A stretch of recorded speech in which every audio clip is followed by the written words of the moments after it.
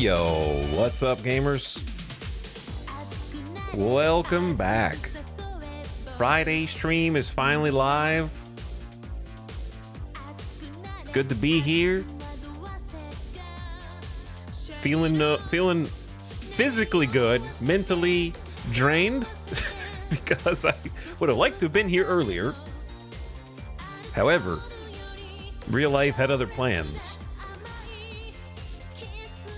Those plans being sitting on the phone with various stages of tech support for various account issues with things that I will not name specifically for the last hour and a half, 2 hours.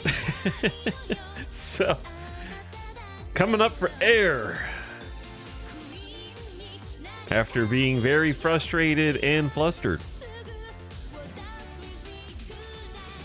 with the new era of robo tech support. God, it's awful. Here's the thing, right? I would consider myself somewhat anti-AI. I use AI for certain things like coming up with silly names, you know? Make up a silly name. Oh, that's a funny, silly name. And have done before for do my voice, but make it weird. Sure. But since all the humans have been replaced already in the phone support sector, but they've been replaced with robocall, who can only identify one keyword, we may as well fully go AI there. You know what I mean? Because the humans are already gone. They took them out years ago. Now it's just a loop of robots who are just like, if you would like this, press 1. If you hate yourself, press 2. If you wish that you could talk to a human, press 3. Ha, psych. Okay, you know, and so you get stuck in a loop where you can't get out. I was going round and round in circles for 45 minutes with one of them. And what's funny is they put keywords in that recognize you asking to talk to an agent. And so I go please transfer to agent. And they go, I see you'd like to talk to an agent. Unfortunately, I cannot transfer you to an agent at this time. It's well, you programmed the knowledge of that I would be asking for this, and you said, nope, you can't talk to anybody. Too bad. No humans work there. It's like a shell company. I don't want to go into specifics for these companies, but as to which ones, because they pertain to my own personal use cases, but it's so stupid. They literally have sorry, we don't transfer humans to other humans here. And the stupidest part, the most infuriating bit, is that if the robobot determines that it cannot help you on the phone, it just hangs up and you have to start the whole process over again till you go insane. So it'd be would you like to start this automated process? No. Okay then, if you would, please call back. Goodbye. And it just hangs up. No, keep me here until I figure out what's going on. That just auto hang up is so stupid. And you have to put all your information over again from scratch.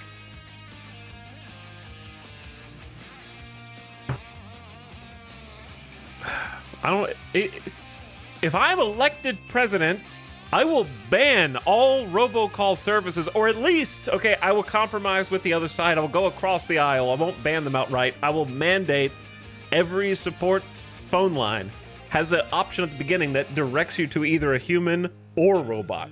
You can choose 1 to speak to a human, choose 2 to speak to a robot. You get to choose. So if you think it's more convenient to go to the robot, you can, if it helps you somehow. But if you want to talk to a human, right out the gate, that's gonna be executive order day 1. You have to I'm gonna mandate all companies change their phone support to require you to be able to talk to a human. And then I'm gonna put an addendum into the executive order that says, if your average wait for human interaction is more than 15 minutes, you will be fined an escalating fee where the first fee starts at $50,000. Okay? If we're gonna check your like response time, and if you don't get through, like hire enough people to answer the phone, then you start getting dinged a bunch of money. You can't leave people on the hook for 50 minutes to get them to hang up. Anyways, the reason why I'm going insane is because of comments like, not the chatter's fault, just someone said I press 0 or intentionally make wrong selections. Yeah, no, I've tried everything. There's one company that I was just on robocall with, and there's no way to talk to human. It's impossible. I tried pressing 0. Someone said if you mumble your responses, the robot will get confused and transfer you. That didn't work. I tried being silent. Some said that if you were just silent, it would repeat the order twice and then give up and transfer you to a human. Nope. Doesn't do that either. So I tried like half a dozen different ways to try and get to a human. There was another one that was like, if you press this number and then say this, I got to a human, and that didn't work. So just like blistering my face with stupid robo phone support.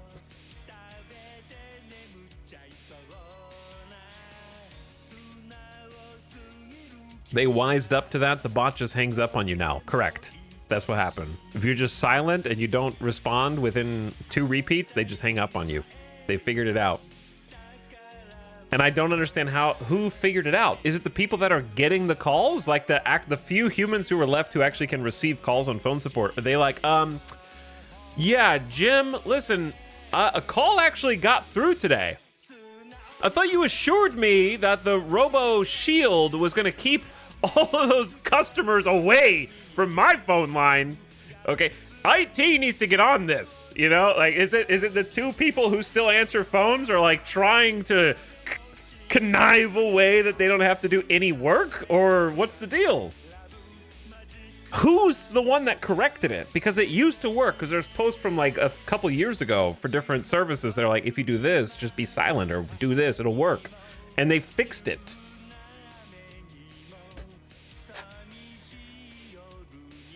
Anyway, so I'm already like pissed off today because I've just been dealing with phone support. And I did not solve my problems. That's the best part.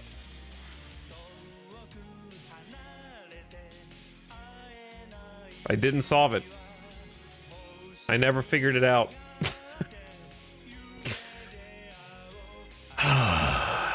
Corporate bureaucracy. I'm ready to dismantle from the inside. So I finally gave up and was like, I gotta turn on the stream before it's 5 o'clock. Or else there's not gonna be a stream today.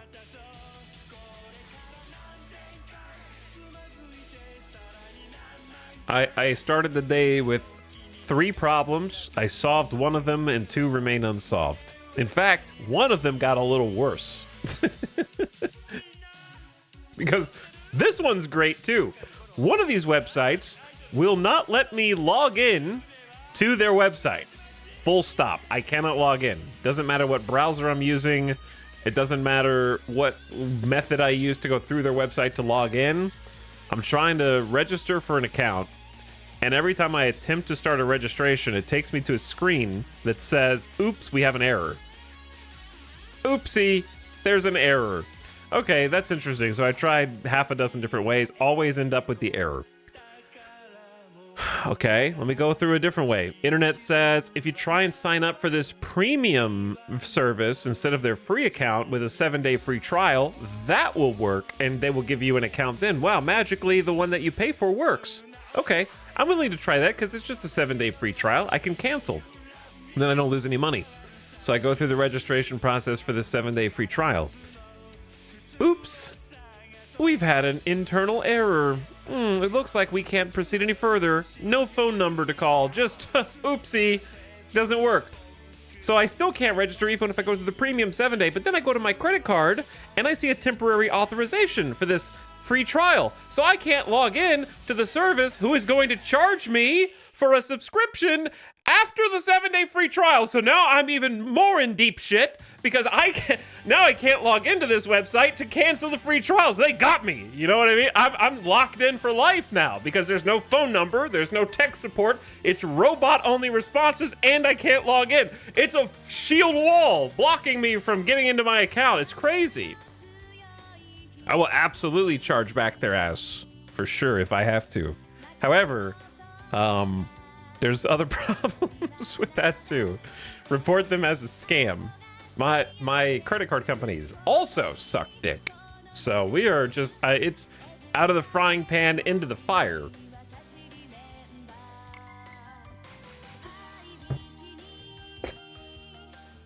They're the same company. They may as well be the same company. So anyway, I've been on phone scammed by real life large corporations. These aren't sketchy websites. These are like official. I don't want to give the specifics on it, but just trust me. There's no chance of it being like, oh, is it like a tiny website? They're massive to the point where I can't believe what I'm encountering is legal. Anyway, all right, let's get started. But before we get started, I want to watch a video because I haven't had time to watch this today, so may as well just watch it now.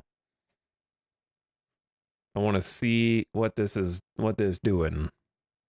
Foxhole is a massively. I need to know what is the airborne gameplay reveal? I need to see it. Foxhole is a massively multiplayer game where thousands of I was players addicted to shape Foxhole the last year a outcome little of bit. Persistent online war. Off stream. A new era of Foxhole begins with Airborne, the update that brings air-based warfare, combining it with land and naval gameplay. How is this to going to create work? A seamless online battlefield.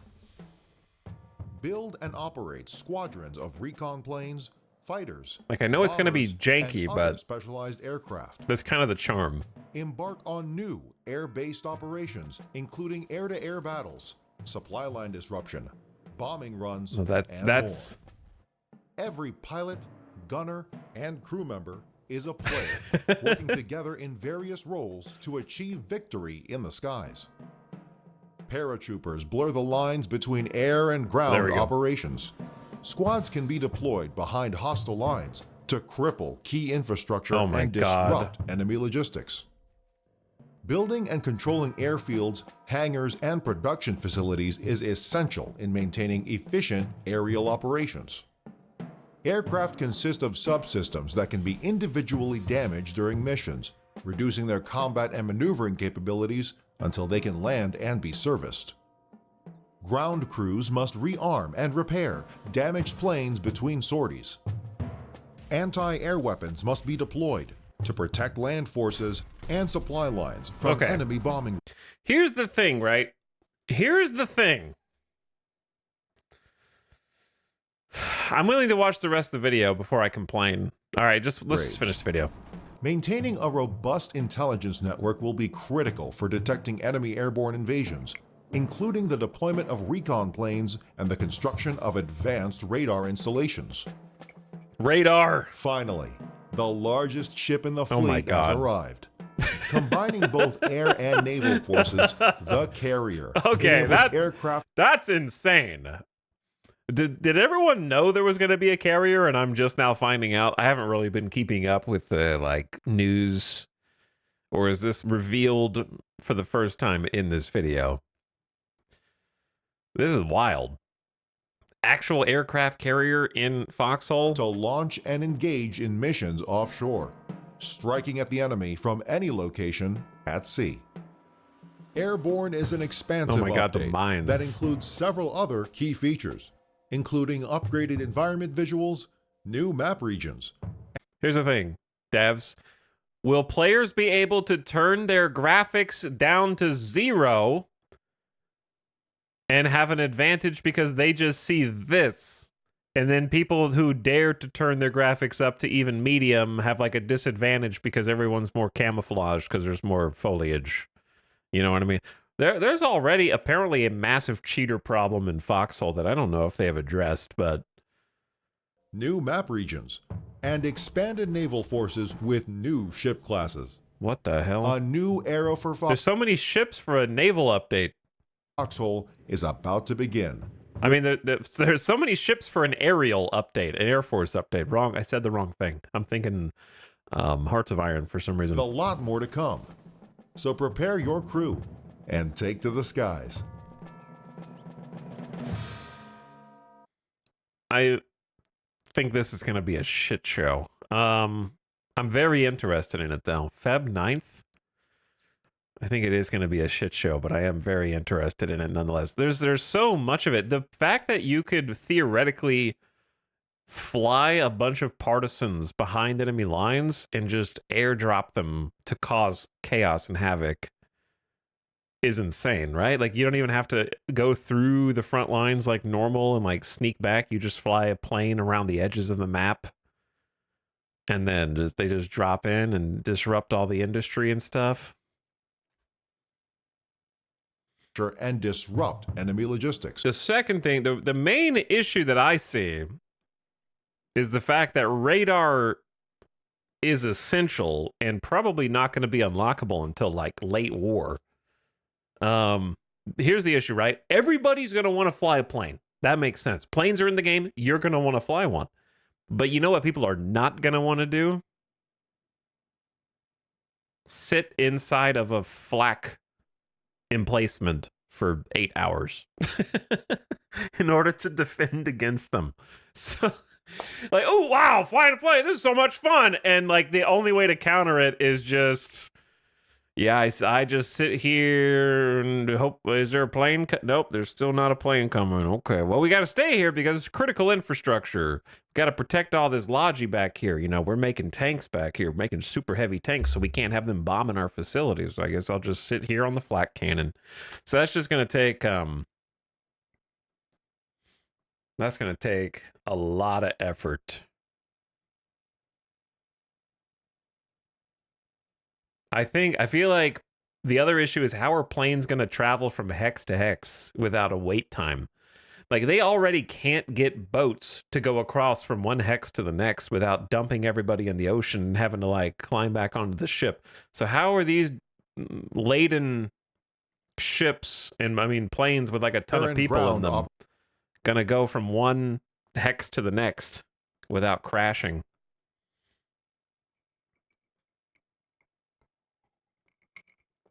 I have no idea. Operations.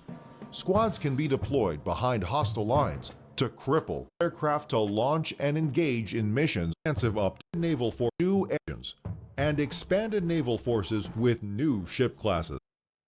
I mean, these look pretty crazy also. That thing is a super mortar on a giant turntable, and then they got some like dual MGs on the side here. I don't even know what this ship is supposed to do. Looks like a little cannon on the front. Was it like a 40 mil or something like that? And then I can't really, this thing has some kind of emplacement right there, but I don't know what it is. A new era for Foxhole is about to begin. And you got the seaplanes. With a lot more to come. Fighters are just going to be tearing the wings off everybody else. And take to the skies. It's going to be so dopey, but I'm like interested in it. Because I understand that the planes have to go really slow for like the game to work. They're going to have to go real slow, which I think is, you know, that's a good balancing mechanic, is make the planes go slow. Otherwise, they're just going to be imba OP. Which I feel like it looks like they're going to be anyways.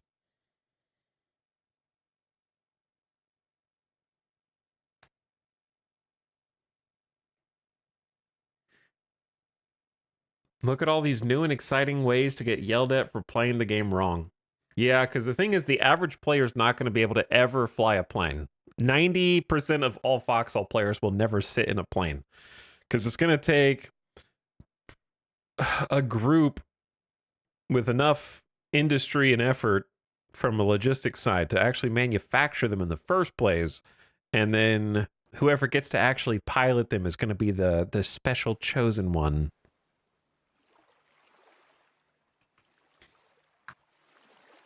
Because if you hop in and crash one, it's over.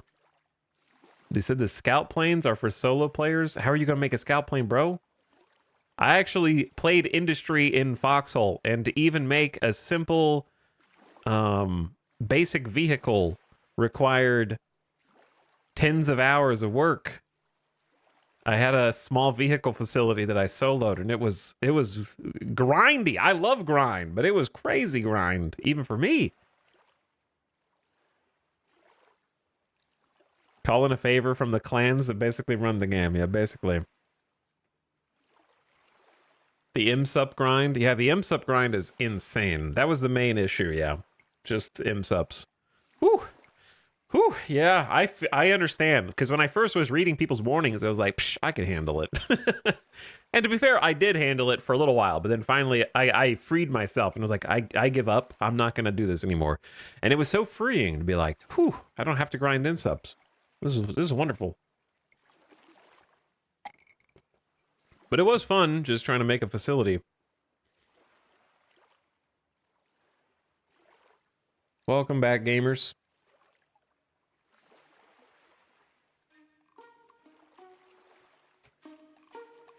We are in... What time is it? 2:24 a.m.? Medium rift activity, so I'm gonna chill in here. We're in the middle of kind of nowhere. We went on a naval excursion of our own yesterday. We have a map now, of course. We are somewhere up here. And honestly, I think I'm just gonna go home. I'm just gonna go home. I'm gonna take my toys and go home. I might go up this river and then go through here and then kind of loop around. Because I feel like if I go too much further out, we're gonna have a food problem. And also, we didn't find anything.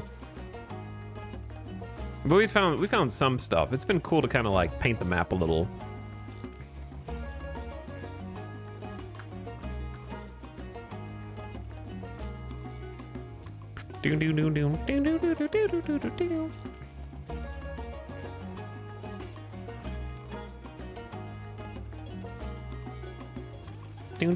Salmon roll, thank you for 14 months. Appreciate the prime. Welcome back, gamers. Thank you so much for the prime sub.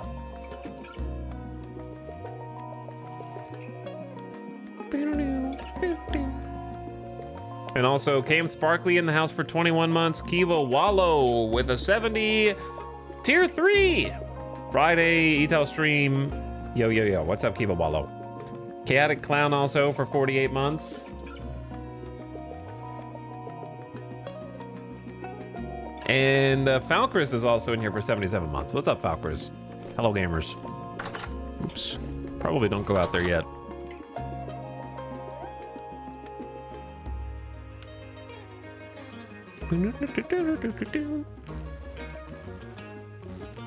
But yeah, thanks for the big tier 3 sub, Kivo. 5 subs in 1. What up, what up?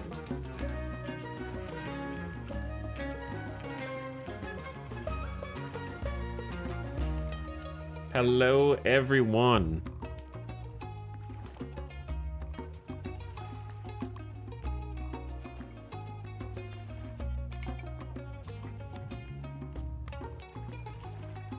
Just no fun to grind IMSUPs. It is just no fun to grind IMSUPs.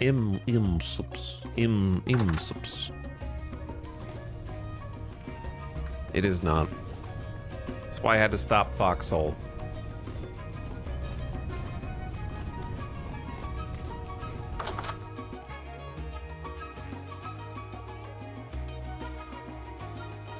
I'll take this with me.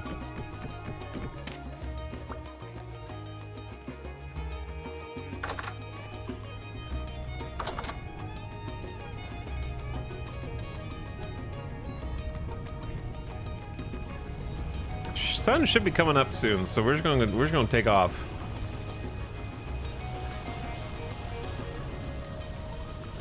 And let's just take off.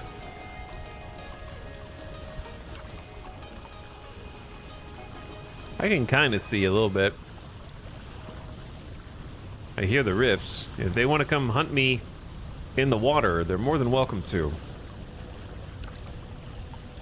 But I want to get a nice early start.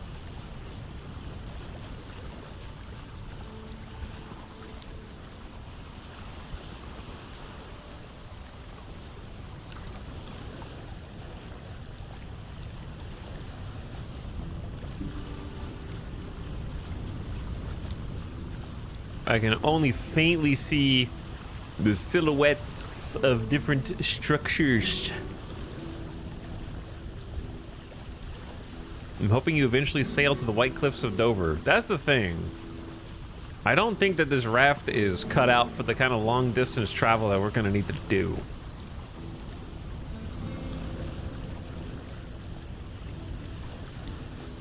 I really don't. But the thing is, I don't know if I want to pivot and make a sailboat right now. That's kind of the funny thing about this game. You start with just a simple objective, like, you know what, I want some limestone or I want some chalk.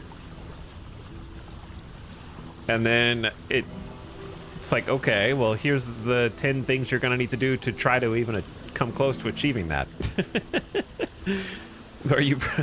Are you prepared to get sidetracked?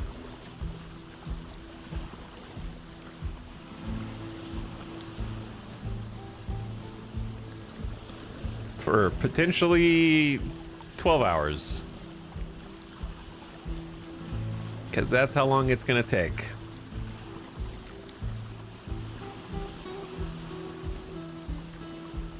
All right, it's starting to get a little brighter.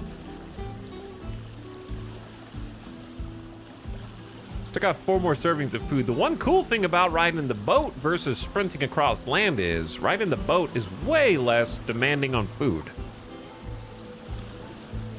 Sprinting across the land, we gotta eat every 5 seconds, it feels like.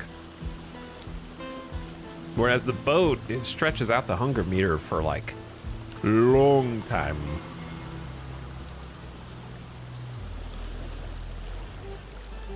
We found sandstone and slate yesterday. We did find sandstone and slate yesterday, yeah.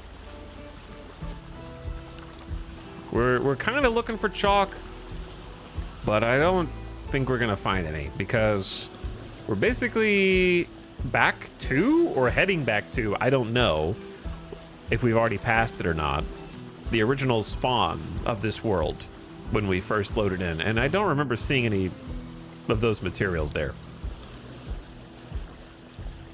I remember previous worlds, we definitely found like big chalk lands, but I don't think we did in this one. At least not at spawn. And there's some other lands across the ocean that would be, of course, interesting to check out, but I'm not going to go over there in the raft. I'm trying to stay close to this shore, because if I get lost, I can turn around, go back the way I came.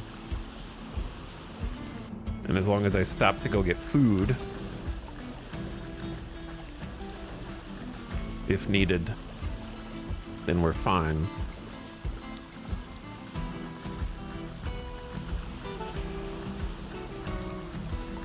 Nah, you had a map the last time I remember you finding Giga Chalk. I don't know what that means. I had a map in a bunch of campaigns because I didn't install mods until later.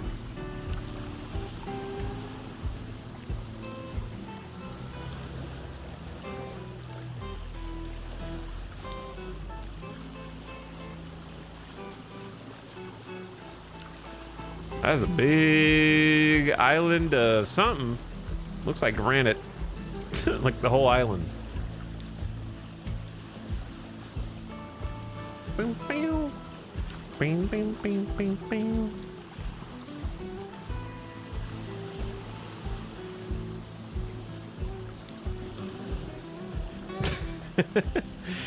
You're right.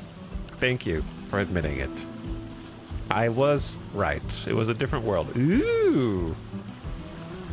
Look at those low-hanging clouds. As the sun's coming up over the water, that looks nice.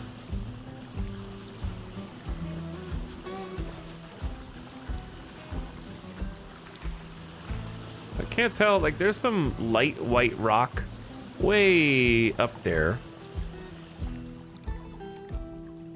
But it might be snow something. Might be something with snow on it.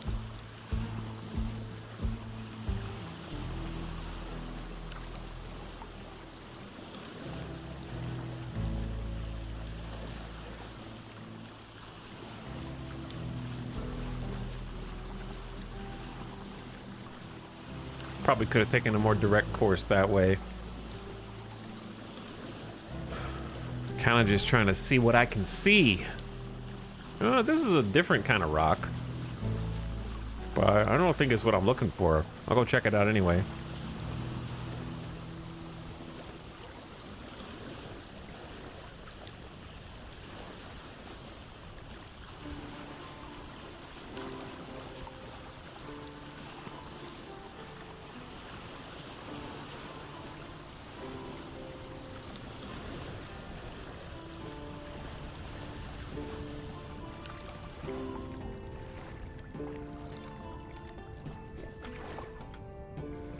Andesite.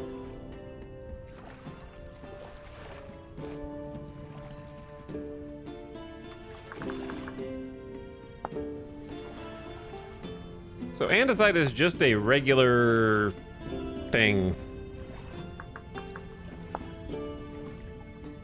I think it's an igneous. Yeah, it's an igneous. Andesite, granite, peridotite, and basalt are the igneous. Cool. It's a cool rock, don't get me wrong, but it's not why we're here.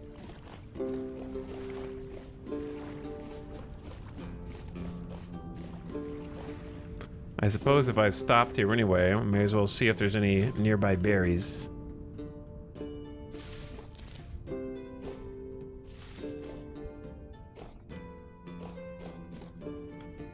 Or other food sources.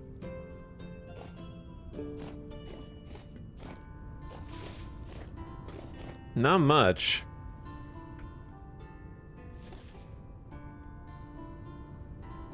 Oh, these are black currant. Oh, that's good.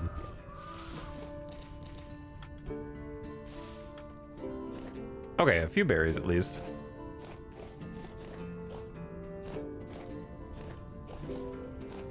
Maybe over here?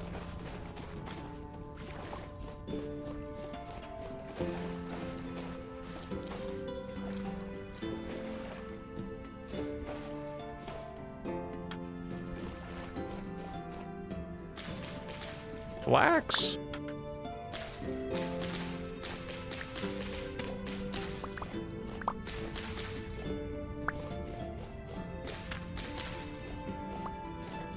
Okay, I'm not gonna stop here and collect a bunch of andesite. We need to keep moving. We need to keep rolling. This is already spoiling, so I should eat it.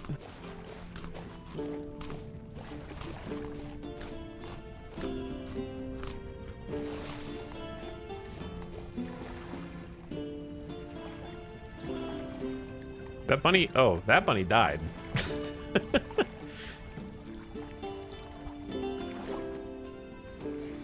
How did, it looks crushed. Did it fall? How did it fall all the way over here?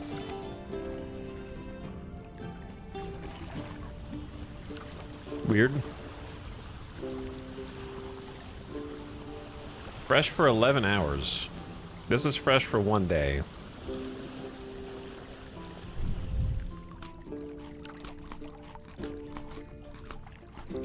All right, we'll work on it. We'll work on it. Thanks again for the subs. Anubis says, hey, what's up? Thanks for 15 months, Anubis. Welcome. Welcome, welcome.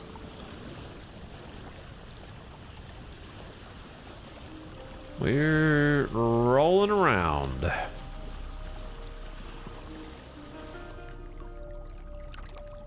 Getting stuck on stuff.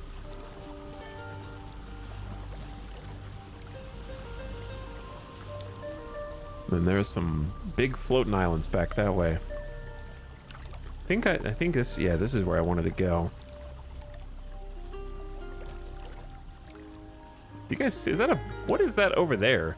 Is that a bear? Yeah, okay, that was a swimming bear. Ooh, look at this. I'm getting like stuck. I don't know, sometimes you get into these little areas with the seaweed and you end up rowing really slow.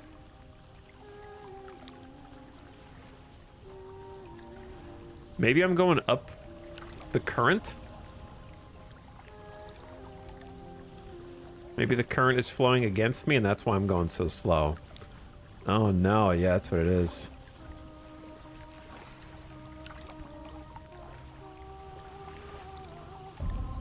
It's the river current, says local chatter who's listening to the words that I'm saying and just writing them back in chat as if it was their idea.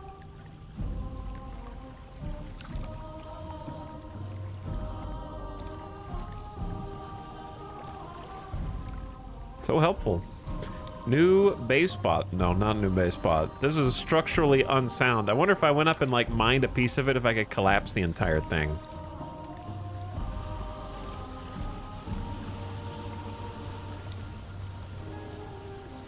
So trying to paddle upriver, not such a great idea. I'm trying to zigzag. I don't know if it's faster to just go straight on.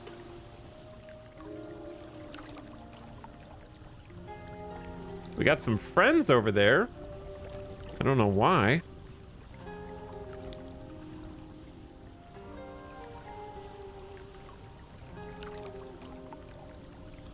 Is it faster to just go straight on, or should I give up on this?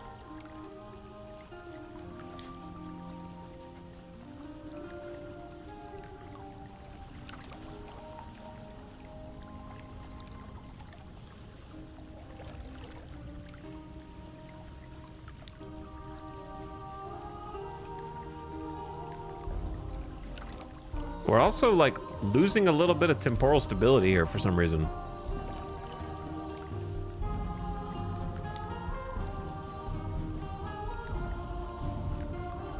Feng Shui said, or someone said, what armor are you wearing? This is wood lamellar. It's one of the early types of armor that you can make. So I'm basically wearing a basket. So it's structured together with like bits of wood and resin.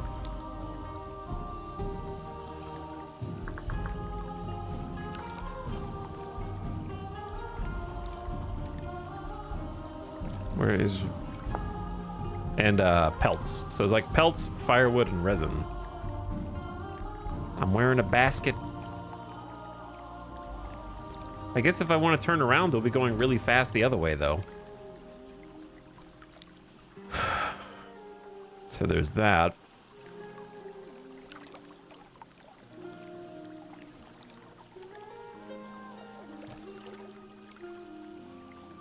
Hold on, I need to check something on my computer real quick.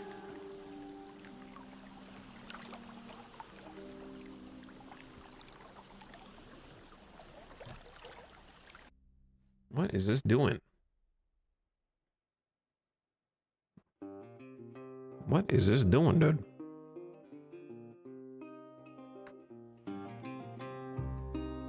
Are you okay, game?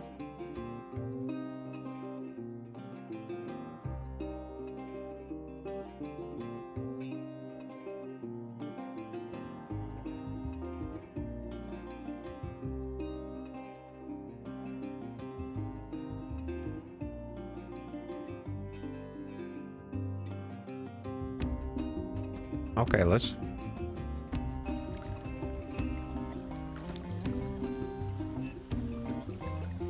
Being a little funky. Being a little funky. Is your computer going upstream too? Yeah. We were having problems yesterday. We learned that it was a giant wildfire.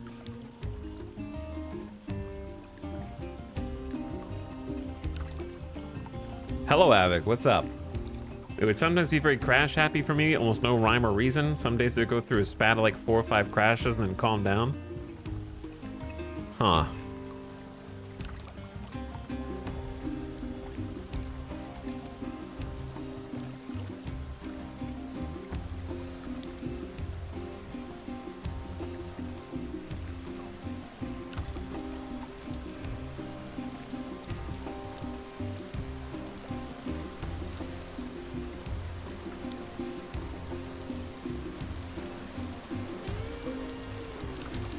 Well, I'm just gonna keep on paddling.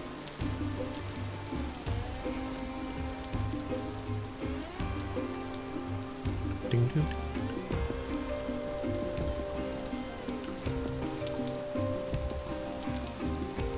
I don't know where I'm going, but I know how to get back. So, what a weird structure to the right. It almost looks like there's windows in the dirt.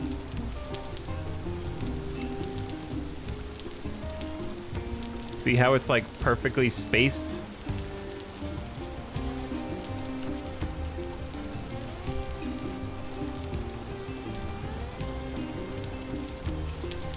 I wonder if it would be faster if I just got out and went on foot. It would be faster, but I mean, like, would the food situation be okay? Let's just try going over to land here. So the nice thing is if I get lost, I can just follow the river until it goes out into the ocean and then follow the coast. So.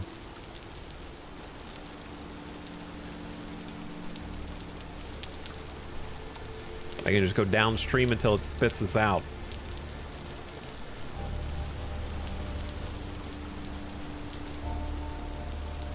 The fact that there is a current is very interesting.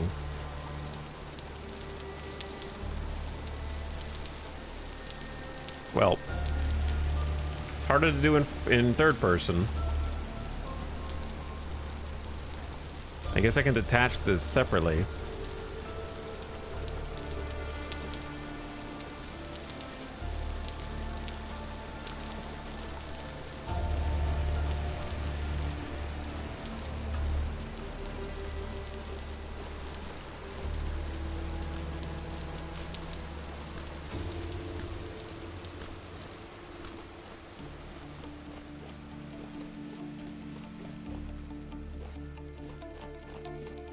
Should I just kill? If there's not another wolf, I should just test out the longbow. Whoops.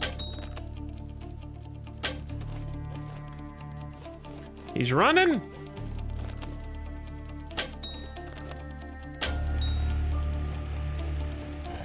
Oh, shit!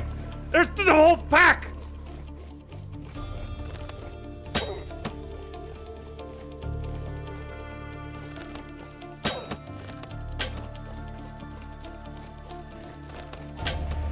How is this missing? How is this missing?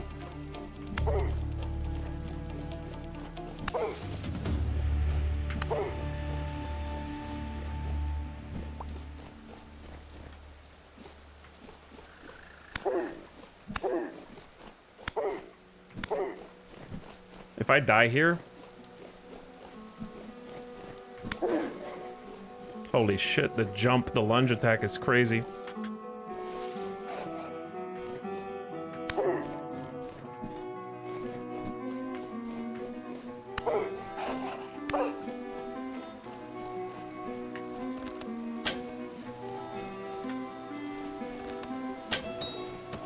Got one.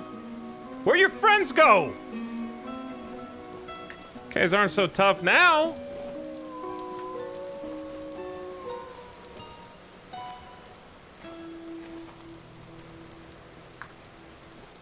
I don't care about the bones right now.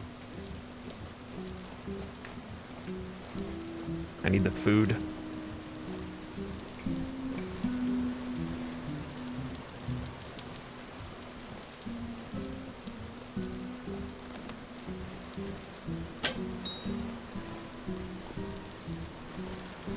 That's 2. Where's 3?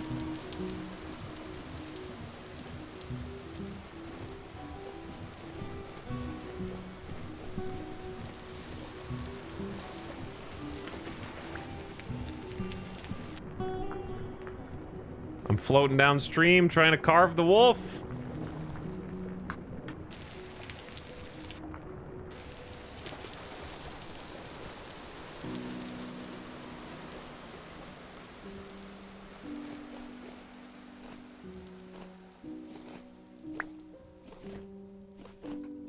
I got a decent amount of arrows. We also are getting to use the longbow for the first time.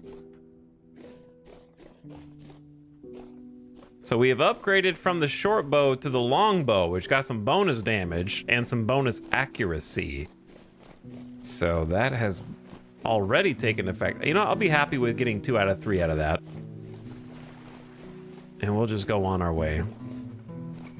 Try and pick up enough food on the way, too.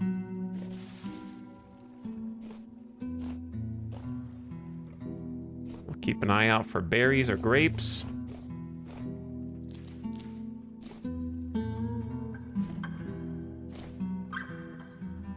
Why can't I target that? Fresh for 2 days, fresh for 1 day, fresh for 72 days.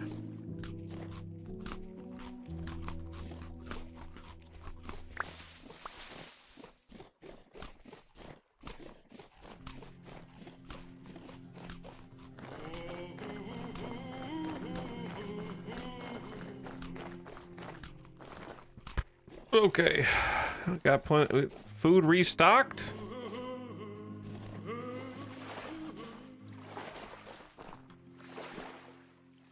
I'm just gonna stay right. My rule of thumb is just stay to the right.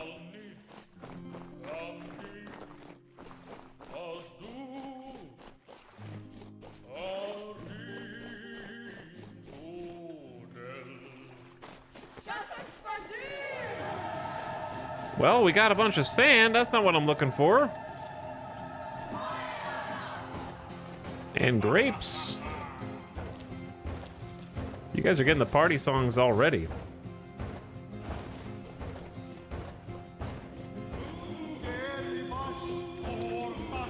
You're not supposed to be getting those so soon. Wolves!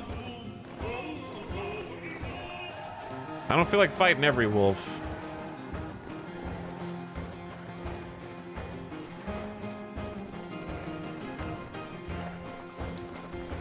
Grapes are a mod. Exclamation mods in the chat.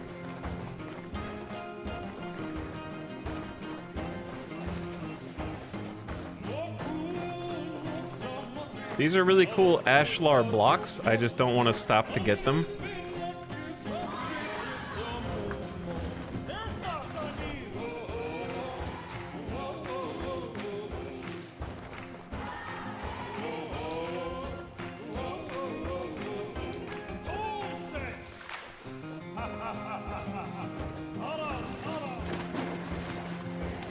I guess this is kind of going up toward this mountain here.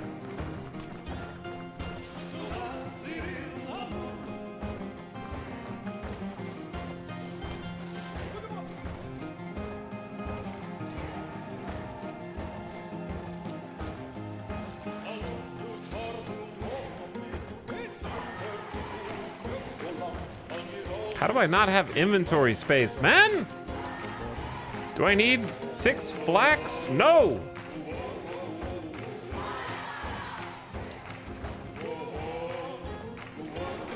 Do I need 8-pack dirt? Yes, I need more, actually. Is that just more slate and sandstone? There's a third block.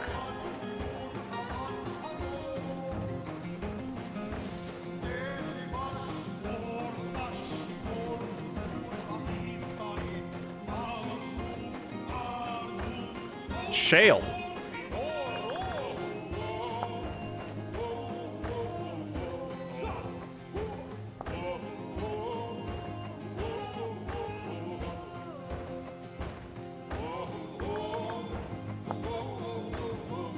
Shale is a sediment. So there's shale, sandstone, and slate?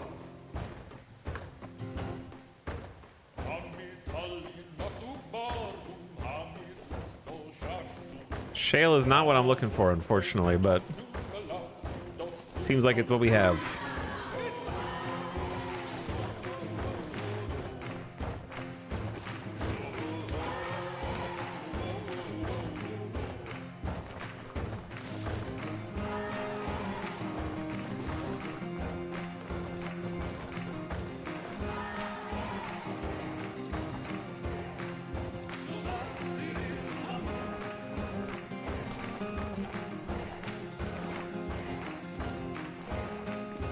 Lots of sandstone.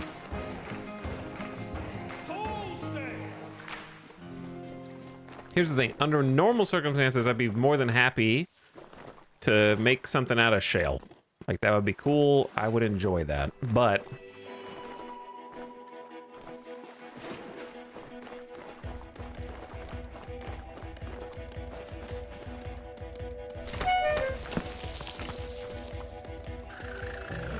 I'm gonna get stuck in here, aren't I?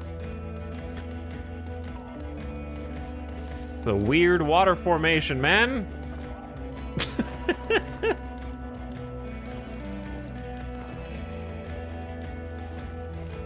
Okay, let's just chill for a sec.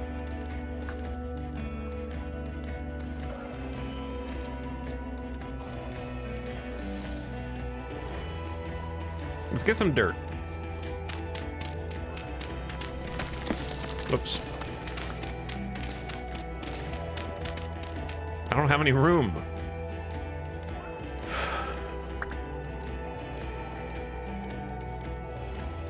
I'm just gonna oil these hides. We can go hunting for the other stuff later. I ain't got time. I need enough dirt for a little home to sleep in for the night.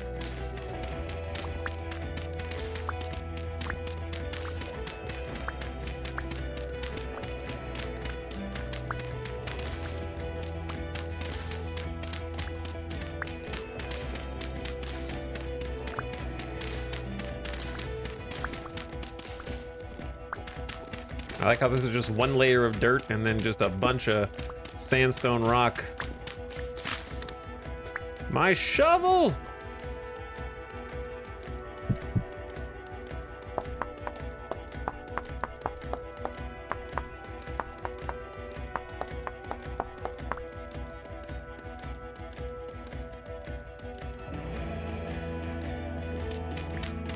I feel like I'd be more comfortable with at least one stack of packed dirt. It's a good emergency shelter quantity.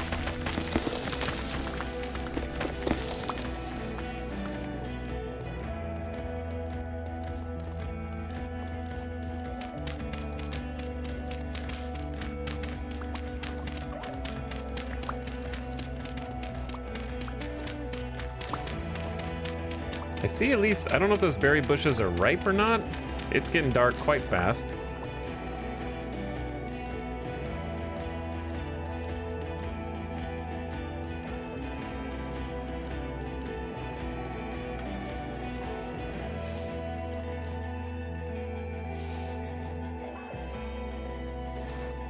Medium rift activity. These are not ripe. Okay.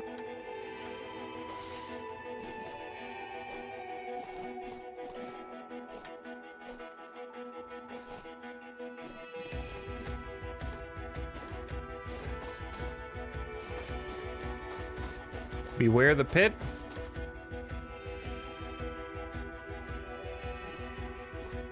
Can't see anything. Huge mountains. Trying to just get a lay of the land real quick. Big mountain that way. Big hill that way. Big mountain, big mountain, big mountain. Okay. Trying to just see what up, you know? Where are we? Get an idea of what is around. I'm just gonna make a little spot. Like this. I left my door that I made on the other base. Ah! Of course. I always forget.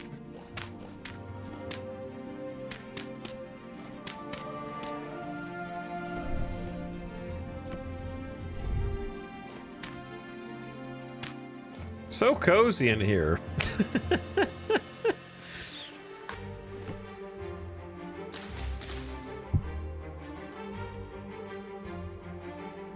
All right, well, here we are.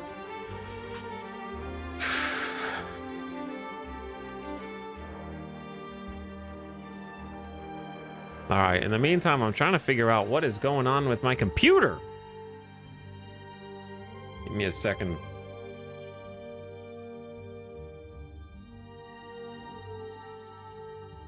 What on earth?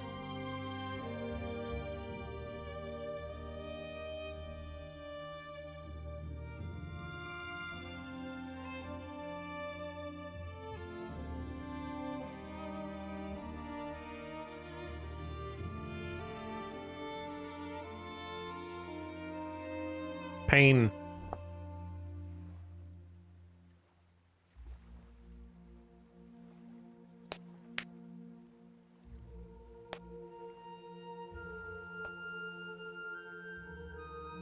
Temporal storm, that's disabled. No temporal. The only temporal storm is going to be this ad break, which I'm going to go ahead and run now since we're just here for the night. With not much else to do. So let's just get the ad, because it's already been an hour somehow. And the problem is exploring in winter is the worst because it gets dark earlier in the evening and gets light later in the mornings. All right, ad coming in now.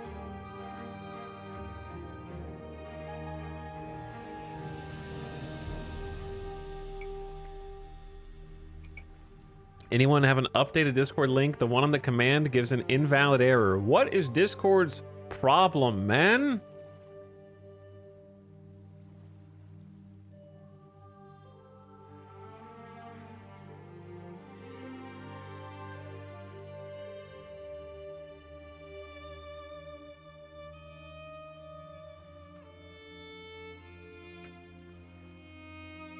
Like, at one point I had like a permalink, and then that link was just kept going bad over and over again. I'll fix it. Hold on. The problem is now that I don't have the permalink, the regular invite changes like every day or something stupid.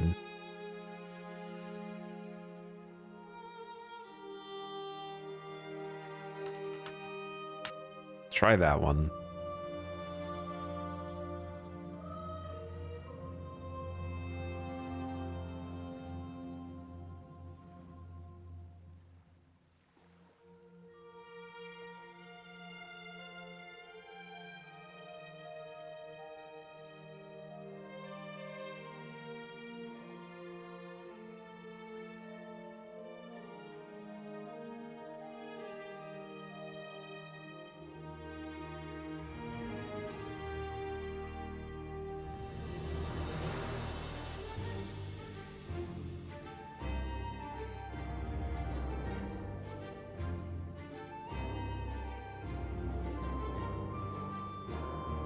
That worked? Thanks. Yeah, I'm glad that worked. There you go. All right, let's sleep.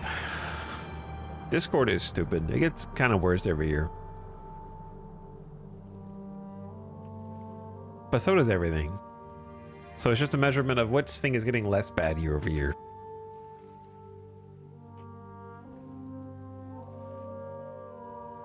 $3.09. Fresh for 7 hours. Let's eat this first.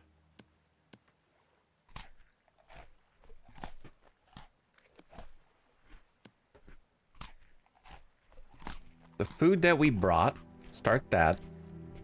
Then we got some berries, and then we got 10 bushmeat that I'd like to cook. But I also don't want to go outside at 3:30. It looks like the Discord was short of a boost for level 3. Yeah, well, I just stopped depending on boost a while back and stopped depending on the permalink. Because, yeah, if one boost goes away, then they're like, sorry, can't use your link anymore. And it's like, dude, how much money does it cost? Like, let me just pay money. It shouldn't cost like $30 a month to have a link, you know? Just have like a small... Is me paying for Discord Night, whatever it's called, premium, not enough to have a server link?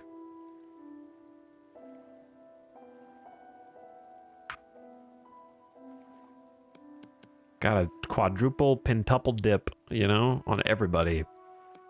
Yes, that'll be $15 a month from you and you and you and you and you and you and you and you. And now you can have one link. Here you go. Thanks. Appreciate it. So generous.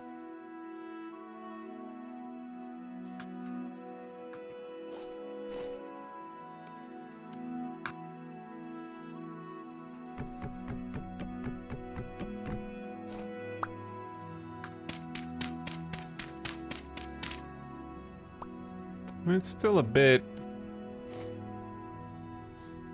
chaotically dark out here.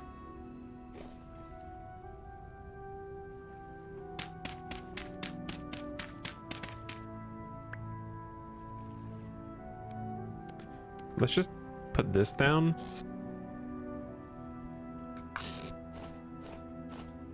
I got a torch on this so I can just run back here. Because what I need is to get a little campfire started. That's what I need.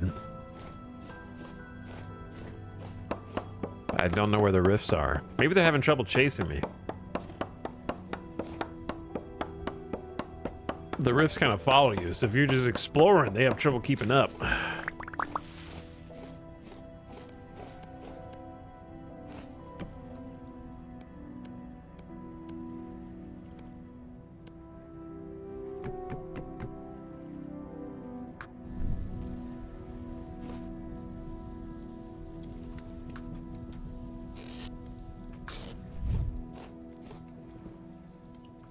Okay, bushmeat getting cooked.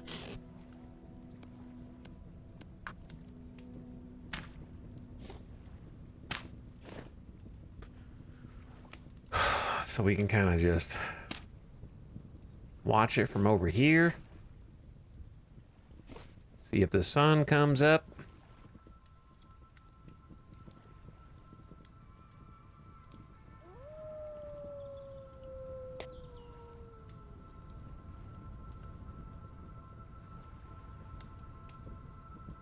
Hi, Italics. I just want to say I am catching up in the VODs I missed and already knowing the whole quest for copper, seeing you talking about going after for the first time, and that going through several streams is genuinely funny, and it felt like the scene from Interstellar.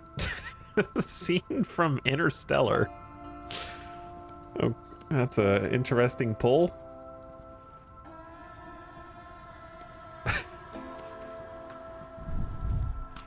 Come on, Tars. Wait, wrong switch scene. That one?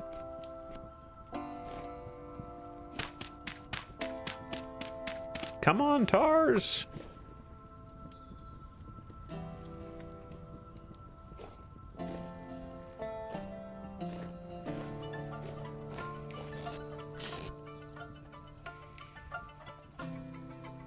Okay, so here's what I'm thinking. Do you think I can find this exact spot again? I think I can. If I just run straight that way and then run straight back, no problem. I want to see what those hills are made out of. Plus I got a torch on it, you know? It's like, shouldn't be that bad.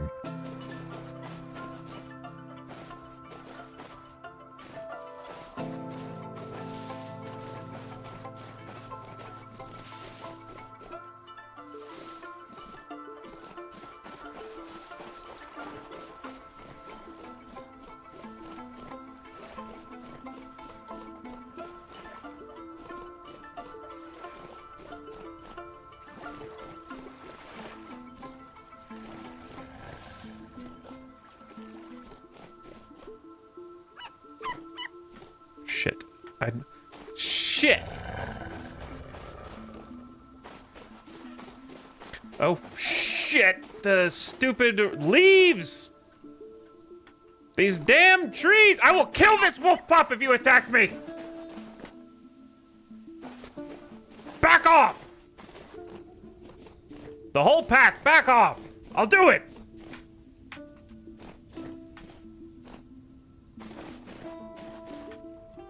You guys are trying to get me turned around.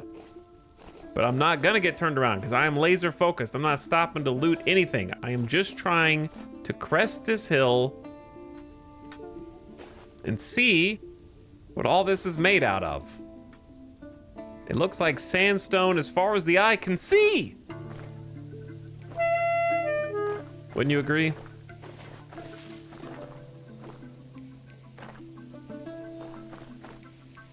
I mean, this is a sandstone hotspot right here. Look at it. That's sandstone. That's something. That's not what we want. That's just regular. All right, I'm going back.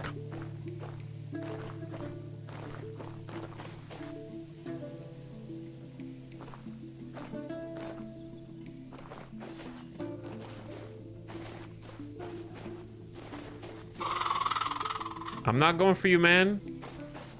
You're lucky. This isn't about you, raccoon.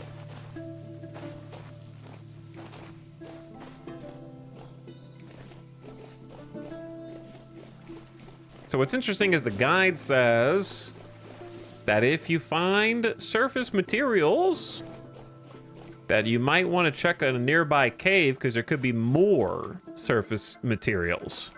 But I don't think there's any reason to check a cave if the world spawn is such that you can kind of see the layout from just the way that the rocks are kind of like exposed. I don't know how to explain that.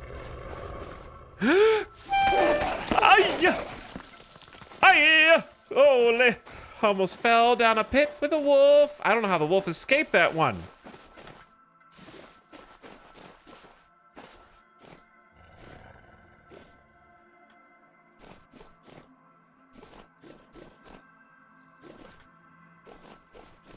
I almost died. All right, my little space should be over here. Yeah, we just ran around it. If I find that wolf, I will kill him.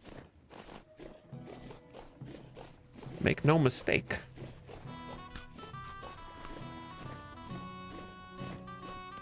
This is the last serving. Okay, that's the last full serving.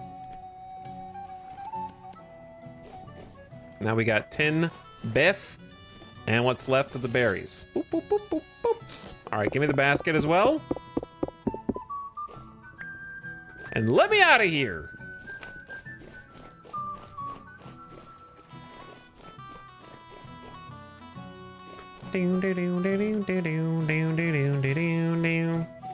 So we purposely went on the rightmost tendril of the river, which positionally means that if we go this way, we should end up on the other tendrils of the same river. If I still have my wits about me.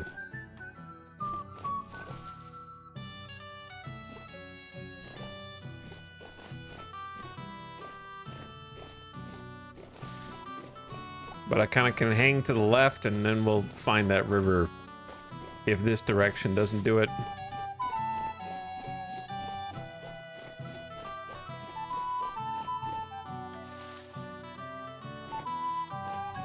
Anyway, I forgot what I was talking about. What, on account of all the wolf attacks that I'm having to run away from. And this song's not helping.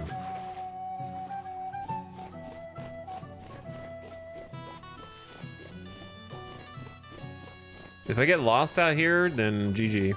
Too bad. Should have got good. Okay, I want to go say hi to the trader.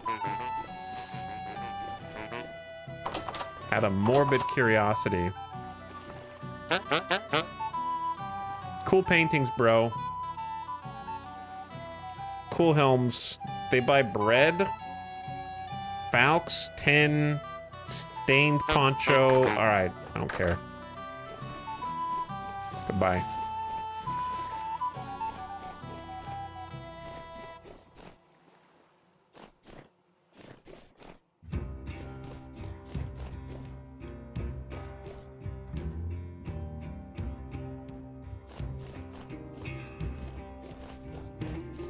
Hopefully I'm heading the right direction.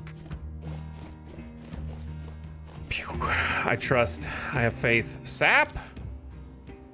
I'm not even looking for sap, but I'll take what I got. Nah, I mean, if you keep heading this way, you will end up back at the ocean. Bear? Maybe? Bear, question mark? That was a bear. This should be the river. I think. All right, chat, where the hell am I?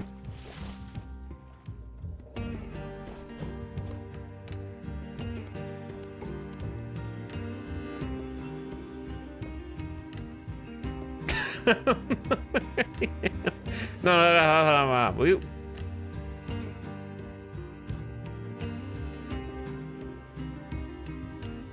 No, yeah, this should be right.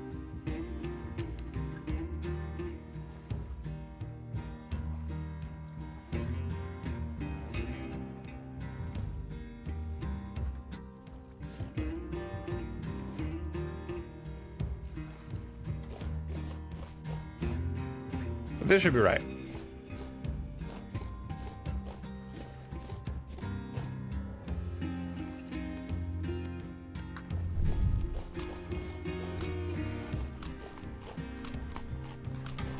Maybe.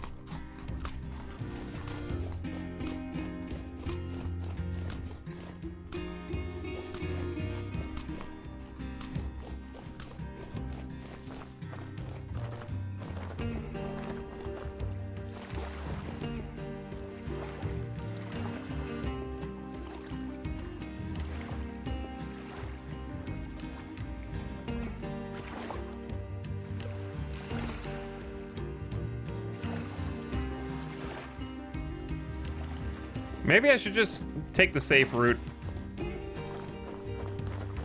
instead of the dangerous one.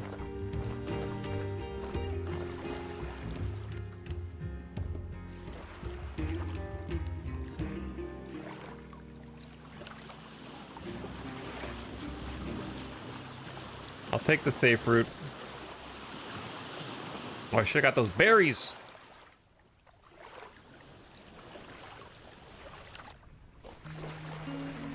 Okay, I just gotta catch up to the boat.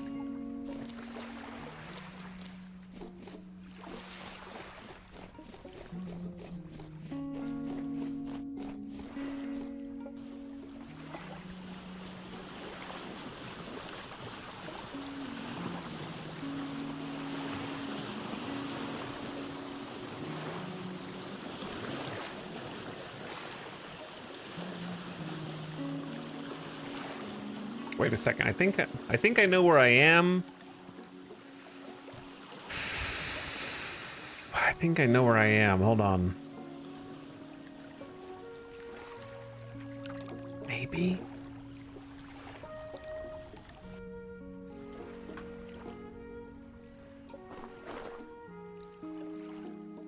I think I'm at this. We went like all around up here different ways. I don't know. It could be anywhere. Let me see where this goes.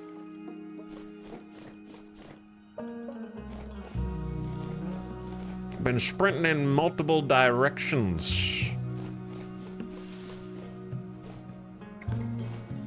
And the problem with sprinting is it does take a lot more energy and therefore food. So I guess food is my kind of big fear. But if food becomes too big of an issue, I can always just hop back in the boat and then paddle downstream, and it'll take like almost no energy.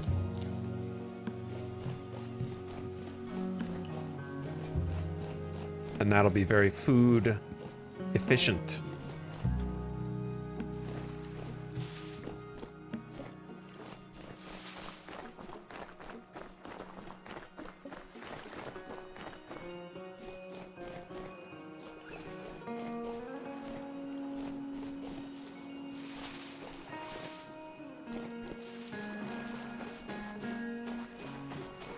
So I might be going backward into danger.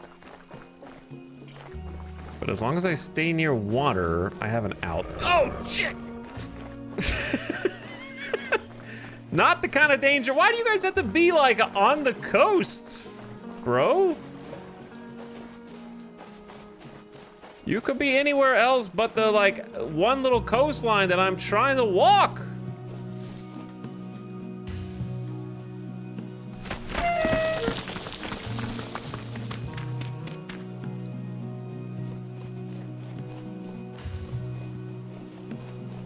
These forests are stupid. I mean, I like them, but I also hate them.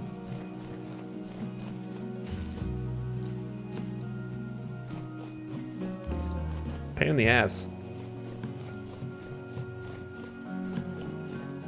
If we had the compass, we would just know where north, south, east, and west is at all times.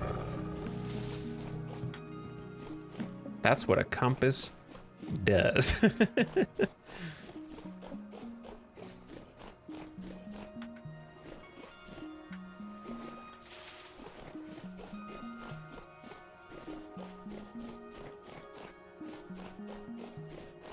Clarification. They modded in their own working compasses.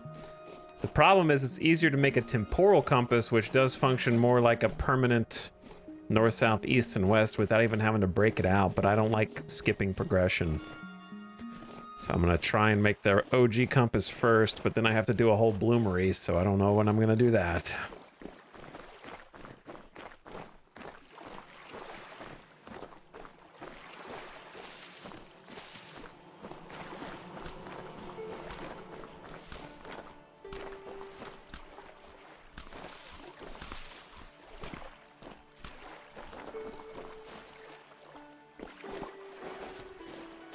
Three days, 2 days, 3 days, 2 days, 1 day. All right, I'm trying to eat the berries that spoil first.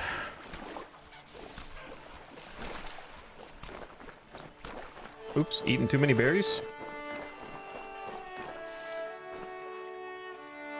And if you're wondering, where am I going? I don't really know. We're just going. I think I see wolves up ahead.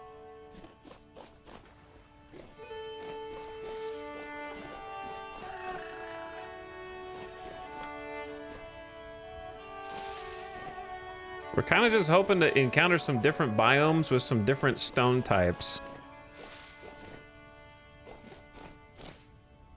Namely, chalk or limestone.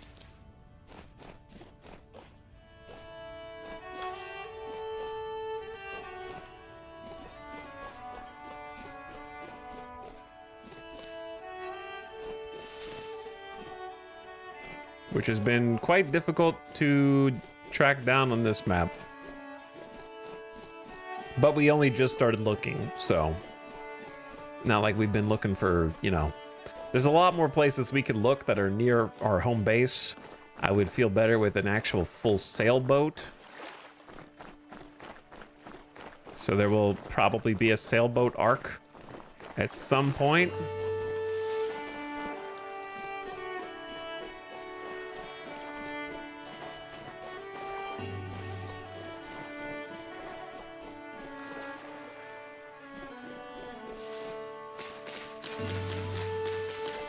Move.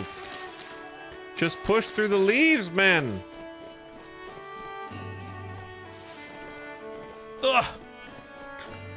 Or I could go just live in my basement in my home for the rest of my days and never set foot outside. Be a true hobbit. Maybe that's better. Seems like we're just in Sandstone City. This whole area is just giga sandstone and maybe shale or slate, which is cool. I like shale and slate. I just don't want to stop. If I stop to find them, then that's daylight I'm a-wasting.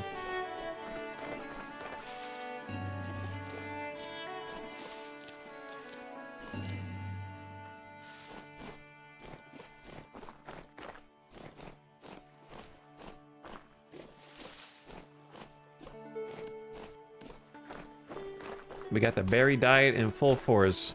All right, well, this is a change. Now we are Giga Slate.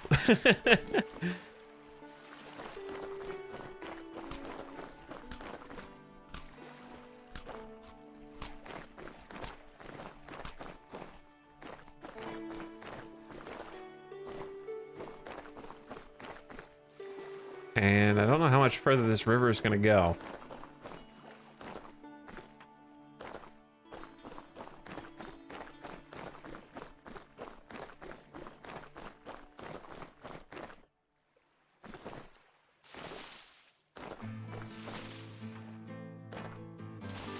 Well, we did find a different biome. It's not quite what I was looking for. Yeah, slate and shale both look cool. This is the end of the river.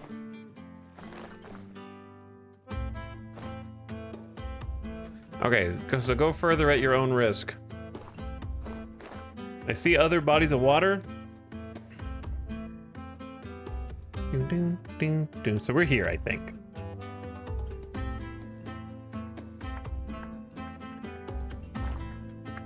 I could be wrong.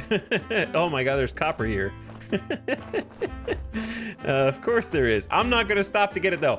We got enough places now where we know where copper is. I'm not gonna mess with it. But of course now I know where copper is.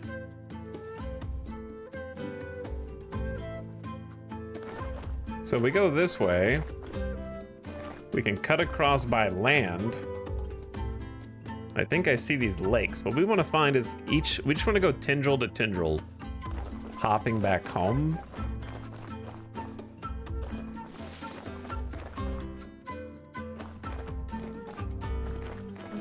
And that would be the easiest way to go home over land without having to sail all the way back. Keep saying sail, but you know what I mean.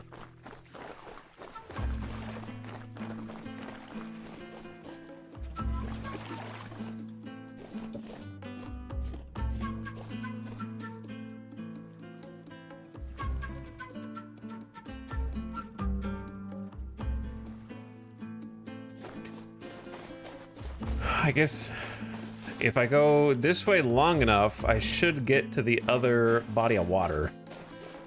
The other river.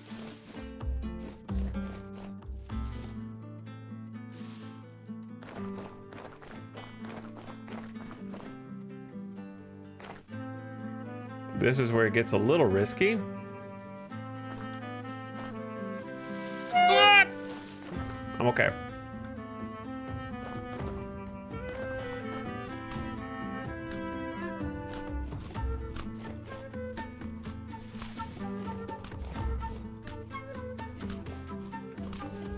I would like to get somewhere where I can see water before the sun goes down, or else I'm really gonna have a problem. Not this kind of water either.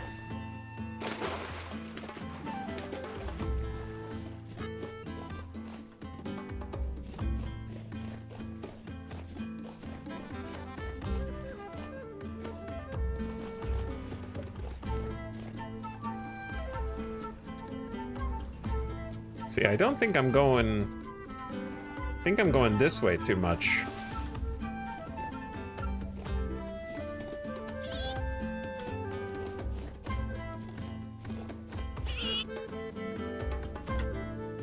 Whoa. Pig! Oh my. Well, I found some plains and some freaking mountains through the clouds. So if I could do this over again, the one thing I would do different is lower the world height. Raising the world height created some messed up kind of spawns. It shouldn't be jutting out quite that much, I don't think.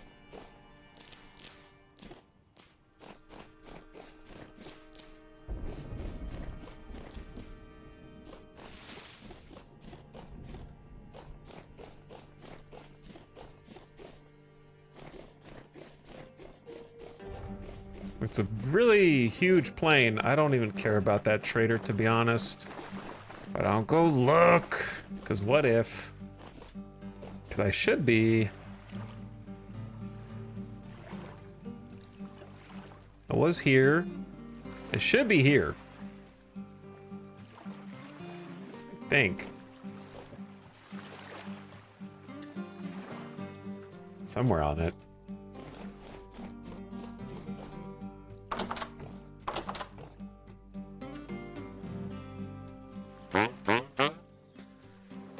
Hello, trader. Helmet, grease, messenger trousers, messenger belt, painting. Who cares? Who cares?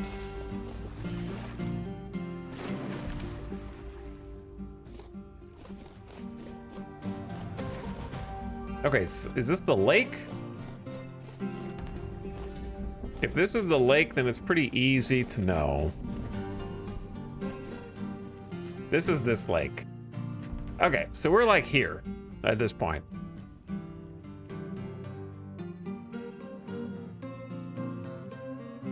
So we can just, we don't know what's in this area. This is the unknown. So if I go left-ish of the lake and look at those mountains, those would be new mountains, but they look like granite from here, don't they? They kind of just look like granite.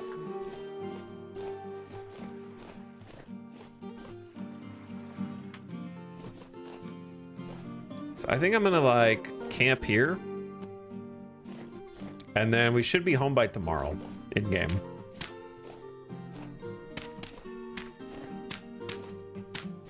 Whoops.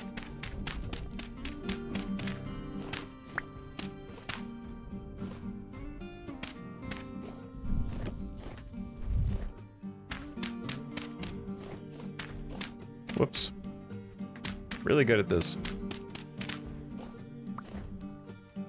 Well, it is calm rift activity, but I'm too scared of getting lost in the dark, which I feel like is reasonable.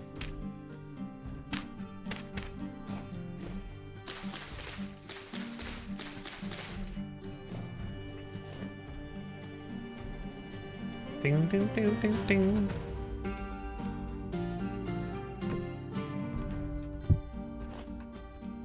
All right, and we got some food, which I can just kind of like put in here just to keep it fresher longer. Anyone know why there's a rip on the map? Because I died there and respawned with the help of a temporal gear. That was my death.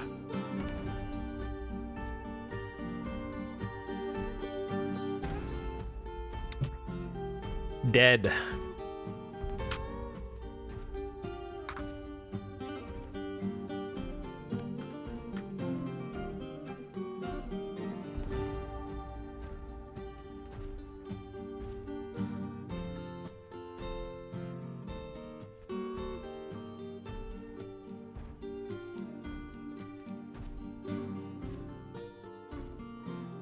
So I would say we were largely unsuccessful on this expedition, but at least we got to go somewhere.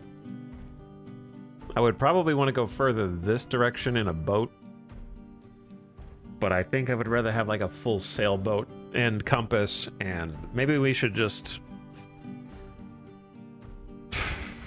I think we're just gonna have to put the lime quest on the back burner and focus on the other projects that enable us to travel, such as making a sailboat and some other tasks like I just want to get the rest of the base. We can just do the other parts of the basement. I just want to plaster. I didn't think it was going to be that hard.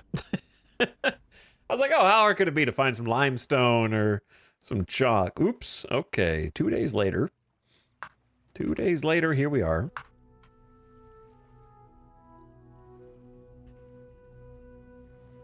How it always starts.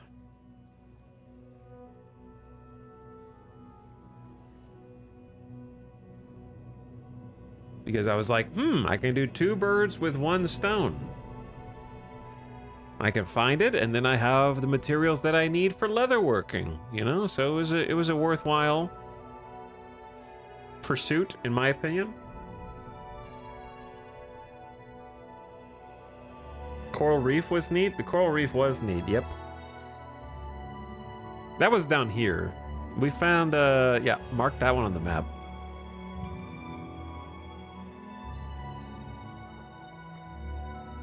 And we found 2 copper, and then we found even more copper going up the river somewhere, but I don't remember what river that was. It had to have been this one.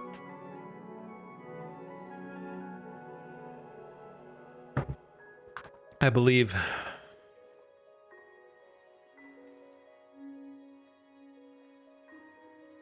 All right, should I go ahead and sleep? We're going to wake up super early, but let's go ahead and sleep. I'm going to wake up starving. But we got some food.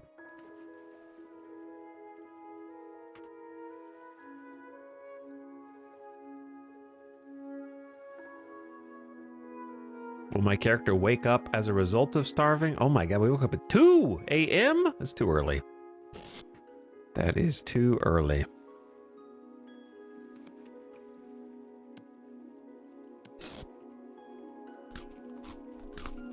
Not tired enough to sleep. Been sprinting all day, living in a wasteland. Don't tell me too tired to sleep. You'll find a way. Okay, you're lucky I even brought a bed.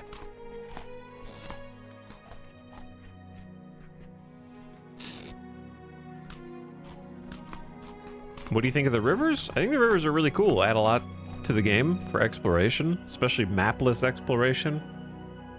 Sometimes they cut through terrain awkwardly, and you can tell where they just drilled a hole.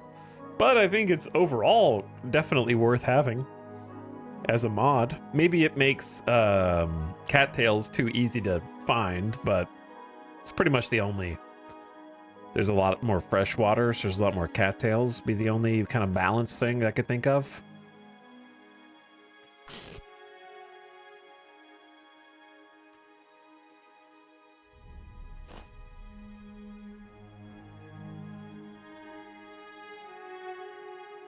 It's like 3 a.m. The sun doesn't even come till like 5, so we'll set out at 4. Just went ahead and oiled these hides because I can't really do any proper leather working right now, so maybe we can just use them for pelts for something. Such as longbows, or I could just make new gear instead of using flax to repair. That's actually not a bad idea. I'll just use the pelts to make new gear once we get home. Got 4 mediums. Save on the cloth.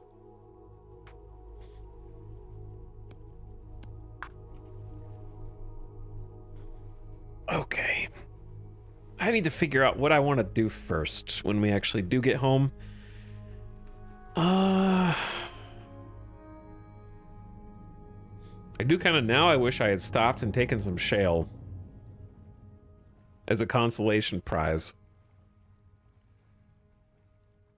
because it is a pretty cool aesthetic block to play with.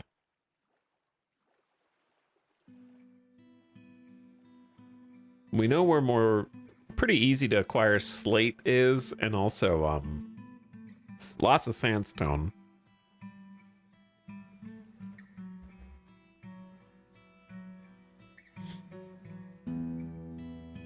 I think the main project I want to do is I just want to kind of like keep building the house. Fix the dirt around the basement on the outside so it looks proper. And we need to come up with like a longer term solution for animals. We can't just have Addie live inside the house forever. We got to come up with an actual animal area. All right, let's try and go out.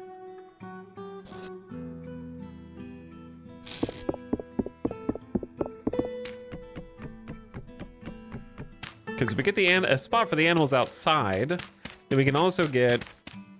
Oh my. Darker than I thought.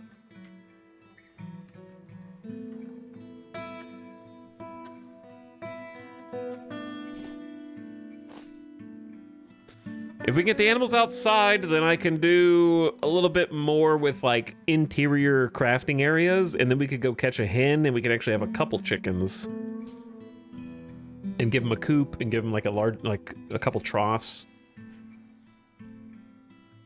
and have like more than one chicken. Try to do some husbandry. That'd be cool. Have a longer term source of protein. Dude, the winter time, I can feel it's October 1st. Actually, this is a good reason to go home because it's getting colder and my clothes are kind of messed up. If we stay out here for enough weeks, then I'm going to freeze to death because a lot of my clothes are in 0% condition right now. We need to make more.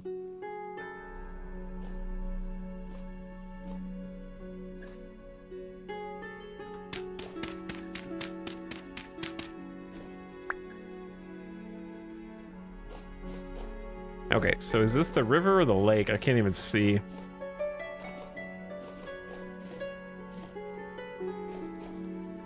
If this is the river,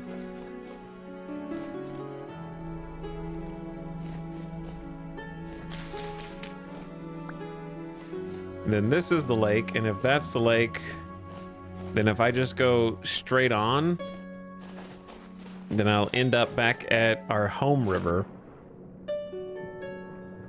And then I can just paddle down it, and it'll go quite quickly. And then we'll be back home. I don't want to do another excursion like this until I have a compass, a sextant, and maybe a sailboat. But at least a compass and a sextant, so I can go more off the beaten path. Get away from the rivers.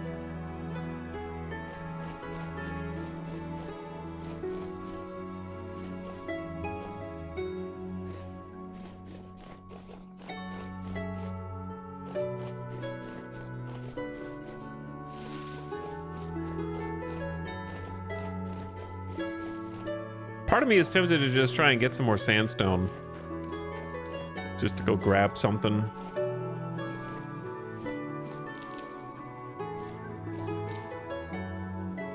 Should I try and hunt this deer? It's probably not worth. Do I really need a bunch of leathers right now? I don't feel like chasing them down.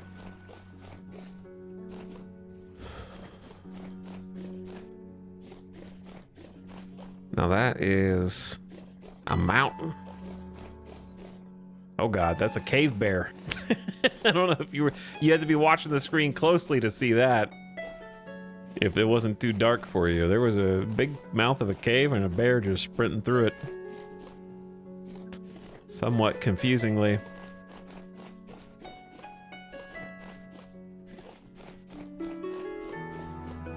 Looks like slate and sandstone on that mountain.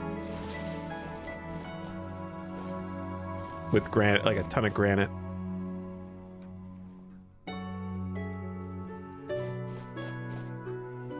Oh god. This might be the river tendril.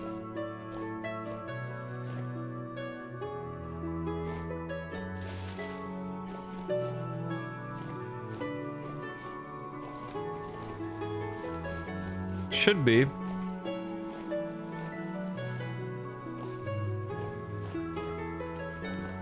And here's like a bit cut through.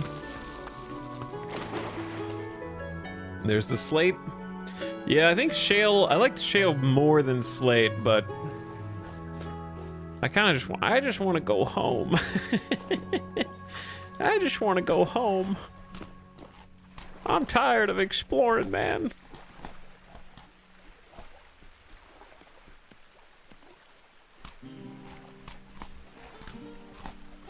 And so I will, after I eat. War of the Worlds, thank you for gifting a sub to Chaos Dragon. Appreciate the gift sub. Thanks for another one, War of the Worlds.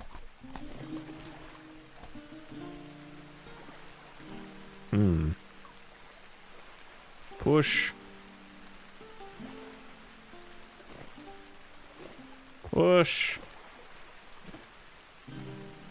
There you go.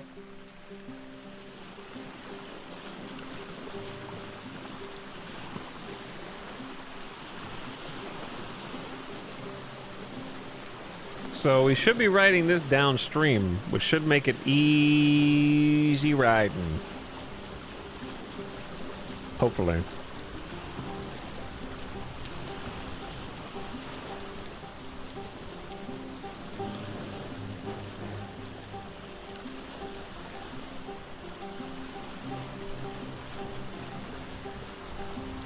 Unless one of those big rocks blocks the way, I suppose.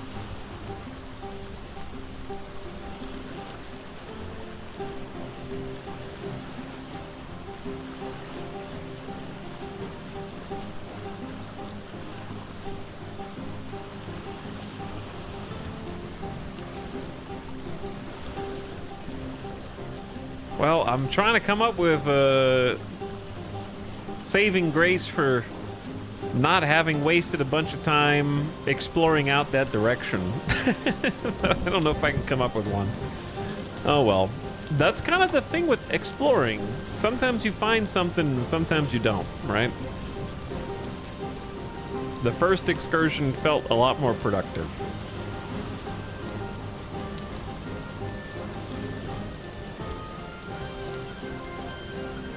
Oh wait, I've been here. There's copper there. That's how you know we're on the right river.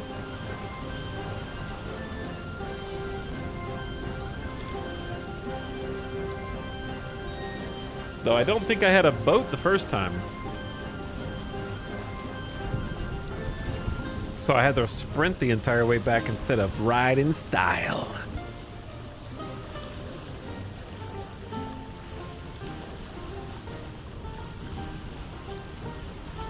I think the secret lies on the other continents that we need to sail across a little ocean for.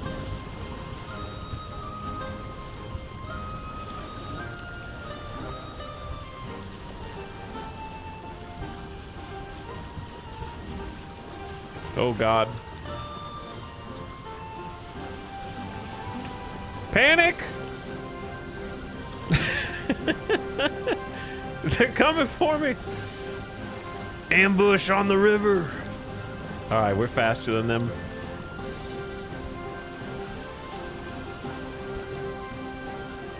Too much speed.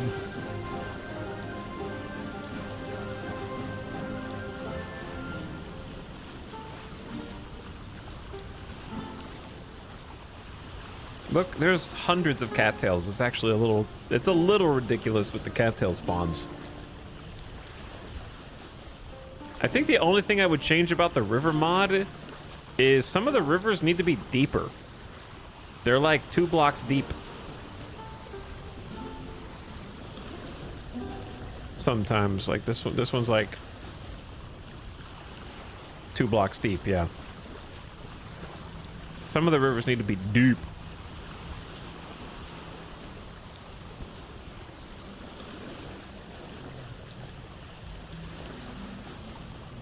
And in large chunks are 1 block often.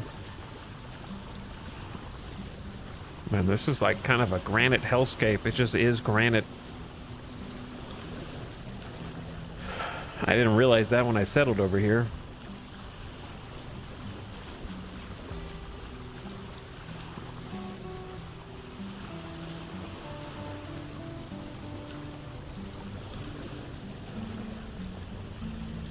Well, that's a familiar sight.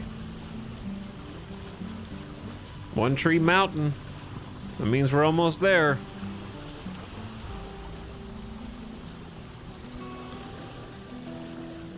And then back to work. Fun's over. Just kidding. Actually, I'm kind of looking forward to it because the threat of getting perma lost and then embarrassed in front of everyone who's watching is ever present while exploring with just a basic map.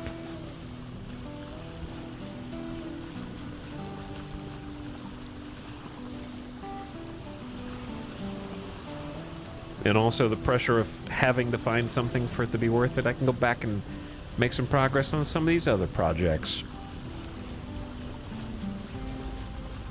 Because we got too many of them to go anyways.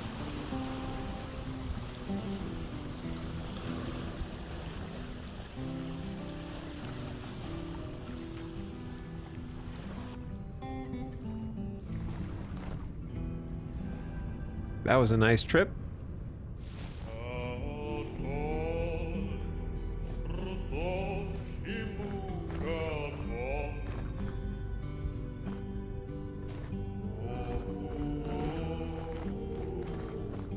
Now I gotta figure out what side of One Tree Mountain I'm on.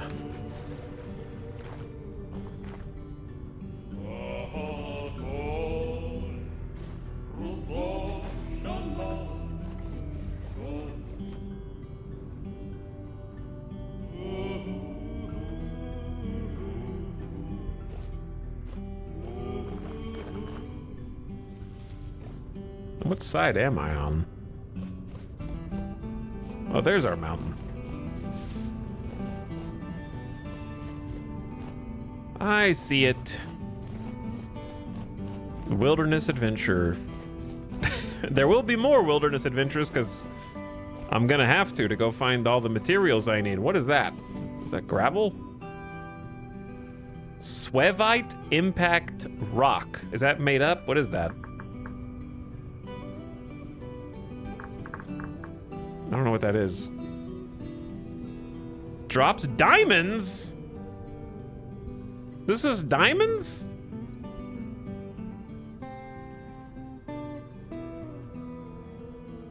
I don't have a pickaxe. Yeah, I do. Yeah, I do. I do have a pickaxe. Of course I do. It needs tier 2 copper to break. That's me. Oh, wow. It's actually in that as well. Chat, it does... Loose meteoric iron pieces. What?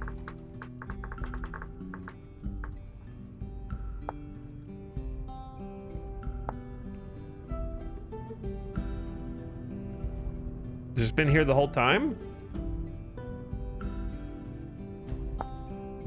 Chat is pogging out of their mind. This dude. Exploration paid off.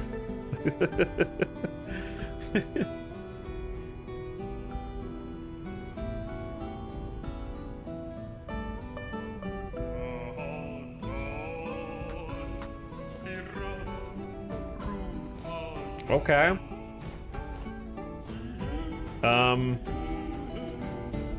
I don't know exactly where I am to mark it, so I'm just gonna do the classic, I guess.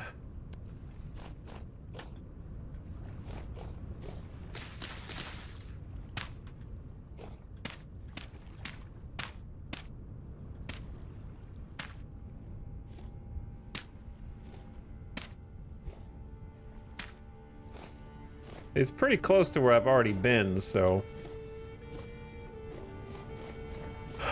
Like, this is not hard to find. We come through here all the time. I just never went through here, apparently.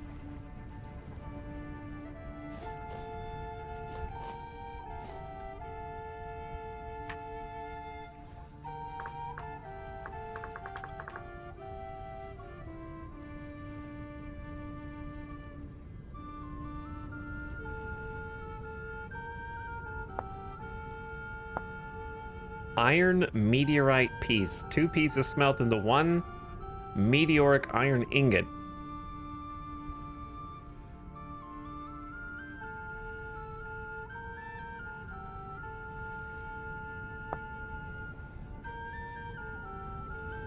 Smelts, okay. 1476 C.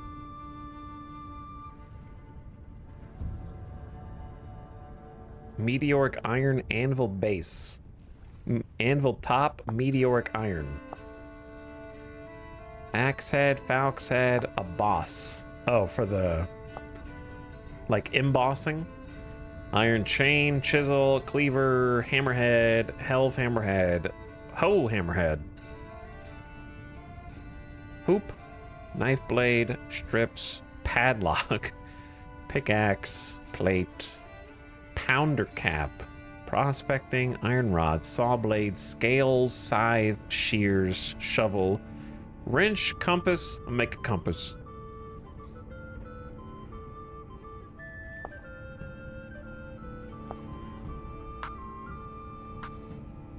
What tier is meteoric iron? Don't answer that, chat. Find out in RP. I'm also going to retroactively time out Snorble for being snide and saying... This can only mean one thing that I cannot divulge at this moment, ... Classic Jeff comment. Spac seating. Just because you're vague about it doesn't mean that... that you can get away with it.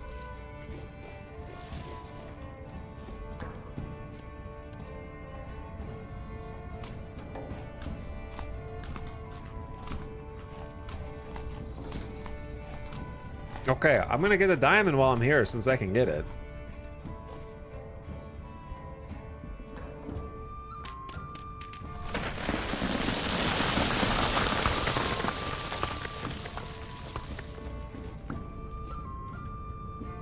Wait, these are Swevite stones. on the ground. So should I be digging down here?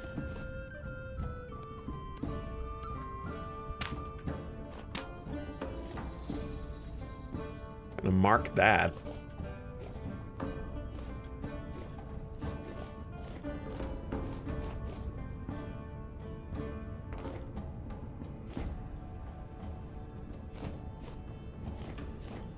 This thing is being held up by a single granite rock.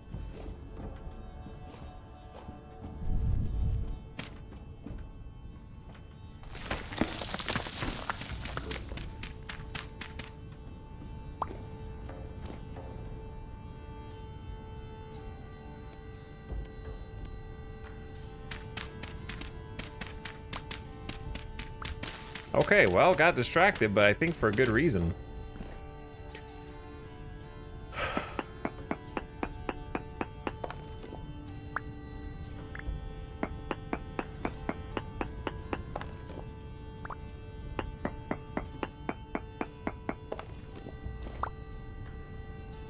Okay, there's that.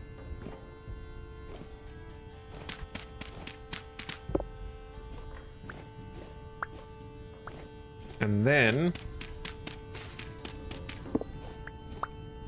over here, granite, granite, flint, flint.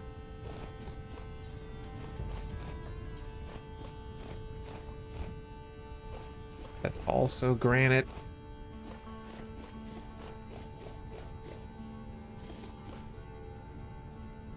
Okay, so the other one was like here, right? Yeah.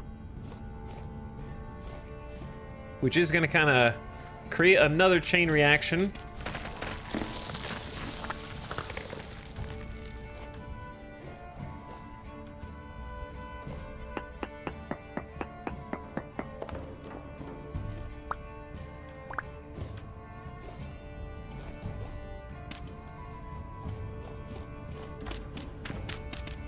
Okay, and that's all we know of, though there well could be more underground. So eventually we're gonna have to go dig that out, but I think it's a bit premature to go now. Which is copper tools. Very interesting though, very interesting. There's also, that's not really a cave.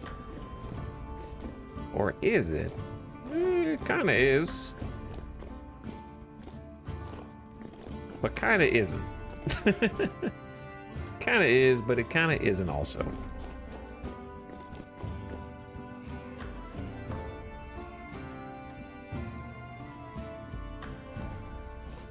All right, well, interesting finds. Let's continue. I'm just kind of scoping it out to see if there's any more obvious pieces that we could take advantage of. I don't see anything. So I'm going home.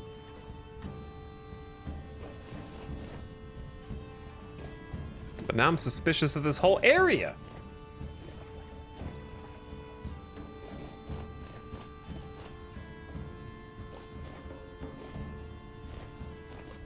I didn't know there were such buried treasures here. Right under my nose, close to home. So chat, using numbers only, on a scale of 1 to 10, how PogChamp is a meteoric iron find?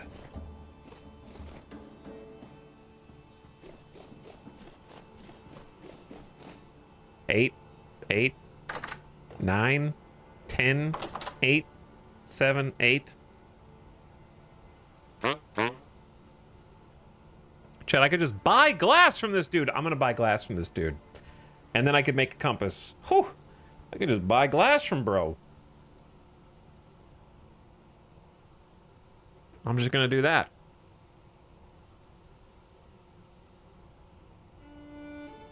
And he also buys metal scraps, which we have. I don't, like, I could do the bloomery, but it'd just be so much easier right now just to go ahead and buy some glass. I'm not really spinning my gears anyway right now.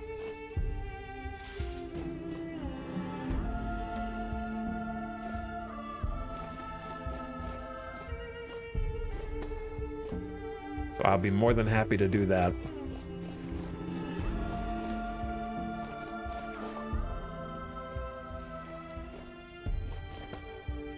All the exploration for the best stuff to be 5 feet from the house. Well, if you think about it, I wouldn't have found it without exploring. A journey doesn't end until you get back home, so it was still technically exploring, right?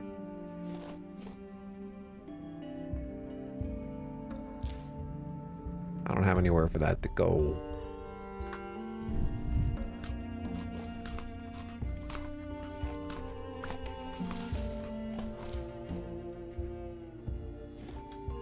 Thought there was one more. I wouldn't have found it without going so far away from home, because we wouldn't have taken that route to come back. I'm just glad we made it home at all. Now, what do I do with this? It looks like just regular granite. Obviously, it's not.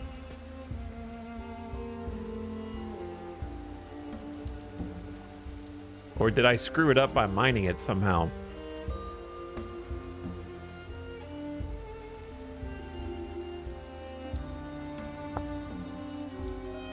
Wait, does it have a low chance of dropping a diamond? I just didn't get it. I failed the RNG check, or did I screw it up?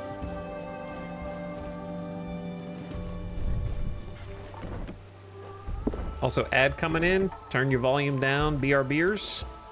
And I'm gonna take a BRB while the ad is rolling.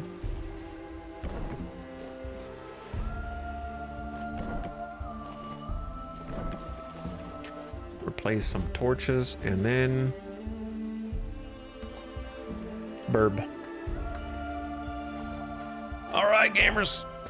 Thanks for watching. Happy Friday.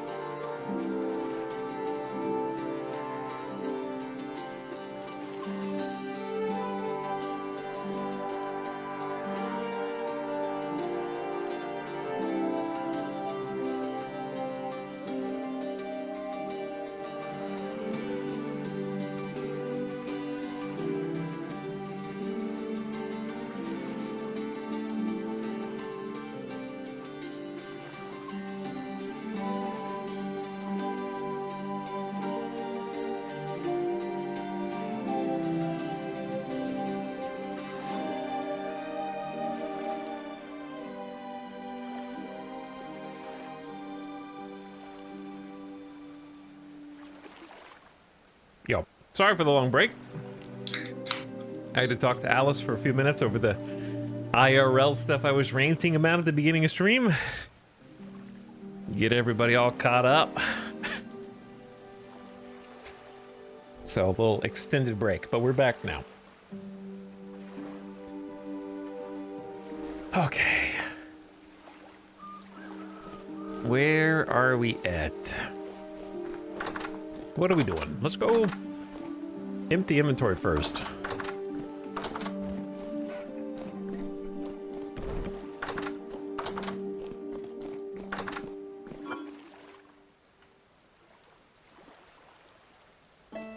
Or at least enough of it.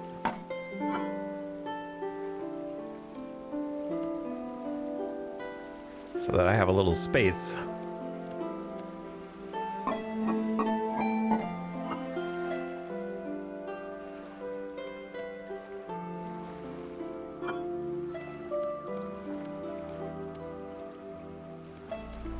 To maneuver. Maybe go check bees.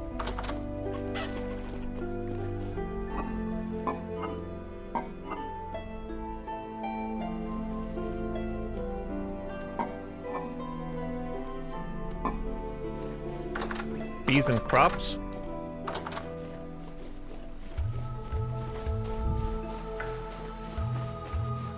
Go see what's up, and then start picking a project and getting to work.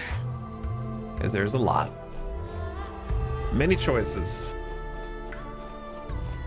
Harvestable, harvestable, populated, populated, harvestable, harvestable. All right. Peaceful? Not peaceful? Peaceful? Don't attack me, boys. Hit this.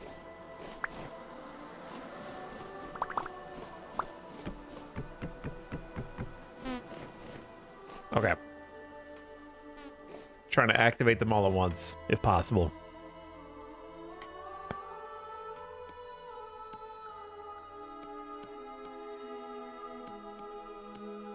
And we're gonna need some more cattails. So let's get those while the bees are still ingy. What's up, Zutterbeard? I broke down and bought the game today. I have no clue what is going on, and I keep dying. That sounds like the normal vintage story experience. That means you're playing it right. So keep doing what you're doing. It's working.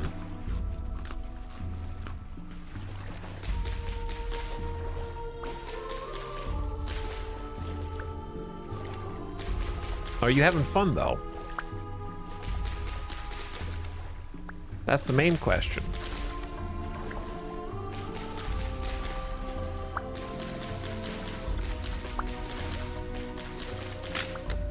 Well.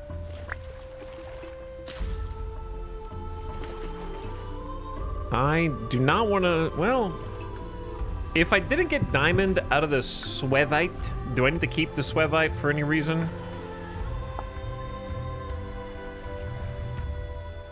Or is it just another rock at this point?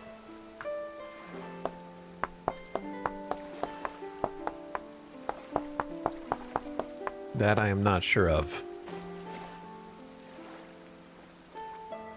Let's make a little knife. Now that's a knife.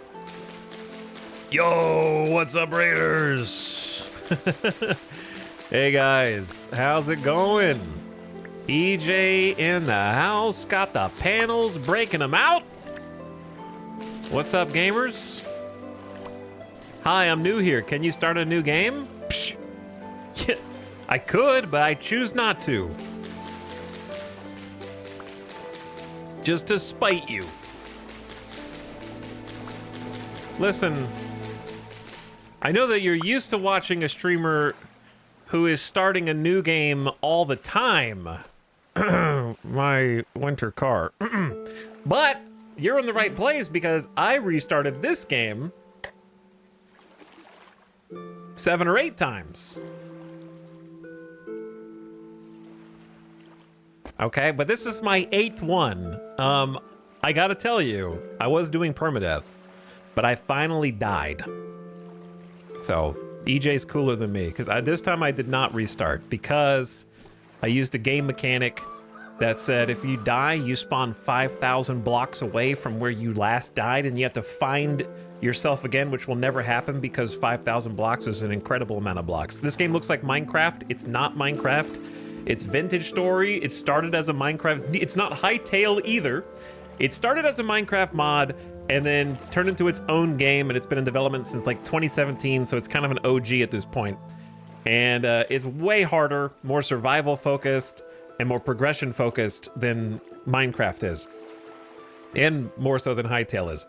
So, in short, the premise of the game is that you start in the Stone Age, and you actually, as you just saw me do, nap your own tools out of nappable stones, and then you have to go into the pottery age, make your own fire kiln, find clay, and then fire that clay into usable bowls and pots and things like that.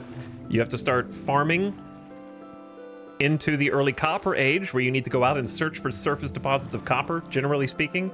And then you will be able to kind of like pan for copper and sand as well. There's also like ruins that you can find that may have some materials in them. We are currently in the beginning of the Bronze Age right now. We had to forge our own anvil. There's like blacksmithing in the game. And you have to forge your own bronze out of, obviously, an alloy. So you get to choose, like, do you want to use tin or zinc, bismuth, or like a gold and silver mix? So you have to, like, go out and find those resources and combine them together. And then beyond that, you enter the Iron Age, where you create your own bloomery and iron blooms. And then you can get mechanical power. So there's not, like, electricity per se, but there's mechanical power. You could build a windmill.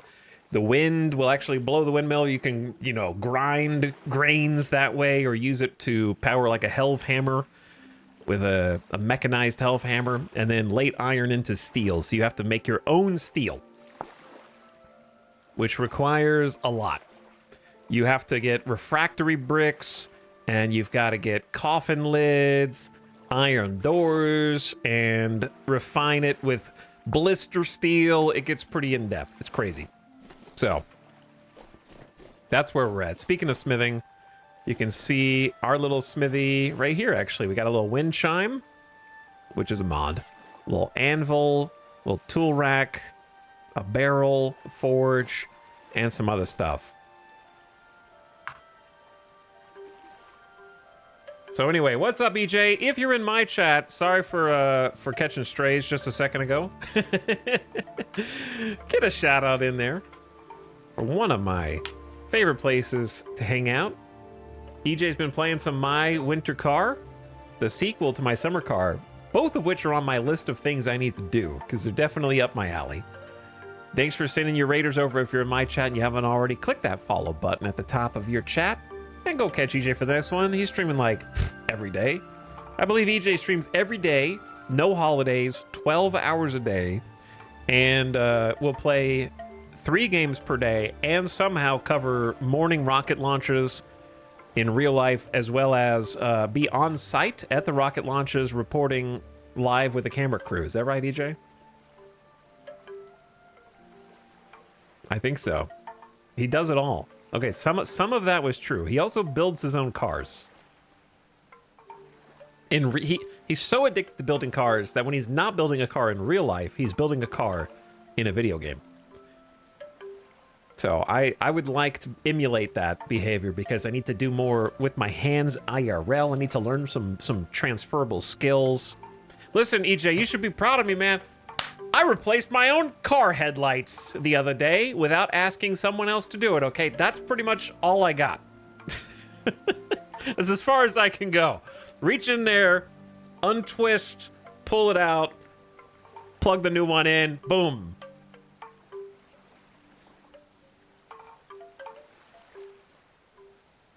That's the only thing that I know how to do on a vehicle now. I could change a tire, though. I'd be able to change a tire. If I had to. But anyway, thanks again, Raiders, for coming in. If you got any questions about the game, feel free to ask. Get another shout out in there. I hope my winter car, if it's not treating you well, is at least fun. I hope you guys are having a lot of fun. And always appreciate seeing all your lovely faces out here. To give you an idea of what we're doing, we just got back from a globe-trotting adventure. So I'm playing with a mod where we have no map. So you can't see anything unless you craft it. So we've had to make our own paper out of linen pulp, mixing it in a barrel with water, and then getting charcoal to draw on it. And so now we can see a map of some of the places that we've been. So normally, if you don't have this mod, you can just see this by default. And we also have a mod in that same mod where I have to craft my own compass, and I can use the compass in game to show me north, south, east, and west. We can also craft a sextant in order to try to get some more specific positioning data and apply that to the coordinates on the map, which is pretty cool. There's also like a buildable sailboat that you can use to traverse the oceans if you spawn them in your world. A lot you can do. New plan, I come to you, we buy a car with no rust and fix it. I like that you have to specify no rust. Do you have a driveway? Come on over, EJ. Come on over. We buy a car. Whose name is the car under? Yours or mine or both? We just share it?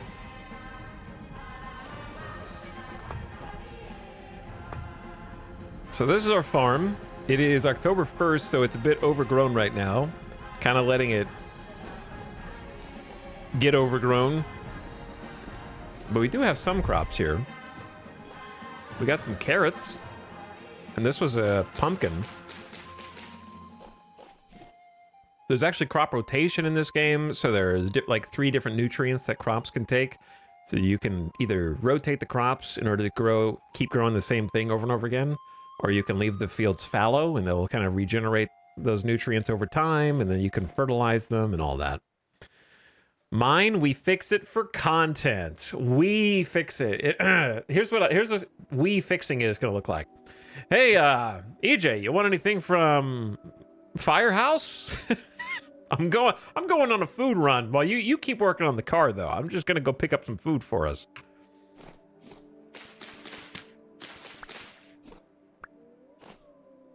Just making sure you're, feeling all right, not getting too tired. Before I harvest those carrots, we were managing bees. We have our own like beehive corner over here where they actually have to have some flowers around to pollinate.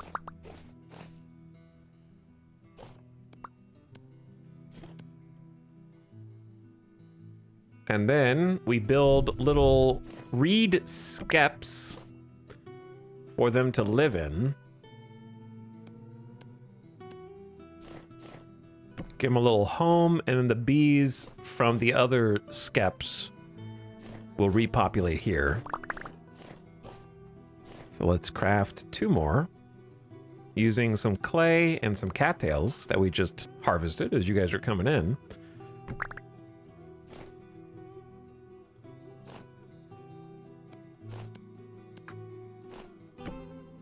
There we go. All right, so the bees will kind of populate over from those to these, and then we come and harvest them for honey. Of course, by harvest, I mean punch until it explodes and the bees get somewhat angry, obviously. Yes, us trying to fix a car, that would definitely be it would be EJ fixing the car. Is this game multiplayer? It can be, yeah. I'm playing single player, but I would think multiplayer is probably the intended way, Pigeon being, because there's a very granular game. You're having to do everything, from scratch, it feels like. They make you work for it. This isn't really like those Minecraft mods that have a bunch of automation. This isn't really a game about automation, per se. There are things you can do to make your job easier. It is a grindy game, but I think the grind is pretty fun.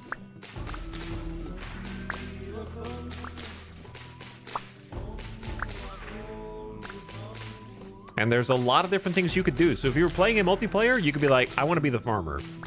And you could probably spend all your time farming. You could be the chef, you could be the cook, Food and food goes fast in this, and people gotta eat. So there's actually like a decent little cooking system where it keeps track of your diet and splits it up into fruit, vegetable, grain, protein, and dairy. So you gotta have a balanced diet. And if you do, then you get more HP. So balanced diet equals more health. So there's a reason to try to eat different types of food. And you actually have to like kind of follow recipes in order to cook. To some degree, at least. Harvesting carrots. Do we not have room for the flax seeds? Apparently not. What can I get rid of? We have 40 carrot seeds there. I don't know, where, maybe the flax should just go in the house. Okay, what else is here that I dropped? Carrots? It's a lot of carrots, man.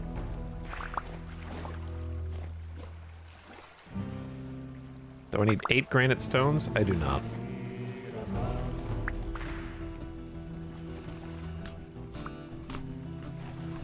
Okay, and then the other crops were flax. Oh, the flax is ready. You could be a tailor. Like if you just look at flax. Flax fibers can craft into twine, for example. In twine, you could go crazy. You could make like leather armors, helmets, different types of clothes, bags that increase carrying space, you know, repair other people's clothes, stuff like that.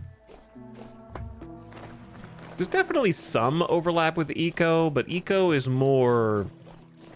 I haven't played Eco, but from what I understand, it's just more immediate goal driven. Like you have a win condition, and this...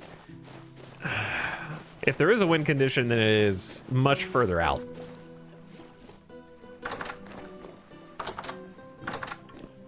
I imagine if you're playing multiplayer, you can expand more quickly. Yeah. Yeah, I would definitely ease a lot. I'm soloing, so there's a lot more. I have to do every job. I gotta be the farmer. I gotta make my own armor. I gotta build my own house. I gotta explore to find my own resources, you know. So if you have multiple people doing that, it's definitely gonna go faster. Also, this is my pet rooster who lays eggs. Don't ask about it. We're gonna try and build this rooster a chicken coop today. But this is the interior of the house. Need to replace this dirt floor. We got some shelves with some crocks that have some jam and food for the future. Speaking of food, I need to, that's my character's voice. Everyone has a musical instrument as their voice. Okay, let's actually cook. So here's the cook pot. And then we want to make porridge. So we have grain, some onions, and some turnips. And that'll make 4 servings. So let's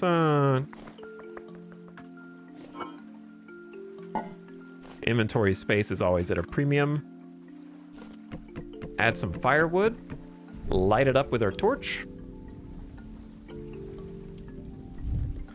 And then the firewood is going to heat up the cook pot, and then porridge will be made. And then once the porridge is made, we'll put it in one of these crocks. For now,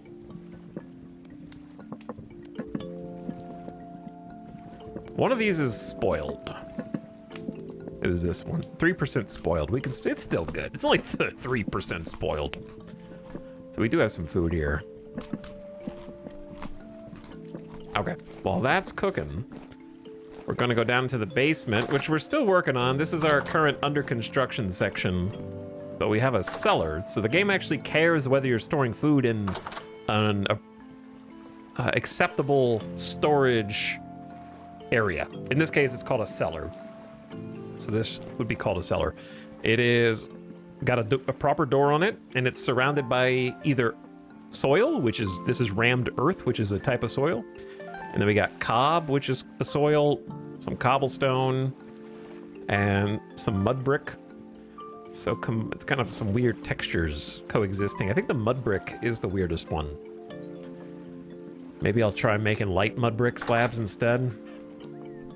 I think the ceiling is weird. Anyway, and we got some storage vessels in here. So you can see at the top of the screen how it says stored food perish speed. Vegetables 0.19. So lower is better. And that means they'll last longer. So if I have like food on my person out here, these carrots are fresh for 17 days. But if I put the carrots inside of a cellar that's properly made, it extends the shelf life. So now it's gonna be like good for 86 days. So this is my long-term food storage. And 86 days in this game, each month is 9 days. So that's like almost, you know, it's almost a year.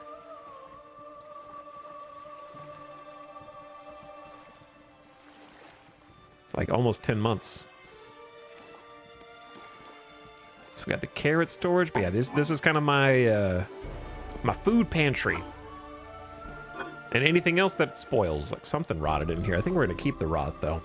Turn it into fertilizer eventually.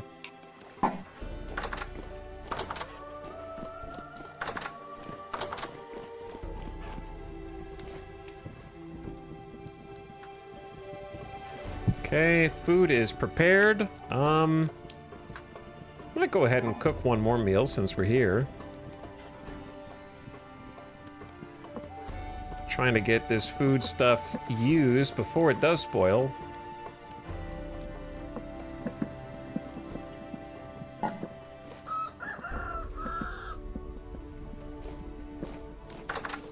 And then we got kind of a bunch of different projects. This is the kind of game I imagine similar to My Winter, My Summer Car, where you want to do one thing, but to do that one thing, you need to do these 10 other things first. It's my favorite scene, changing a light bulb from Malcolm in the Middle. Was that Malcolm in the Middle? I think it is.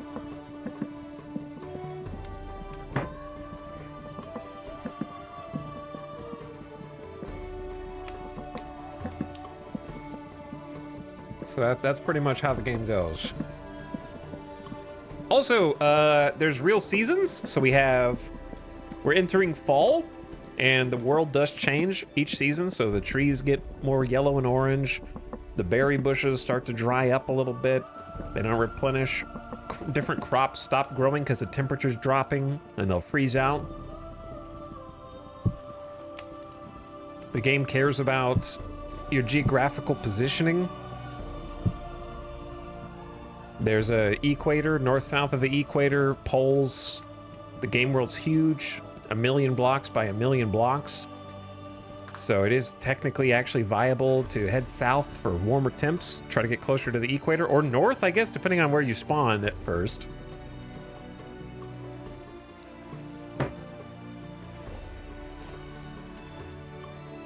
Seasons are going to start changing today, because we're probably going to get into November, December by the end of stream.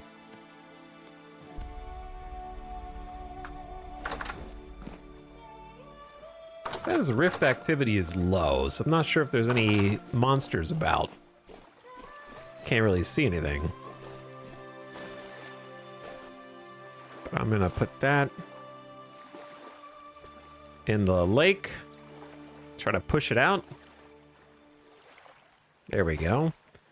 Put the basket back on it. Get it out of the inventory. What year are you on? This is my second year. It'll be my second winter.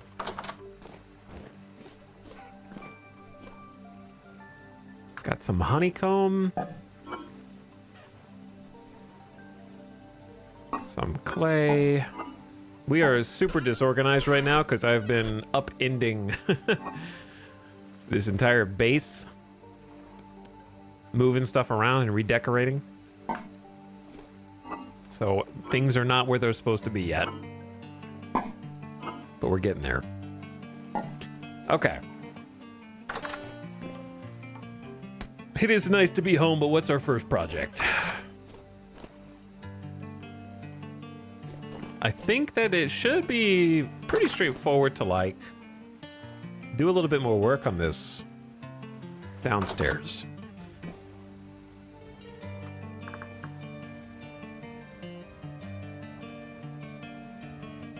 I want a type of slab that's gonna look good on the ceiling.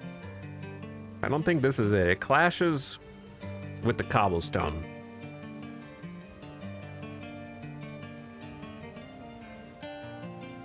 Maybe the first thing I should do is just, when the sun comes up, go buy glass from that guy. And we can make a compass.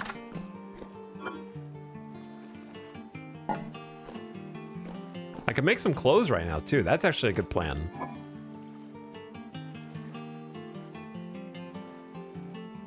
Okay.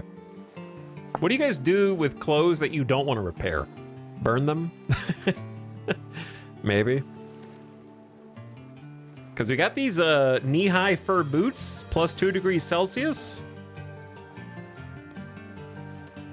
So those are already done.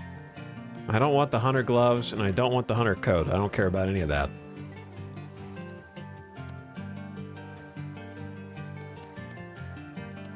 Do not care.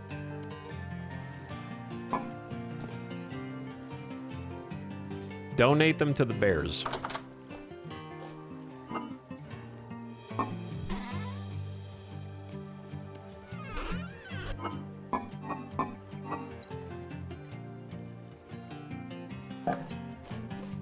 Did I put some pelts down here?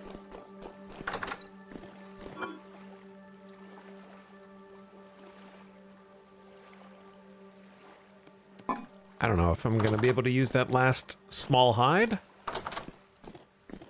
What's up, Anime Big Boy? Welcome back. I don't know if I've ever killed the Ender Dragon. We did a Minecraft run a while back, but I never got to the Ender Dragon. I kind of just stopped caring about voxel games when combat becomes the main focus.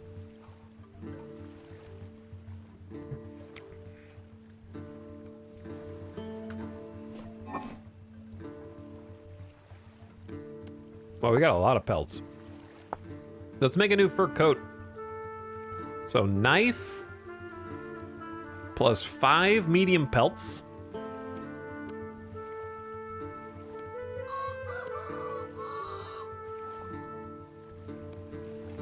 So I'd like to just make a new one. 100% condition, give us some warmth for the winter.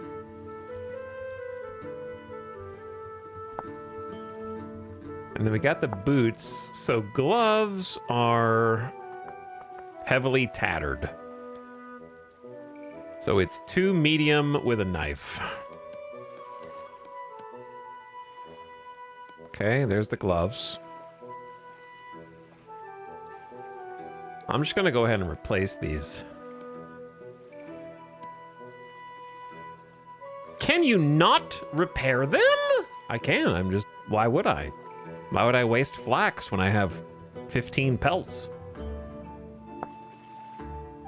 Can you not do this thing that I want to do? The helmet and the legs are fine for now.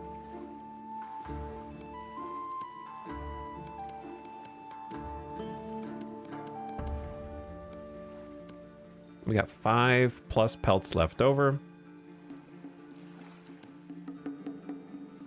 Okay.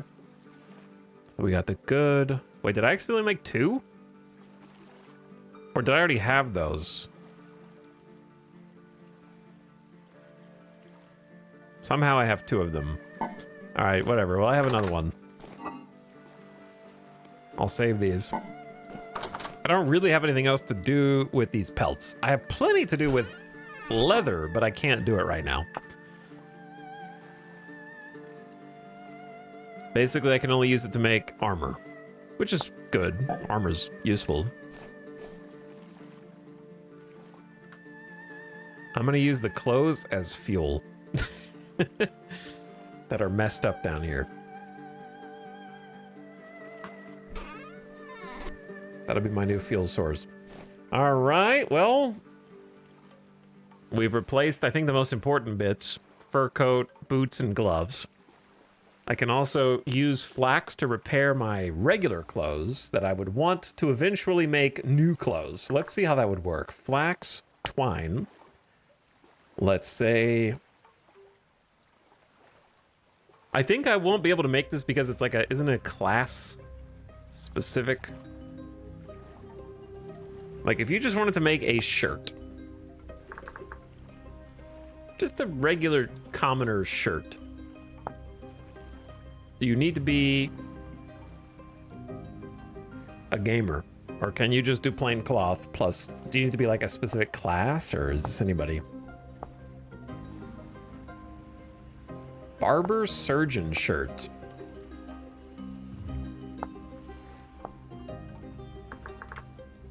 What if we look up plain cloth and see what you can make? Besides a glider, which is kind of cool. I think I was gonna make some chairs for some furniture. A nomad mantle. Green dye.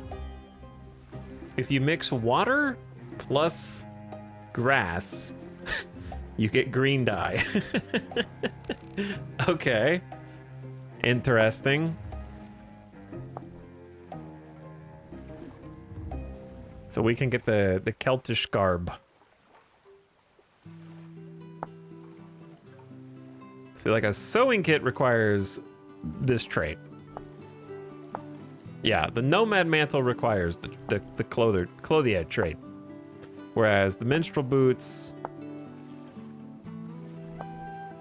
this whole set does. I am not the tailor class.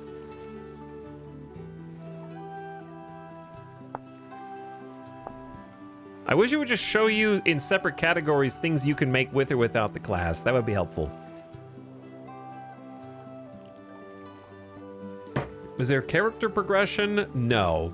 You're stuck with what you pick initially, but if you want, when you start the game, you can make it so that there are no class requirements, and you can craft whatever you want, if you want that. Otherwise, there's no character leveling up or anything like that.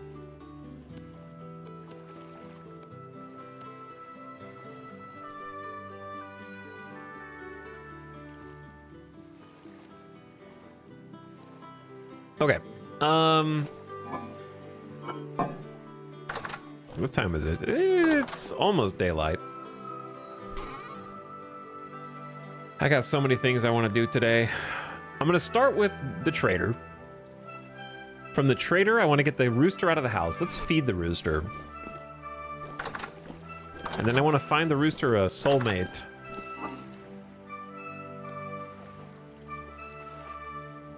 Which is going to involve trapping a hen so that we can get busy with some animal husbandry.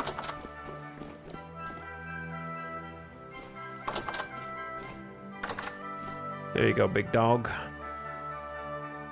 Thank you for laying eggs. I'll put those in the fridge.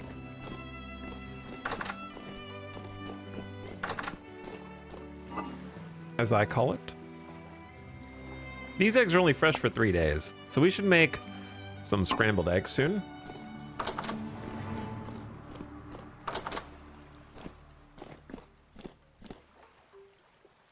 Did I have 4 bowls? I did. Get some porridge.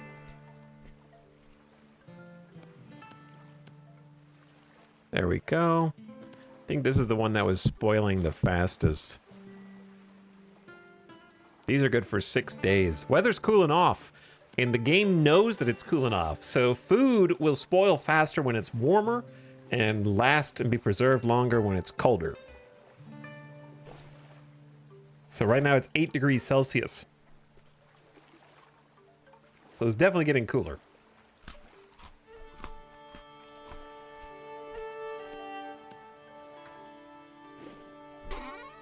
Maybe I should plant some turnips. I think we've got enough vegetables for the winter for sure. Take a look down here. We got 3 stacks of turnips, 1 stack parsnips, a few cabbages, a bunch of onions, and a bunch of carrots. So, if nothing else.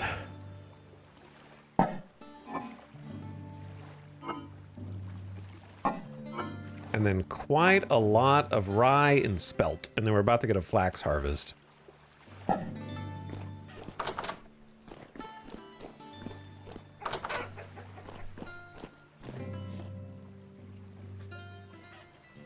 right, we might be able to just head outside now. It's gonna be dark, but it shouldn't be too dangerous because we got low rift activity. Maybe I could just go plant the turnips first.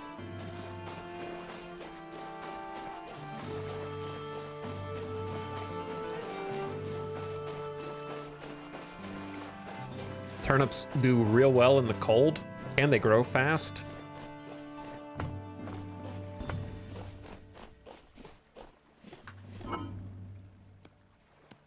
They need nutrient in. I'm working on some irrigation with aqueducts, but it's not done yet. I have a mod for aqueducting, but the farm is very unfinished right now. It's partially working.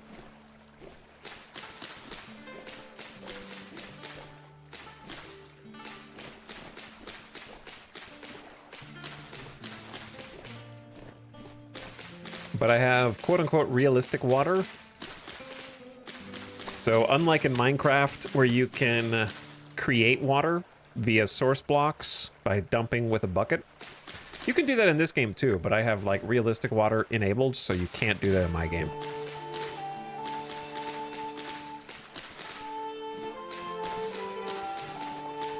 So I am gonna have to gravity feed water from a nearby waterfall, which is gonna be very resource intensive, but probably worth. Gonna rework this farm sooner or later. For now, I got the old watering can.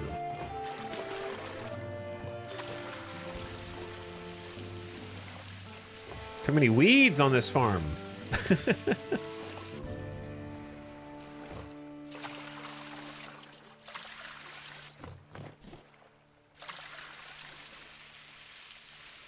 So the little bar at the top tracks how many nutrients are in the soil and how moist it is. There's no way to overwater, so you can just pour it on thick.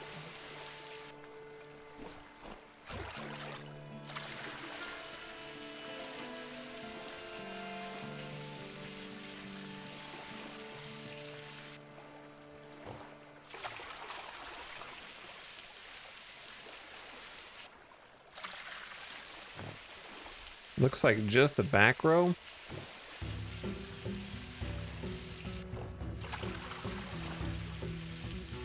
For the most part, maybe a little bit in the middle.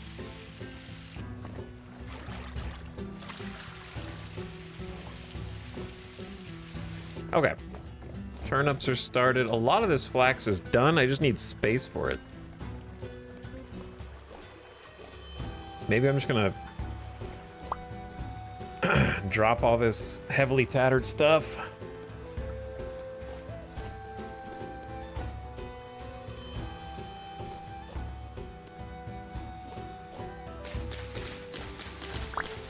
Because I want to harvest this before it dies in the ground.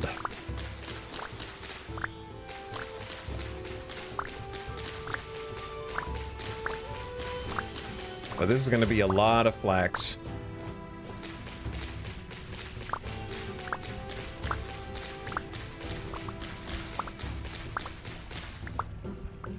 I'm already full.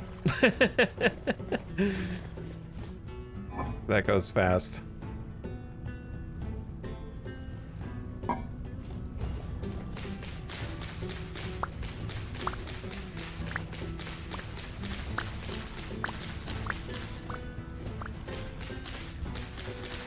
Good harvest, though.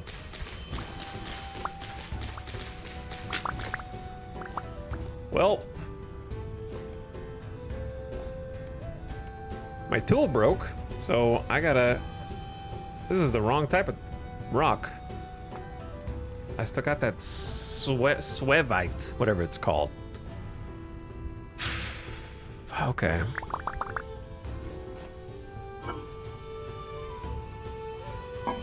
Very, what does it look like I'm doing moment?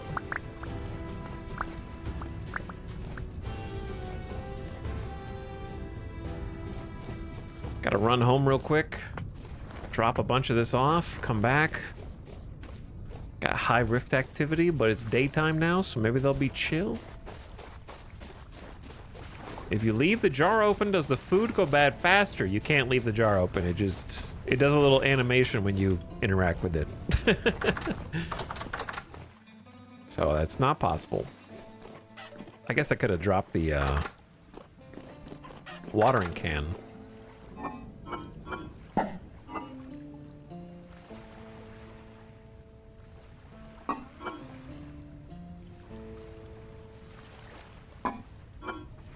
Kind of putting stuff anywhere for now.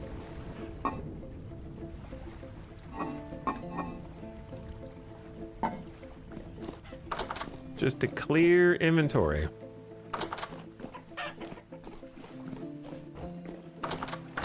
Oh, I need stone.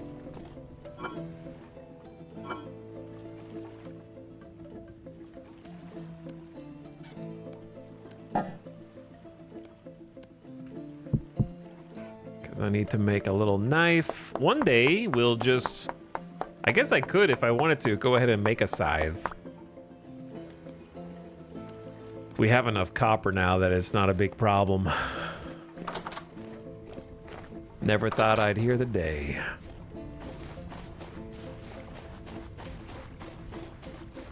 The words coming out of my mouth. I think we have enough copper. What? What did he say? That's impossible.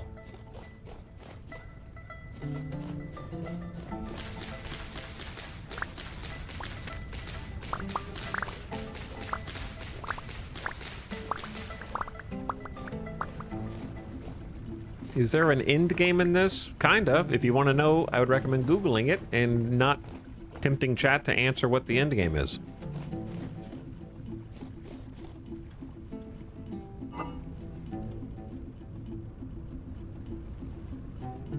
Two extra flax seeds.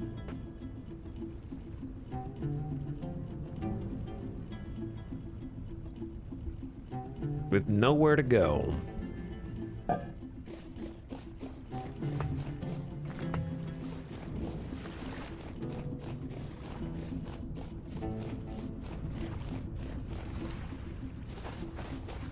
Oh, the watering can.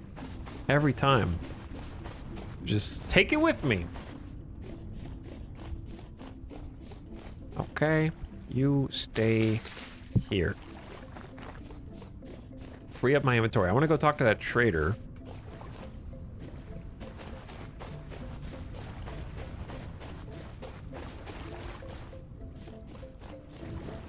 And acquire some glass and make a compass. That is something we could absolutely do today. And then we can start making a sextant as well. We actually have more flax than we've ever had before.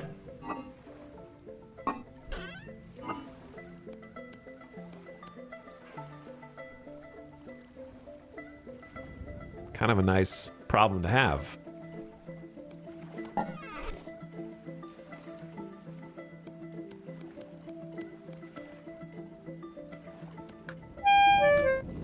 Hungry? Don't worry, I got you, dude. Okay, let's go talk to the trader. Why are your fields barren? Because it's almost November. Not the ideal grow season for most crops.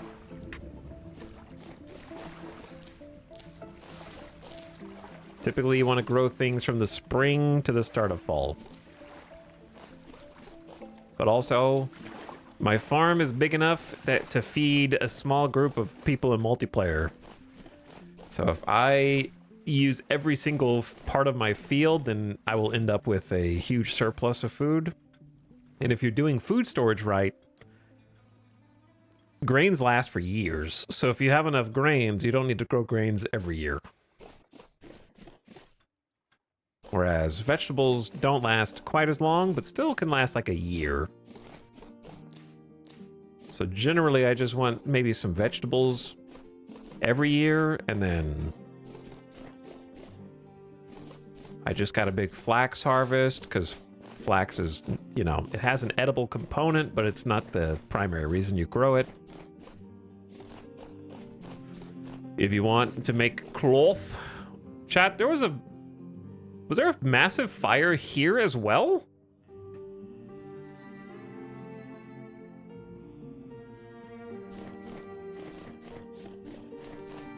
Is every forest around us burning down with each passing storm?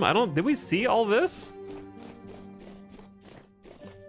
It's the same field.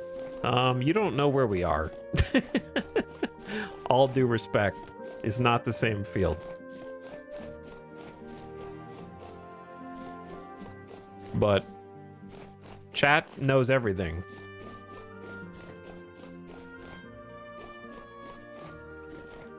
Obviously. The original fire from yesterday was there. Over yonder. We're in a different field. Respect due to a chatter. No, the phrase is all due respect. If that amount is 0, then it's 0, you know? But it's however much is due.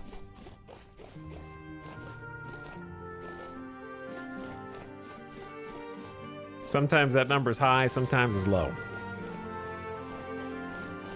But anyway, at some point there was another gigafire that wiped out all of this leading up to One Tree Mountain. So basically this setting kind of sucks. It was cool.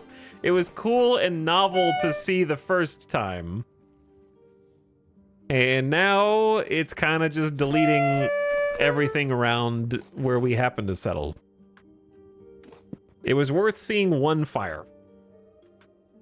But what's crazy is how long have we been playing and not had a problem, and then just now we've had like 2 massive sweeping fires that have just erased the natural landscape around us. The grass will grow back, but that's pretty much it.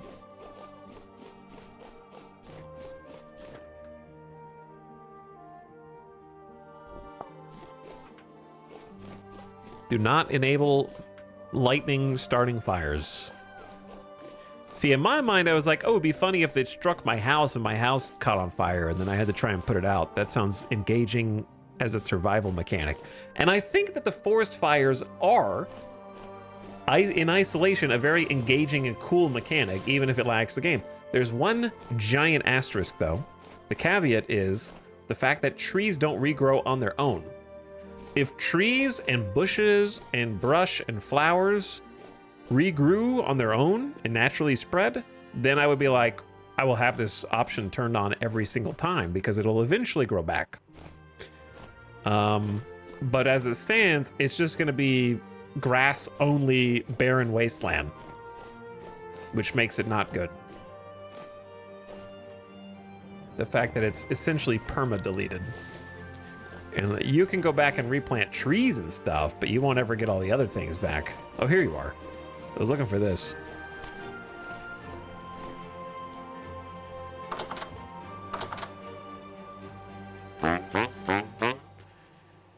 Got anything to trade, Onyx? All right, big boy. Here we are. We got 27 rusty gears, which we're going to trade 2 gears for some glass.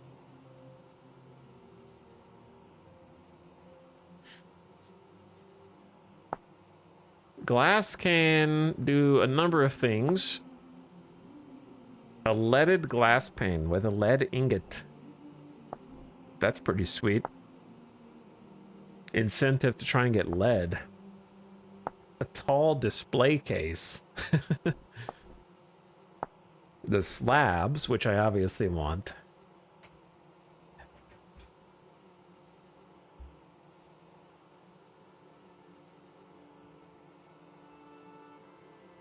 I'd like there to be some middle ground. That I want 90% of all land to be forest because nearby forest spreads. I mean, that would just be fixed with biomes, right? There are already forest biomes, so a forest biome just spreads to the edge of its biome.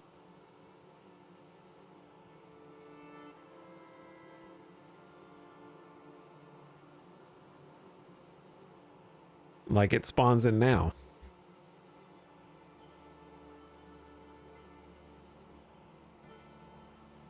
I don't even know what night vision lens is, and I don't want to find out. That's in the far-flung future. I just want some glass.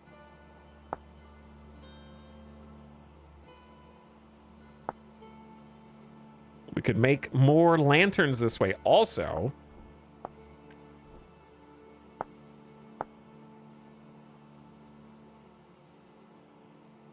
so each glass will make 2 slabs.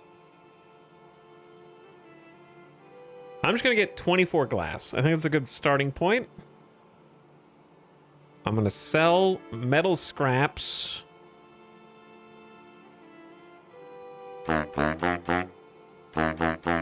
What does that mean? I don't care if I'm giving him too much. He buys. Shut up, man!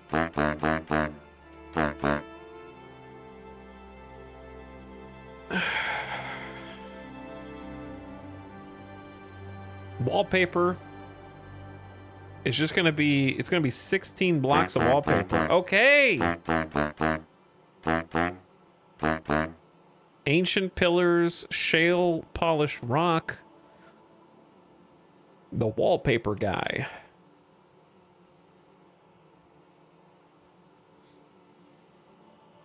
Should I just spend all my gears?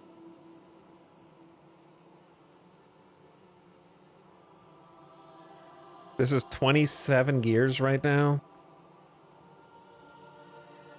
I definitely want the blue wallpaper.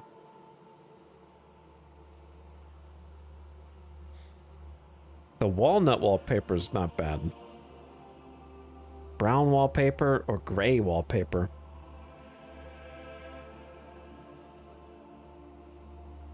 Which wallpaper? Chat, brown, gray, or walnut? You pick.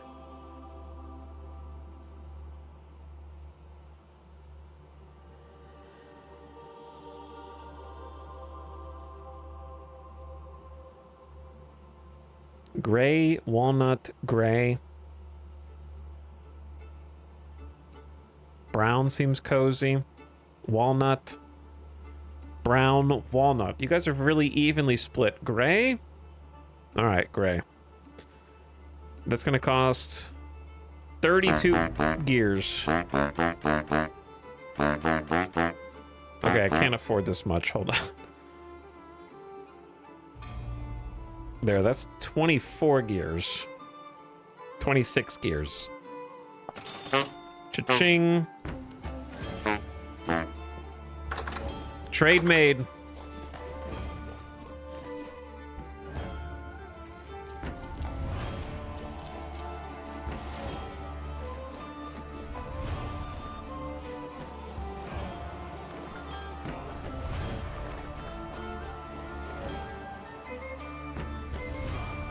That is our first trade, actually. That is the first trade.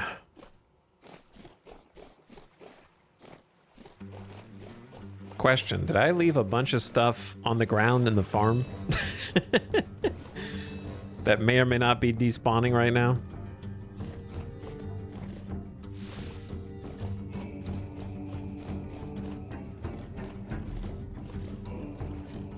Or did I get it all?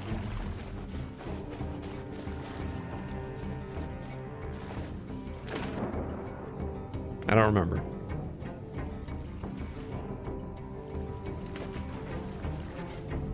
So at night, we work on the cellar. During the day, we're gonna work on trying to get a chicken coop kind of animal area set up. Near the farm makes a lot of sense, but there's not a lot of spots near the farm. I did not leave anything, or it's gone. I think I got everything.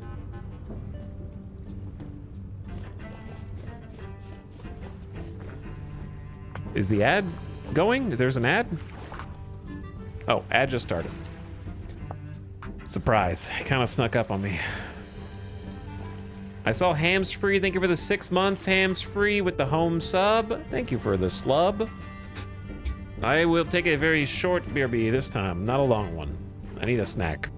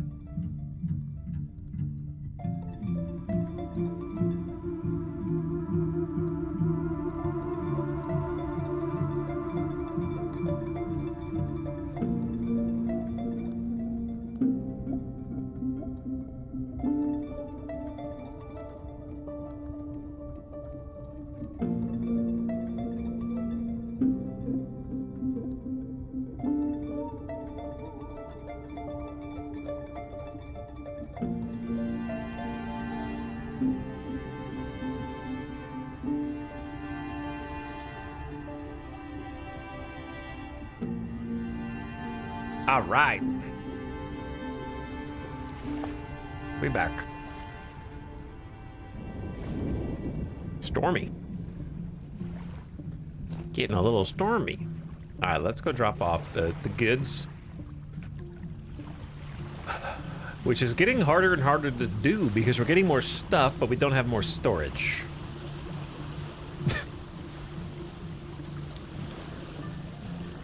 It's a very real IRL problem. Get more stuff with nowhere to put it.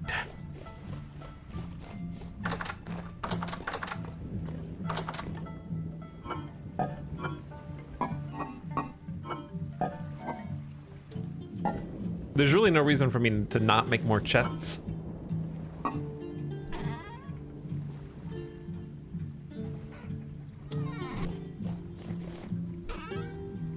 Even this is full. All right, let's make some chests then. There's free storage in here. All right, this is now wallpaper and glass.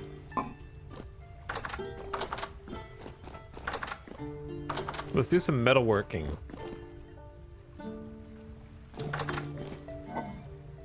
Gears, metal scraps in there.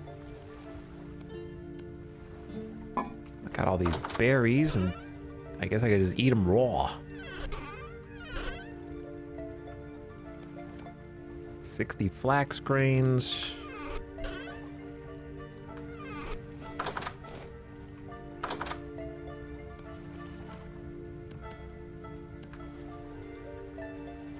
There you go, refill the rooster. Let's do some smithing.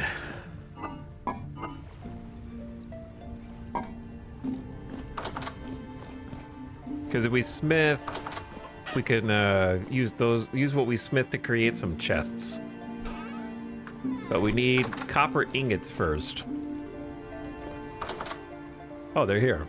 Okay, sweet. So we're gonna do a couple things at once.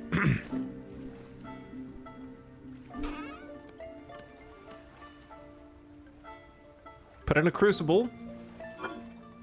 We got a bunch of copper. And we want 40? 40 copper, 20 copper nuggets per ingot. Light this up. It's gonna need to burn really hot for the crucible to get hot enough. Is this gonna, can you even set the cloak on fire? Maybe not. I was trying to burn this fur coat. Oh, that kind of worked. Let's see if this takes or not. Be curious.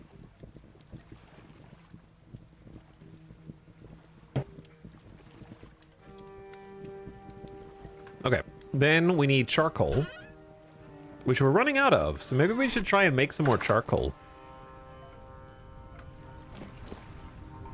Put some in the forge.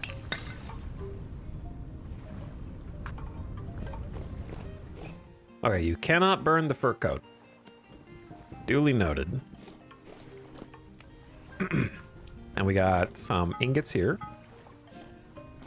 We put those on the forge, and we're gonna light that up and make the copper ingots malleable.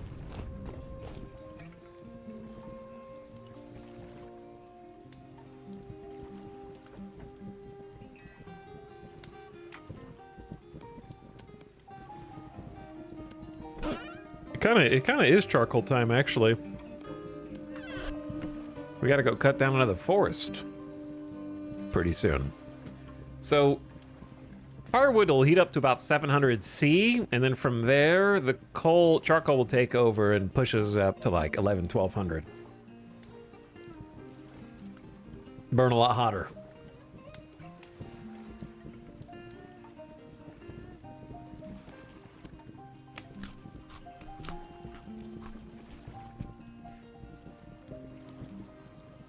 All right.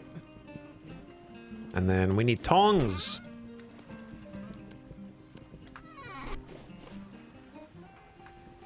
So let's go ahead and light this up too. Get the forge on. All right, those will take a little while to heat up. We can do two things at once. So we hit the melting point of copper. Starting to go yellow. Merge into a liquid.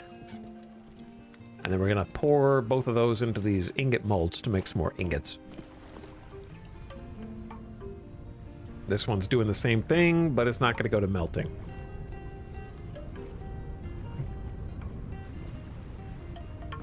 I don't know where to put the animals. We only have one animal, but I'm trying to think toward the future, you know, where do the animals go?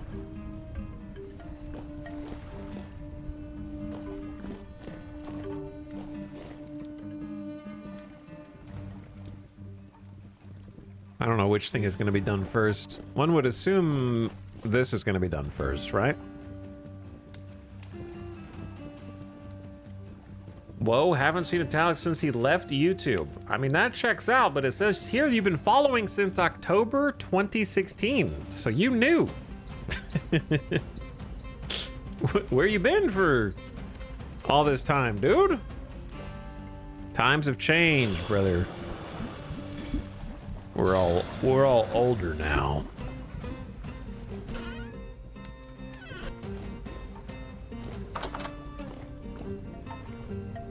Not live when I'm around. Was I live on YouTube back then when you were around? There's something called VODs. You haven't clicked on one VOD in 8 years? I'm just messing with you. Okay. It looks like this is as hot as these are gonna get. So throw them on. And we want nails. Nails and strips. Times 8. Which is gonna need a second.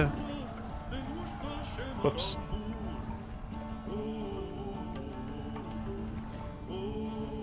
Wait, how do you do this?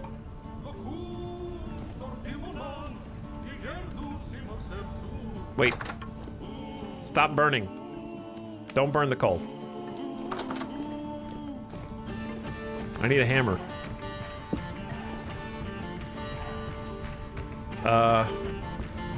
Is this gonna work with the shape of the anvil?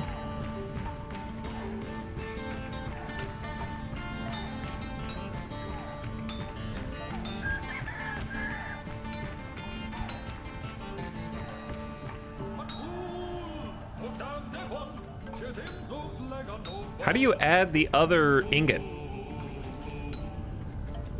You can, chat, you can answer that. How do you add the second ingot?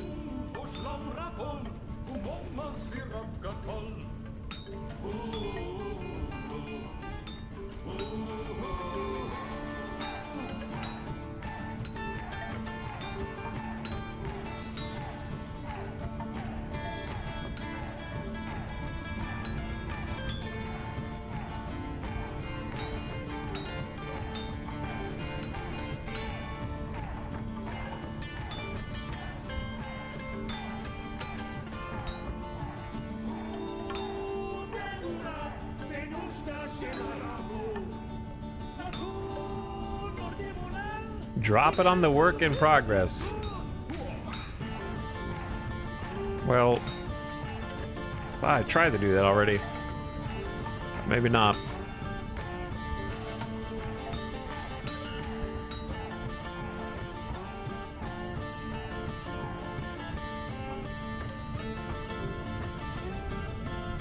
Shift? It says control on the screen. That just picked up the work in progress.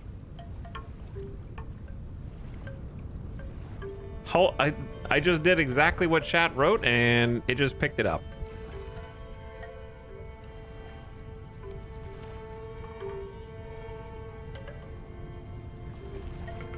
This is not cool, man.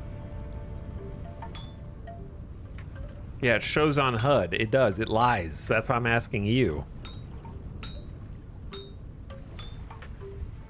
So instead of being sassy...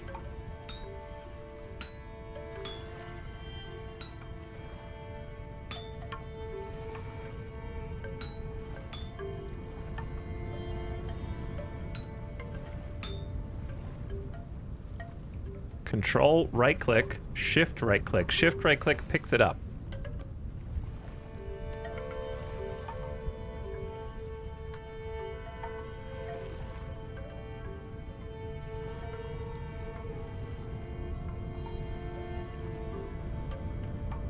You turn the copper bar into a work item.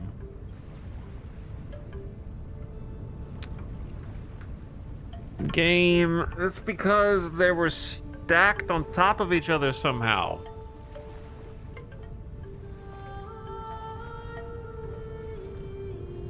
That's the game's fault, man. Well, now I'm stuck with this unfinished ingot. I'm never gonna try. You're supposed to be able to do 2 at once because of convenience, and all it did was screw everything up. That's how it goes, dude. That's how it goes. I'm sorry, that's not a real ingot anymore. I didn't even do anything with it. Like, they're both screwed up because they're both somehow set to 2 ingots. That's minus 40. It's unsalvageable. Can you not just melt the material back down with more charcoal?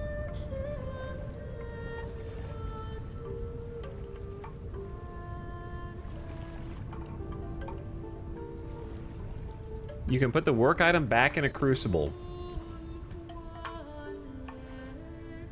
How do you pick this up now? Okay.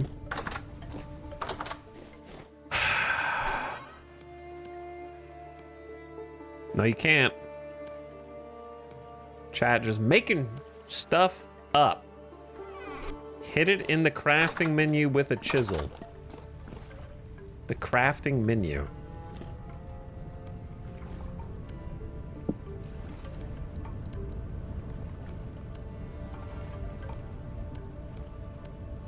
Okay. Well, minus time instead of minus resources is better.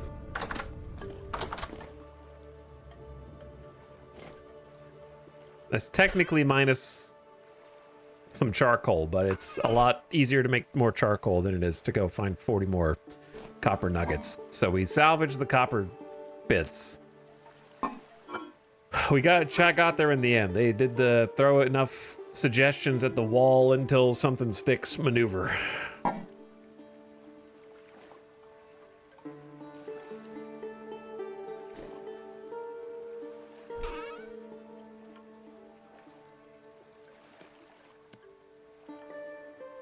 Blacksmithing is great in this, parentheses, sometimes. When it doesn't do what just happened, which is stupid and feels awful.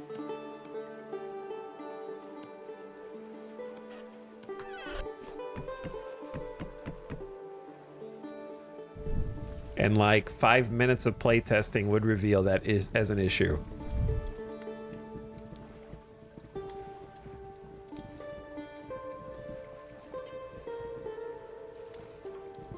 But ship it because we got to get the fishing update and add lore to the fish. So you can catch fish and learn more angelic lore based on the inscriptions on their scales or something. I don't know. Probably.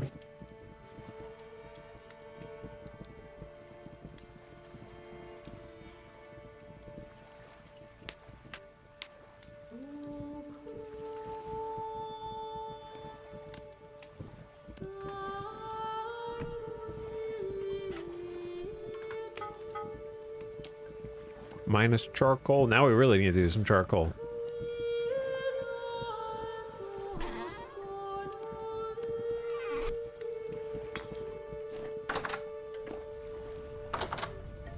Now there's low rift activity. What are the odds that they spawn and start sniping me? I need to go outside and replace all the torches.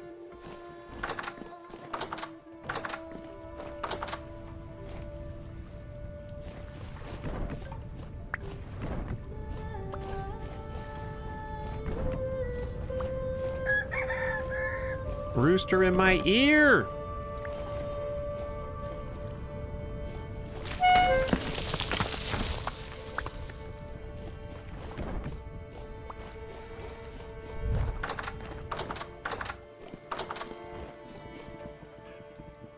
Okay, that's heating up. Let's try this again.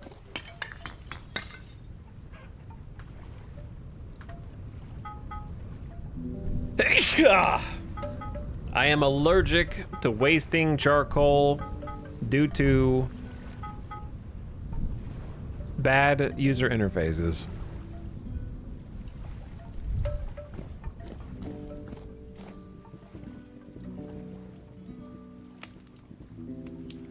What's up, Proscaliamine? Thank you for 47 months of sub.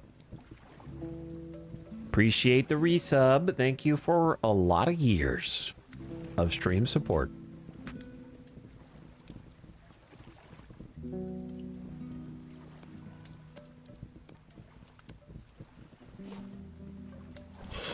We're just making and remaking ingots for fun. That's the only explanation. Indie devs make games that are beautifully complex and maddeningly obtuse. It made sense in their head when they made it, is basically what it amounts to, yeah.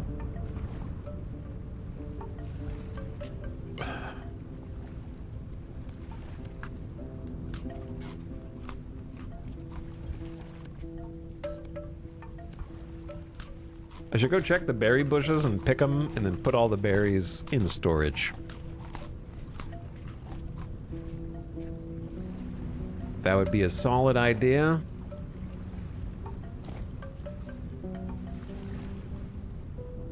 Okay, we're gonna do this one at a time. I don't trust it. Only 4, please. They also wasted some hammer durability, I guess.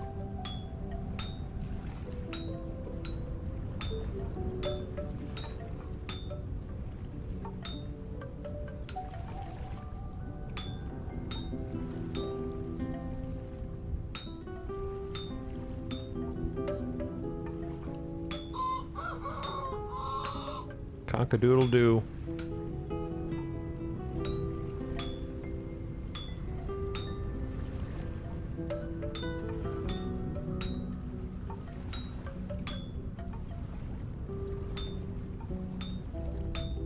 What?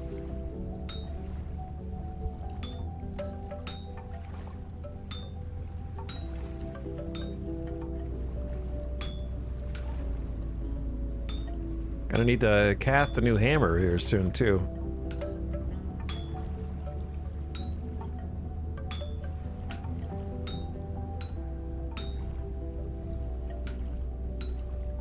How does this amount to 4 nails? Huh. Uh-oh.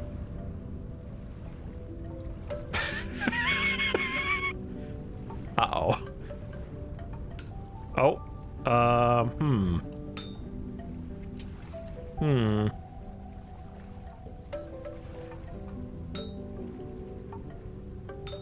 Why doesn't this one go left or right? Turn it and push the other one. Why do you have to turn it to do this? Why does it only push the other one?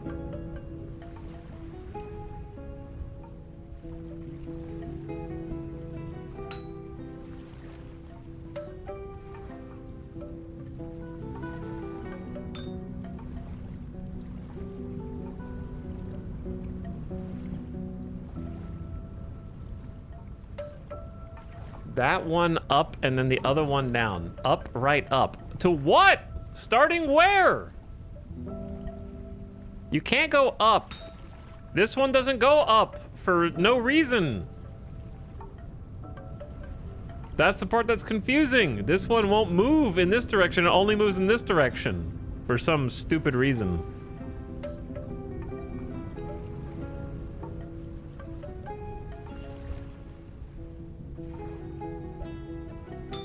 It won't go left.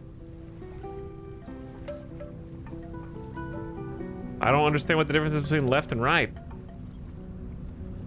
Can you push one on the bar up to make room to move that one forward? I don't know what that means.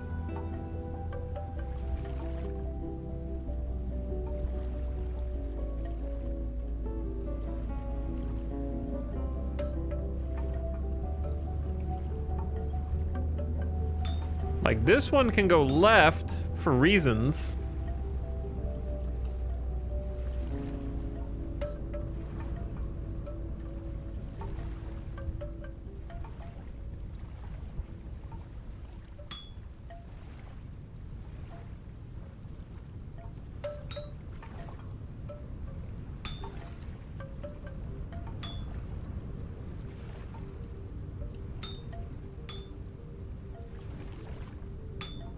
Why won't these ones in the middle move?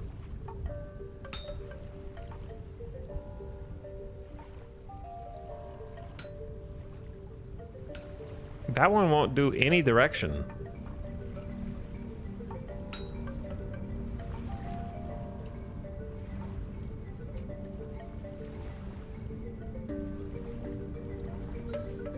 I wish I knew. I run into similar problems smithing. Some pieces want to and some don't.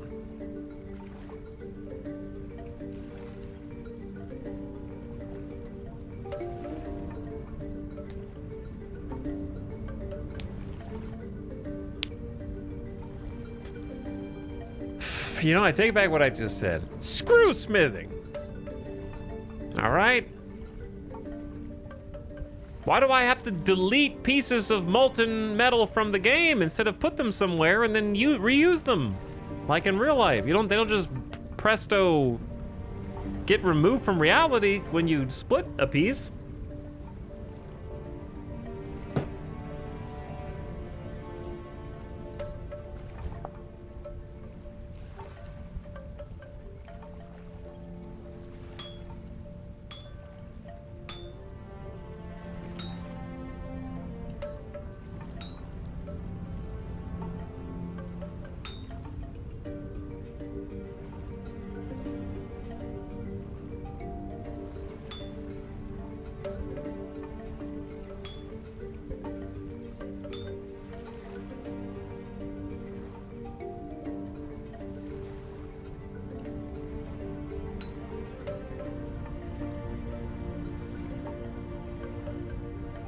I don't know if I can. I don't know if it's possible.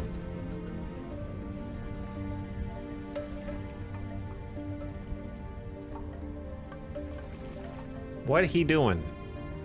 I'm not. Nothing, man. Rage quit in this game.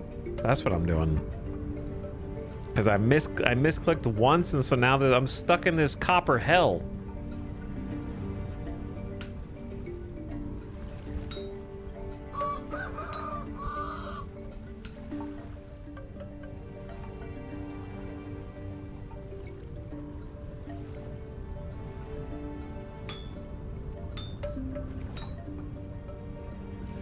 And then once it gets here, it's just stuck forever. For no reason.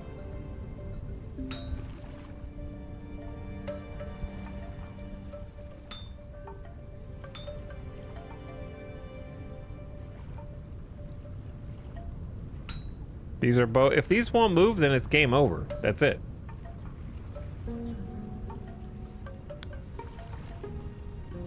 If you make an empty spot, can you move it then? I can't make an empty spot.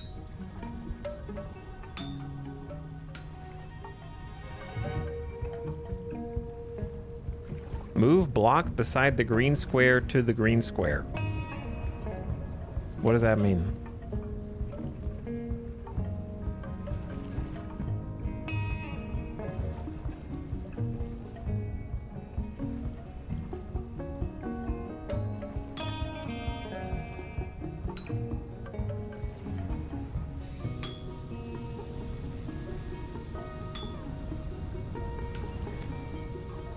And now I'm gonna have to make a new hammer after this.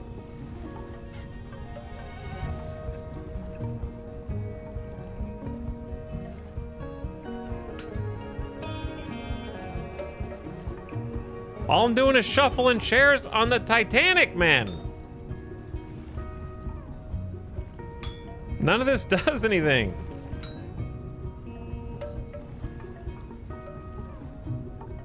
I've done this so many times, so many wasted copper bars. It's because there's no logic in it. I have a full bar of which I only need 60% of the bar to make some nails. And because I messed up one of the chunks, I get nothing instead of getting 3 out of 4 of the nails or something that would make sense. Or even better, using the material that I'm cutting off to make other tiny nails instead of perma-deleting them from the game.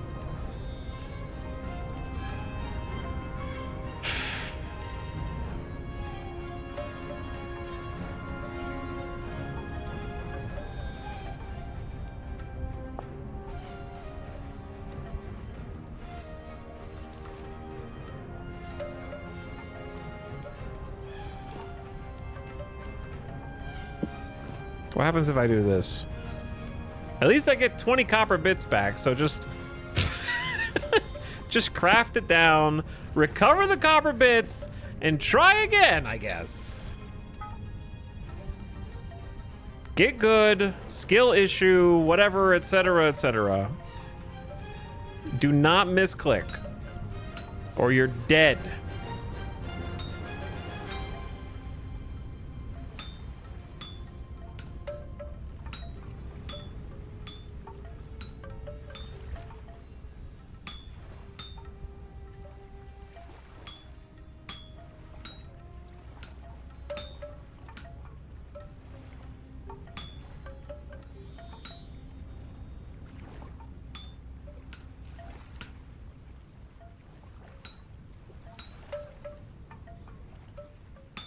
I think part of my problem with it, conceptually, is consistency. The game only punishes you for fucking up smithing. It doesn't give a shit if you mess up napping or pottery. If you mess up clay or you mess up, like, napping stone, it's like, yeah, try it. Just keep doing it until it works. So it feels arbitrary to have it be, like, super hardcore, but just for smithing. Like, either all or nothing is how I feel. But having it where, like, some of the crafting mechanics do have a don't screw it up, and then some of them don't, feels weird.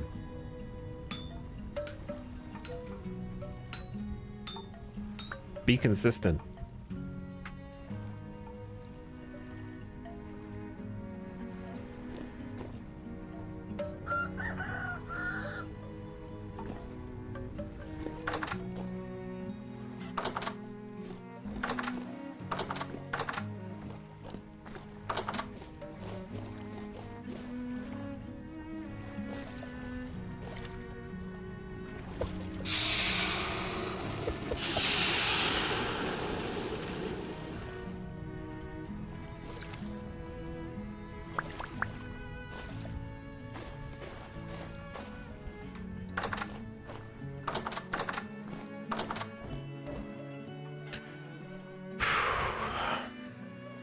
Okay, anyway.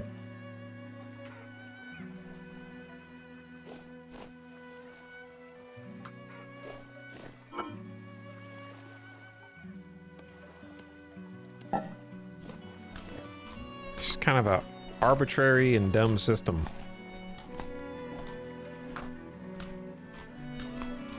But it wouldn't be the first time I've said that.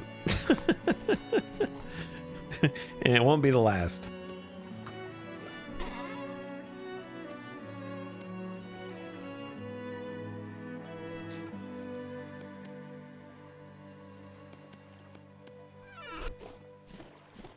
All right, let's make some chests.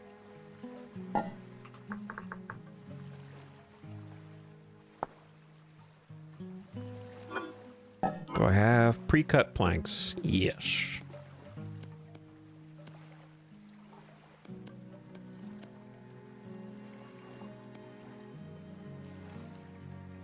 Okay, that is the only reason why we made those, is so we could make some chests. And I don't want to make any more trunks because I like having separate inventories. So what I need to do...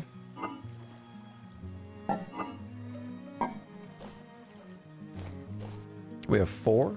Okay, that's good.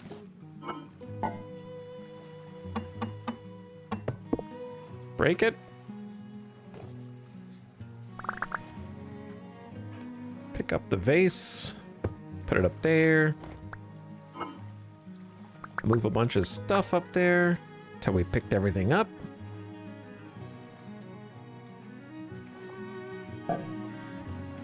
Take the new chest,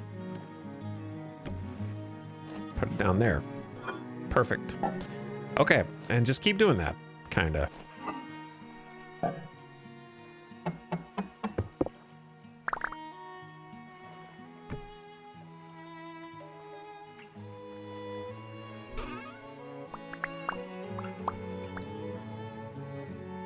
And revel in the sheer amount of new inventory space.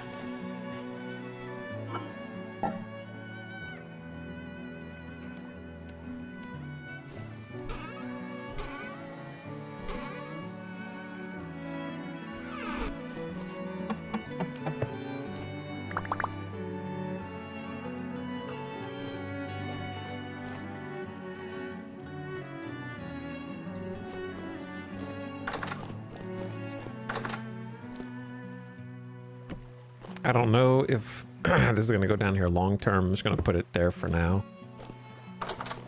Just so it has somewhere to go.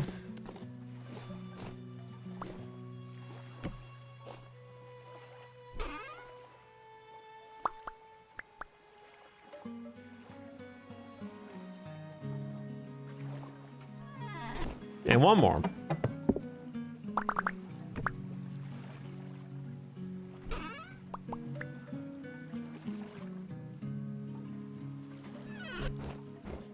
Okay. Suddenly, we have empty chest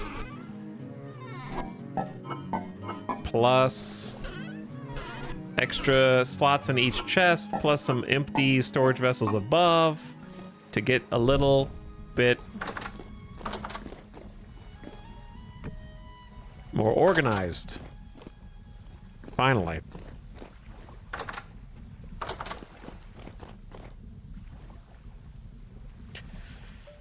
Whew, and we're probably gonna need more than that, but that's a start. I just want to split different items up into different rooms for which they will be purpose-built for particular crafting styles. Like, you know, leather working stuff goes into the leather, tannery area, so on.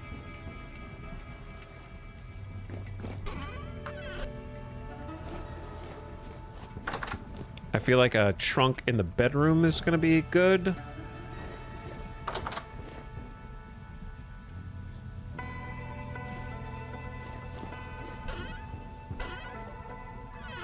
Okay, let's start with this. I'm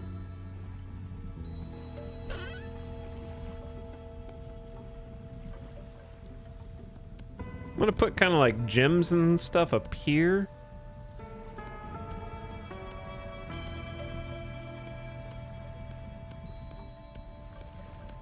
And then for copper, put that like somewhere where we're actually going to be using it more often.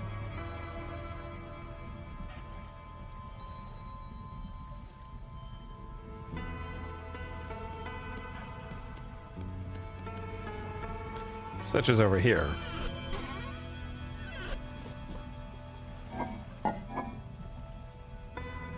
Okay, then I'm going to say dirt. And dirt accessories go in here.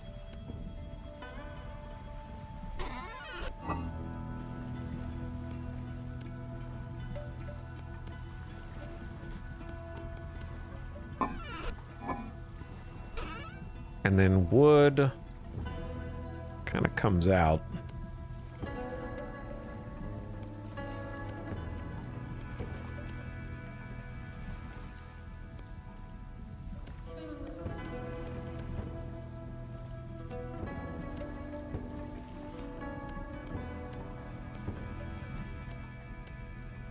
Bony soil, some stone path, some packed dirt.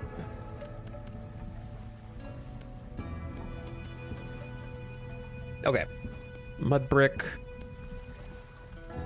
and then some planks. Okay, so dirt and dirt accessories, then wood.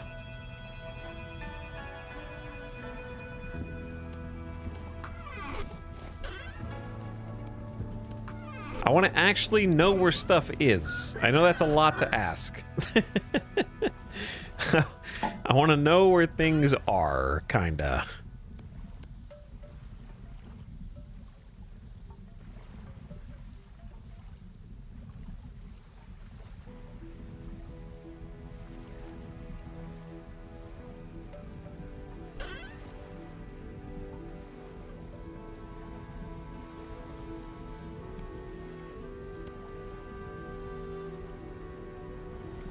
Do I have a stack of this right now? I don't think I do. Some packed dirt might be nice.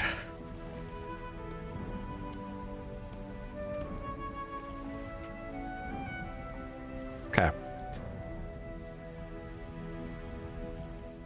Where's the rest?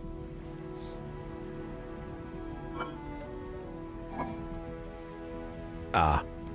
So there's some walnut. some pine. Also got some debarked oak. Planks might need to go in a different container. Unless we just use everything that's in here. If we use everything that's in here, then sure.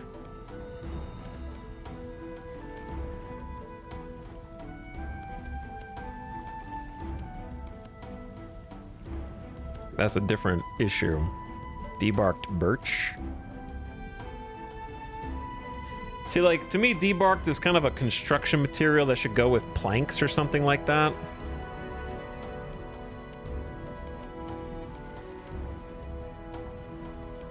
Fence is kind of a construction material, if you will. This one's empty, so we got dirt, wood, and probably stone.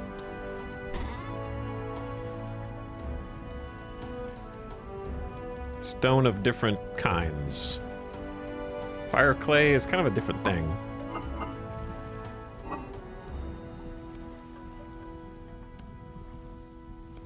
I would consider flint in that same category. All right, but it would make a lot more sense if the planks and wood construction went above the wood chest. Oh yeah, that does make a lot more sense.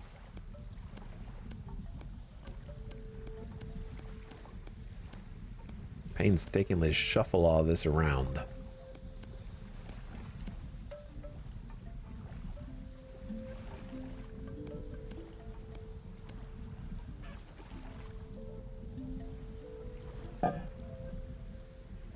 This is the part that I have not been looking forward to.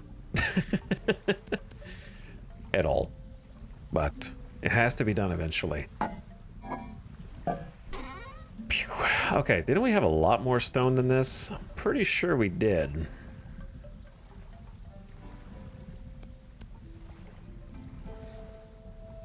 Like, where do ingots and stuff go? I guess in here for now.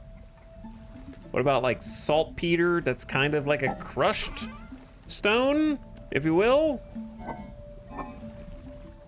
Count it. Clay is stone for all intents and purposes. That's what we're gonna call it anyway. What about mud brick? That is definitely stone.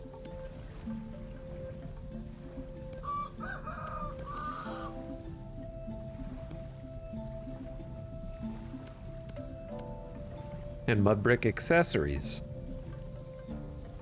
I got an extra ceramic vessel. I don't know where this should go. These go down here for now. I'm gonna need to cast another hammer. Why don't we just go ahead and do that since we know we need to do it?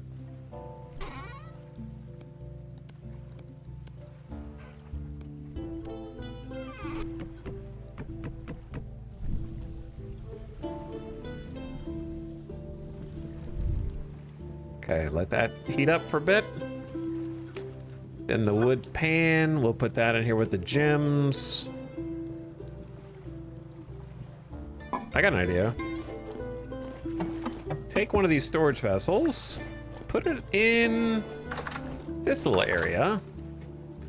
And the premise is basically that it's either a kind of a dump chest, but also a place to put some travel materials, you know, like a hay bed, some packed dirt, stuff I might want to take with me before I hit the road.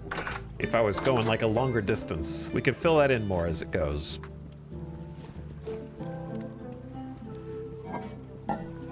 Okay, this is a bit more organized on this side. This side is still chaos. But we got a full chest. That is the mud room.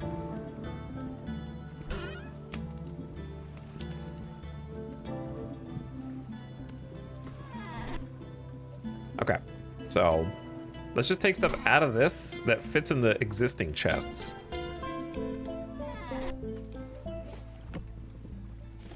Such as dry grass, straw, stone, bunch of flint, cob. We haven't really put sand anywhere. Soil, packed dirt. Quarter logs. More packed dirt.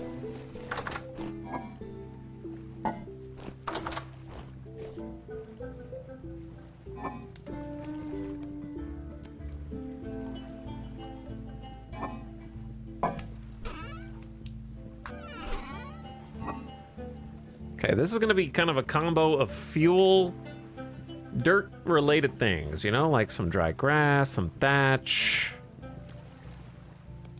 cob, strewn straw.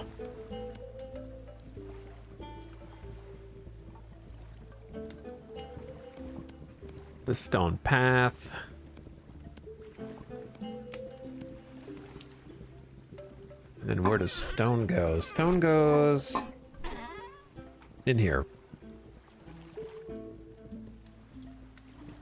Sand goes above dirt. That makes sense. Extra flint. I guess clay should be its own thing.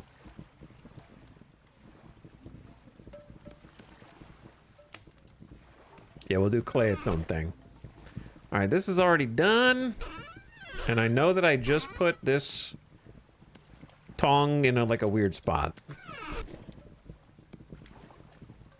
Okay, give me a sec. Somewhere around here. Hammer mold.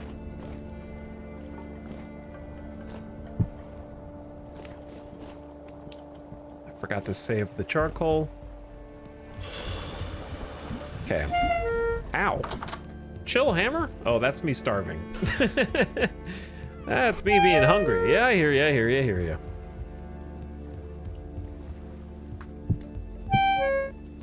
I'm eating.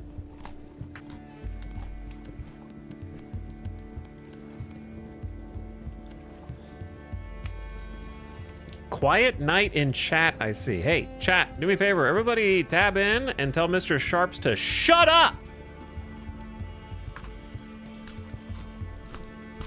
Thank you.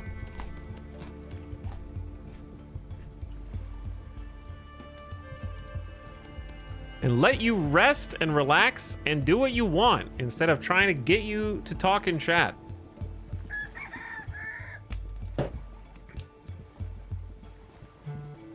Thank you.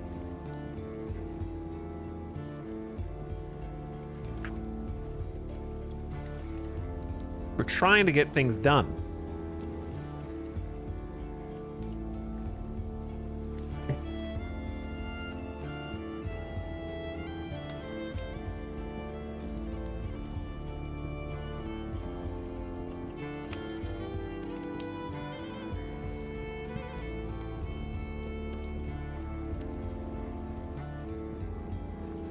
Anyways, public service announcement, just so that you're aware that I've said before, in most people's streams, that would be considered a rude thing to say. So be careful saying that in other streams and streamers that you may watch may take more offense to that.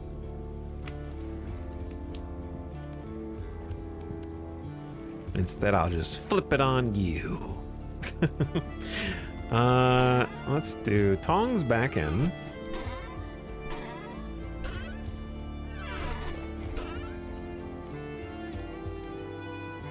Granite rock, gravel, fence, light mud brick. Oh, let's go ahead and make the compass.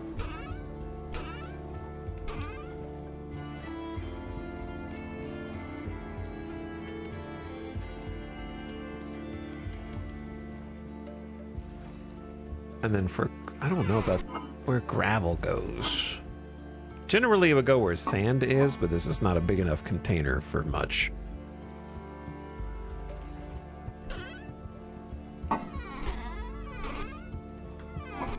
Okay, and then in here,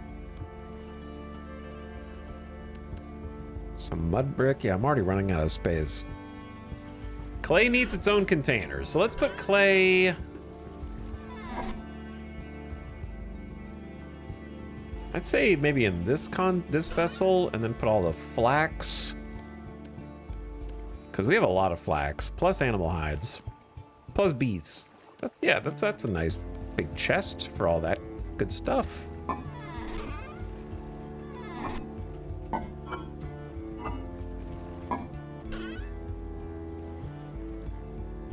That is a lot of honey. Okay, and then clay.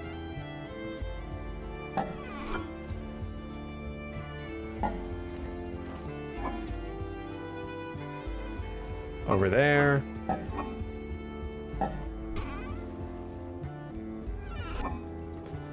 This kind of became the cook station, so to speak.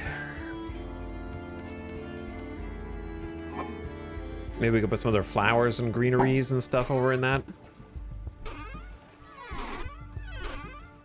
I don't know what this is supposed to be. It's kind of like animal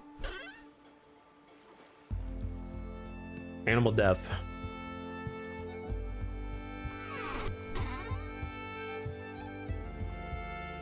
But yeah, I need a box for like decorative building things. Random building things. Maybe I'll just fill in more of this wood one. Oh yeah, we got all this crap. Oh. Well, I just made all this space and I feel like I already need more.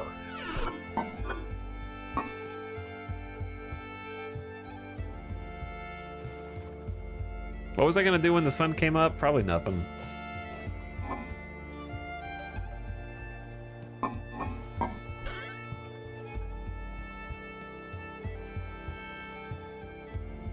Okay, fire clay bricks.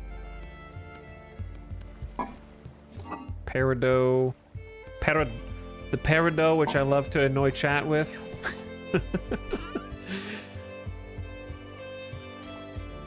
And all this garbage.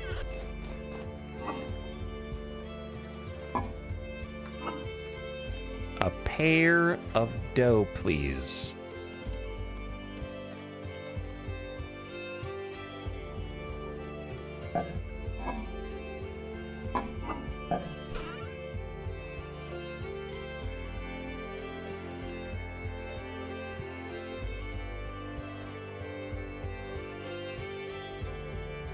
Okay, this is full. We need almost a special chest just for decorative blocks. I could put another storage up here, actually. Let's just do that.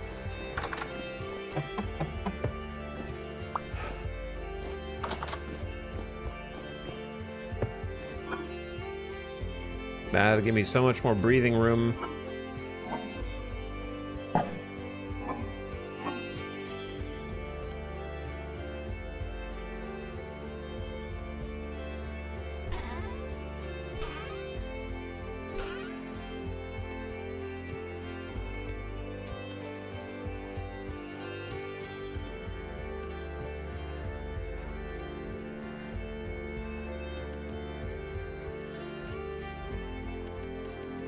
Perfect.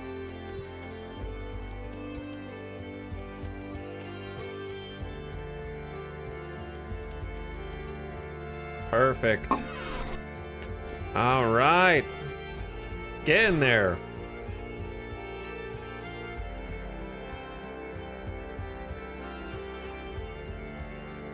There's 5 reed chests. That was for the animal traps.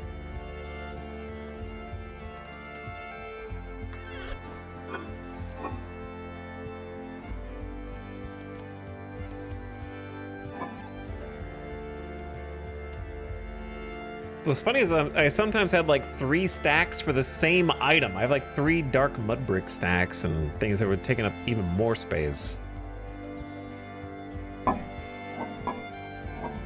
That I just couldn't even tell. Okay, bricks.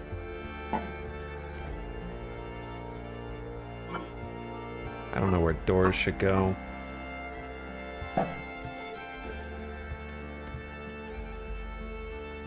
Okay. And then I want to get this corner chest out of here.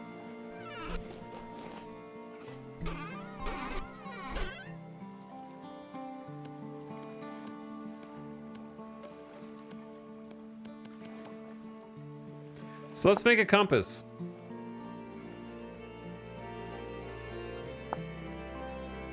We need a plain glass slab. And a nugget.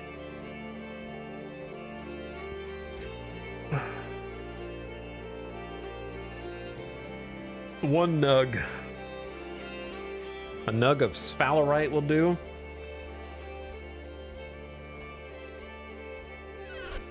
Or malachite.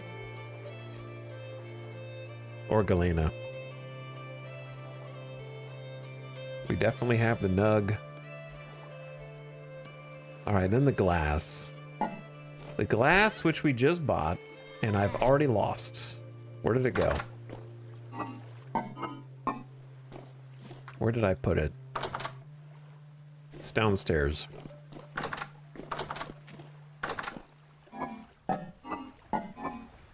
There it is.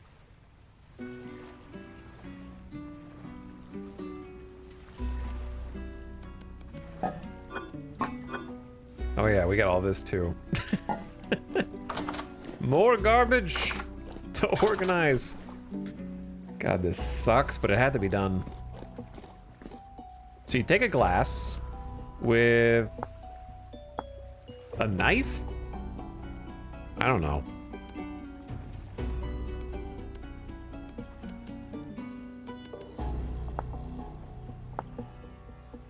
I will wait for the merry-go-round of... Okay, it's a saw. Close. A different sharpened edge.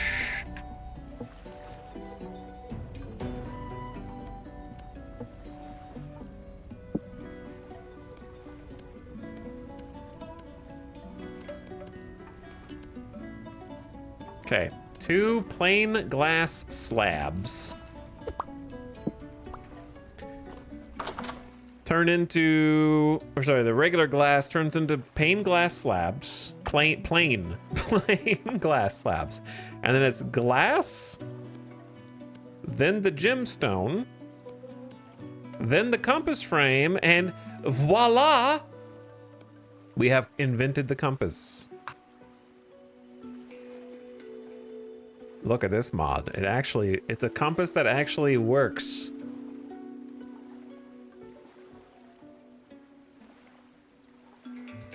Cool mod. North. South. 180. East. And west. Very good. Now we can travel the lands.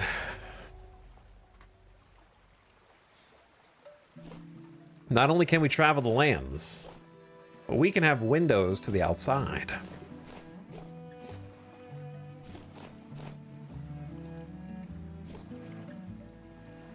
I'm thinking about turning this wall into a window into the smithy.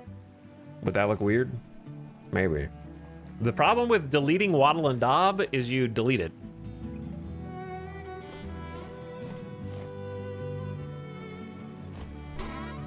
It's kind of an issue. We kind of need a chest for miscellaneous stuff.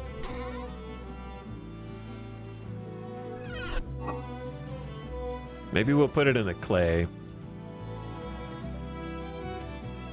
Glass plus the slab plus wallpapers. And throw that in there.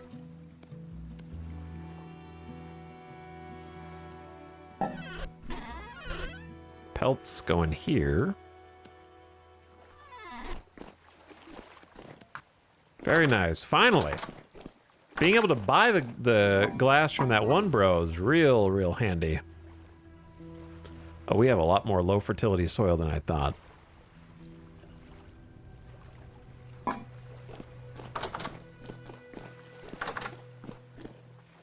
God, that's so much junk. We really do have so much junk in here. And this is an actual trunk as well, which makes it worse. There's a real live trunk.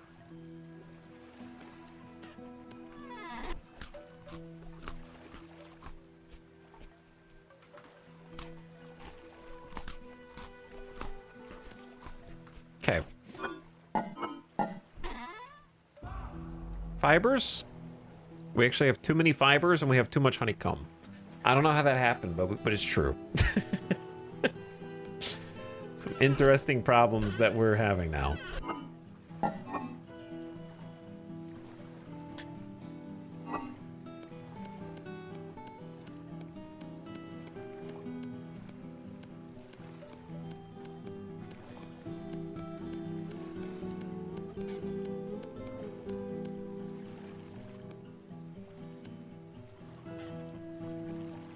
Very nice.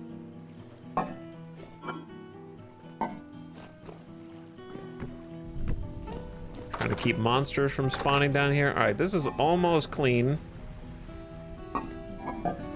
Should be only food in here. Maybe animal hide, because that will spoil. All right, only food. Good. We did it.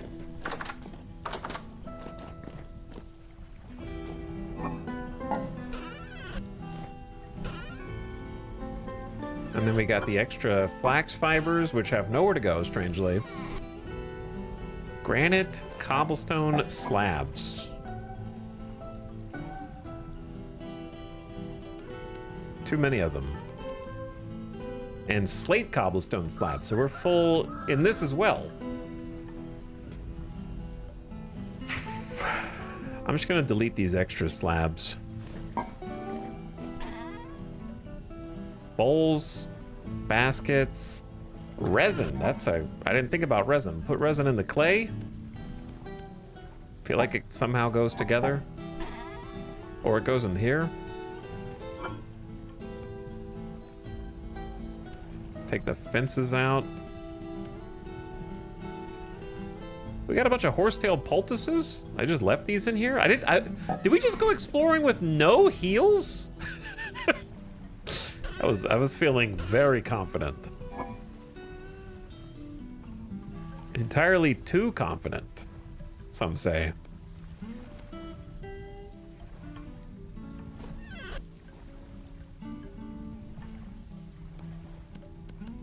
But we made it out, didn't we? We did make it out. Okay, then it's pretty much just this chest of junk back here, which is literal junk.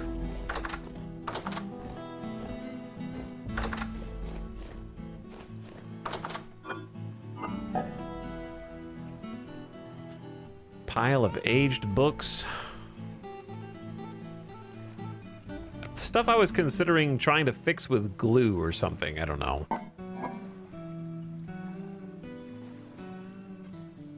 Maybe. Cock-a-doodle-doo, little guy.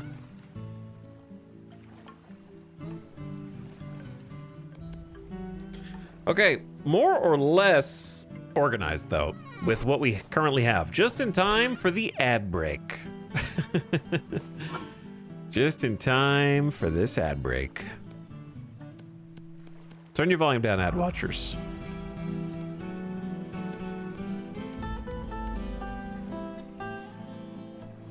I might need to get up and move around a little bit. We need to move this fruit press somewhere. We need to put this oven somewhere. We need to put these crates somewhere. And then I can move this trunk and then use that for overflow storage. Got a lot of space in this trunk. And then I'm done organizing for now. And I'll go back to building and crafting and constructing things. Pain in the ass, but worth doing. I want to build a little home for you, my rooster buddy, who's laying a significant number of eggs.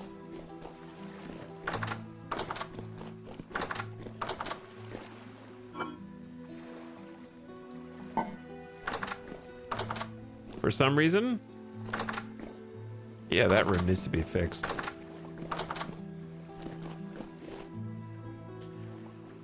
Okay, I need some water. I'm gonna grab some water. And then it's time to build maybe a little rooster coop, chicken coop.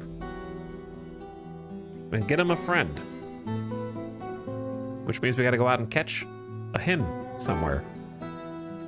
Sly Fox, thank you for the 47 months again. I saw Proscaleamide. Thanks, guys, for the subs. BRB.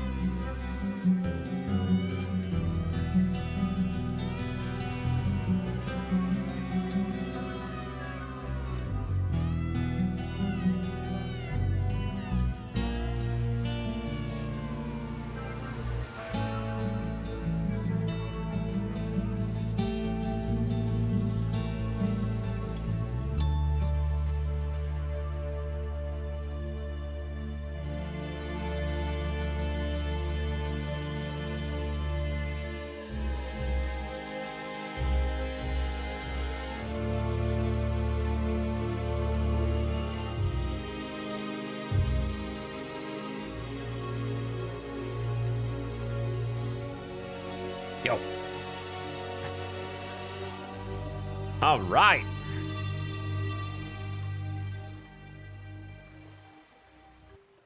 What's up?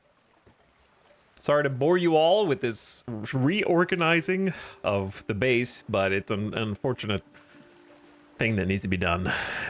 And now it's mostly done. We're gonna set up some reed basket traps for the hens, but hopefully hens. I still don't know where to put this clay oven. Or any of these boxes, but we can just move this for now. Take the chest, kind of just shuffle it in here. This will kind of just be like a little bedroom storage for now.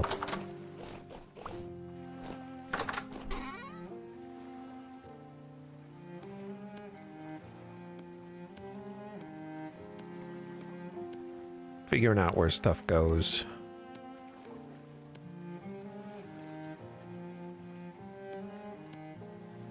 Stuff that doesn't have a home.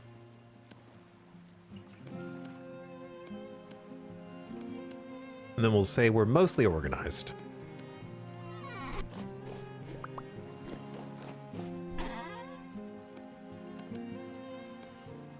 There we are. Okay. Well, if I guess I have overflow, I could just put this in there too. Cock-a-doodle-doo. So we got a full row of chests on the bottom. Some storage vessels on top. Much better storage options with a teeny bit of free space even in some of these. But we need to use these resources and that'll create more space. I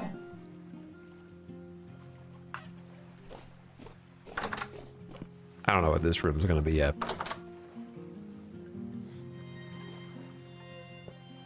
All right, Rooster. I'm gonna find you a home, little bro. I'm gonna find you a home.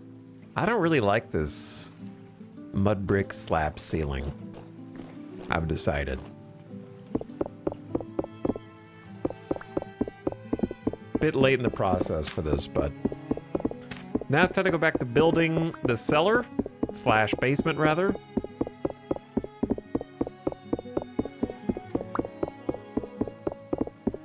I know you can punch these, but I'm too lazy, so I'm just gonna use my pickaxe to make it go faster.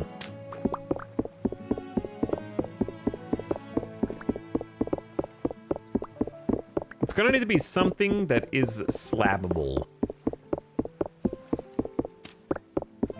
to be the roof.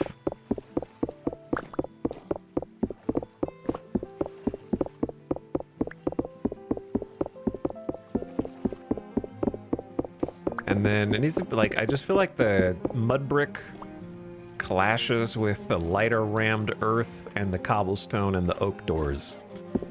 A couple people in chat said it looks like a dungeon down here, which I get. I don't necessarily disagree.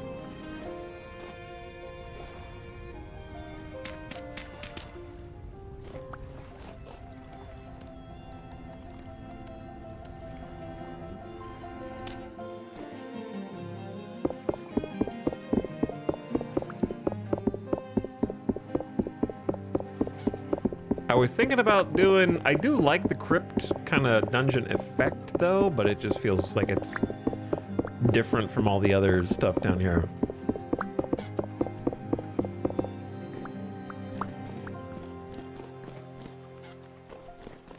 Like, is there a world in which we do the stairs tunnel technique?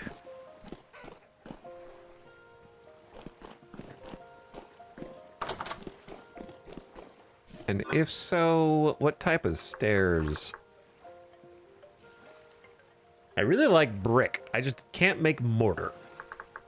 Or can I? No, I can't. Because we never got lime. We never found lime. The hunt continues. Okay. Different types of bricks look real cool.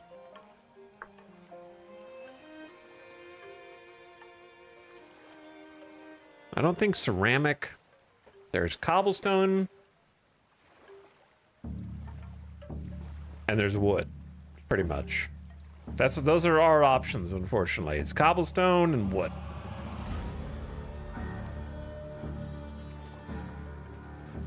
The aesthetics in the cellar inspired me to finally remodel my base. I'm now knee-deep in decoration clutter and no design sense. That's how I feel, yeah. I feel pretty much the same at all times. You end up with 1,000 different blocks and you're like, none of these work. And then you got to put the block somewhere. It takes up a bunch of room.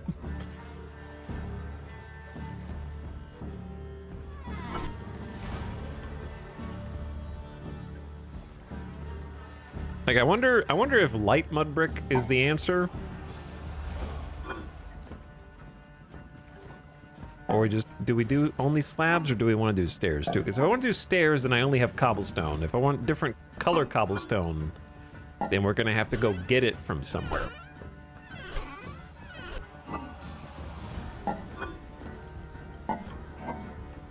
Because like I got this, but I don't have enough to actually make an entire ceiling for sandstone. I don't think it's gonna look right anyway, but how do you even do stairs?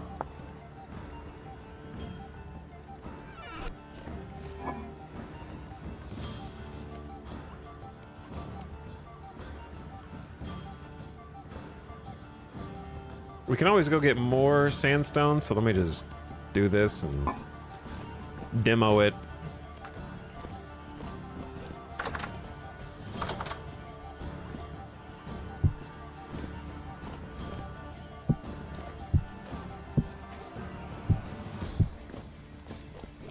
Bright orange.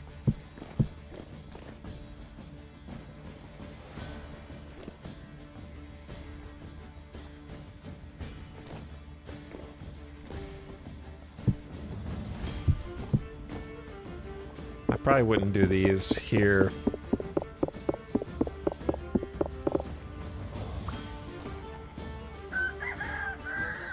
I don't hate it. I don't know. It's weird. But I don't hate it.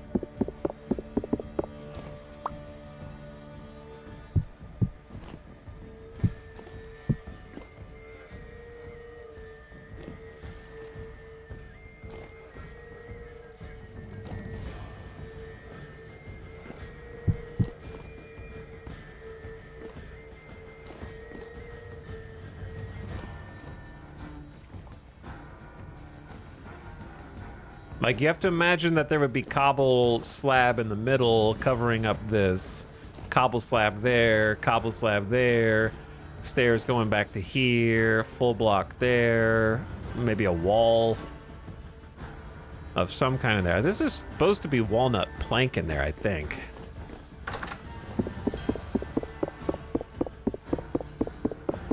The orange kind of does come out of nowhere, though, doesn't it?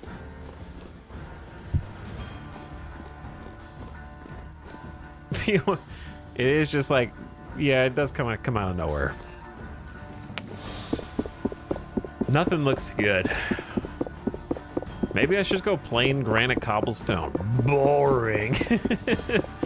Yeah, boring.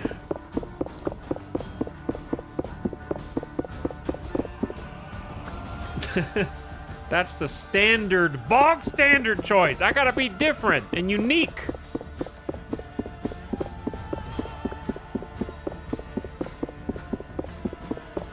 An unusual block choice. I don't want to do normal mode.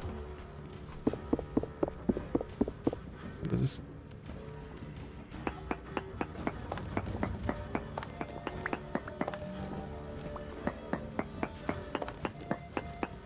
But I think it's, yeah, let's just do standard cobble. And if it looks bad, then we cry. I think it'll look fine. I just need to finish this, so I'm not working on it for this many streams in a row. To be fair, we did spend a lengthy amount of time out and about exploring the world. I'm gonna need another copper pick. We have a bismuth pick, but I'm trying to save that.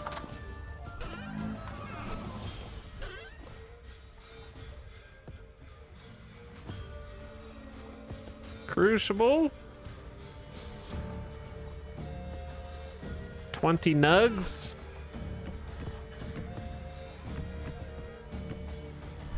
Start with some wood fire to heat it up to save charcoal. I think our goal needs to be start making more charcoal. So we have two main goals when the sun comes up. Make more charcoal, which is going to require cutting down a bunch of trees. Number one. Number two, making an animal kind of farm area. Both of those things will allow us to focus on a bunch of other projects.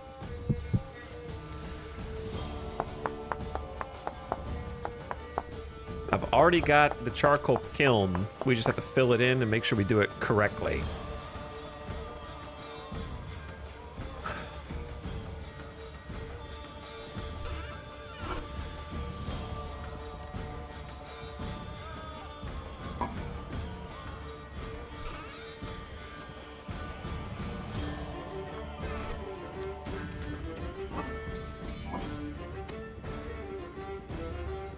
All right, here's the granite cobblestone slabs and stairs.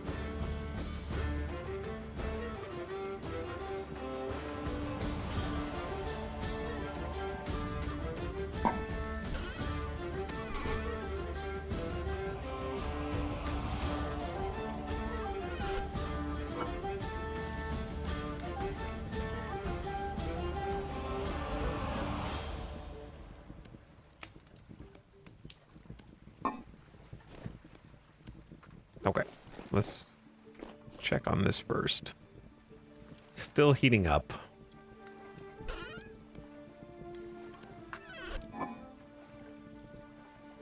All right. Mud brick slab, you can go.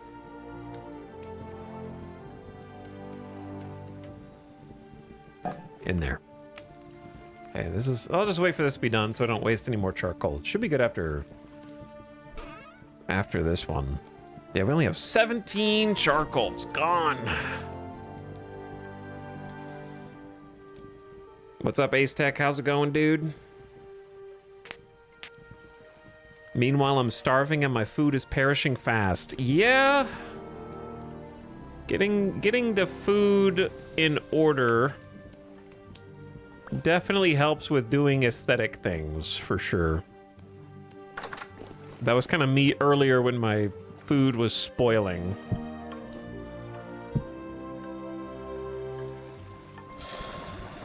While I was trying to do some redecoration.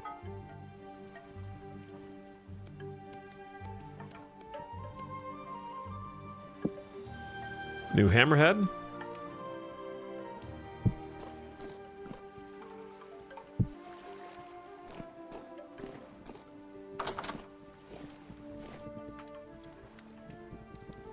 And then put the crucible up.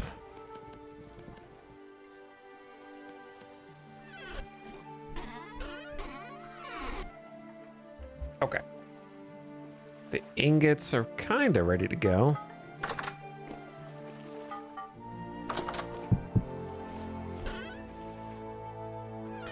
And now let's go down. Actually, put the tongs up.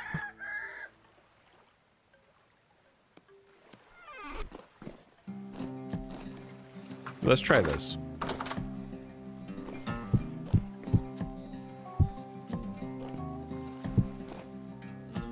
Ding, ding, ding. Ding, ding, ding, ding, ding.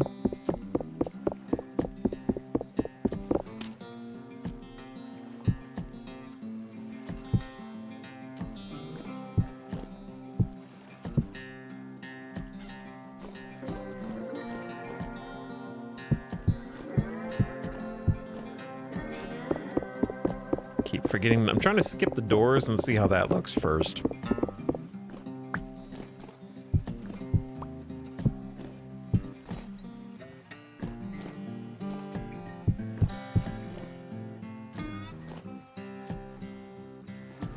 Okay, then the slabs in only horizontal mode would look like this.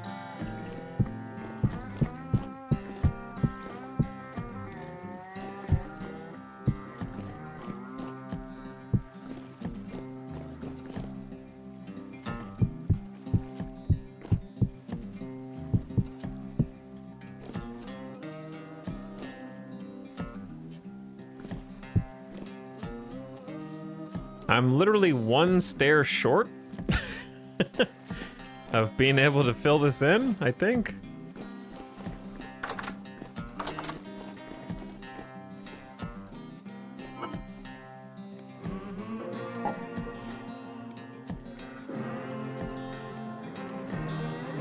But then I'll have one extra.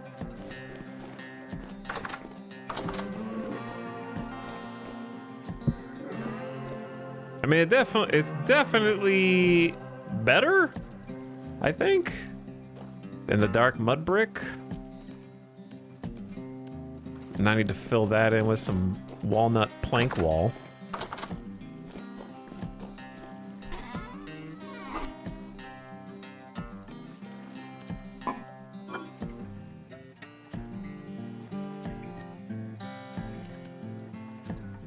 A single cobblestone stair. So sad.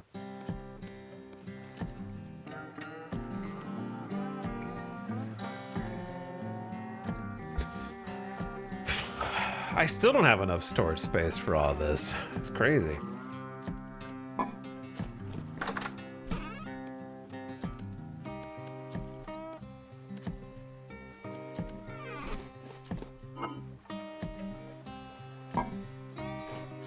Do we have any food? I don't have any food.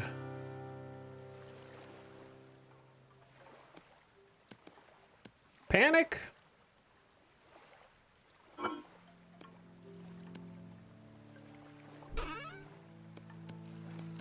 All right, cook some berries, some spelt, and some turnips. If still hot enough for a fire? Without me having to light it? Okay. Because the coal, I guess.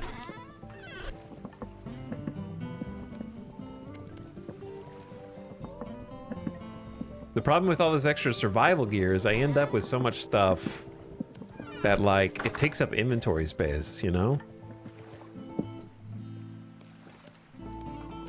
Oh, you want a compass. Oh, you want a sextant. Oh, you need to carry a map. Like, those all take slots.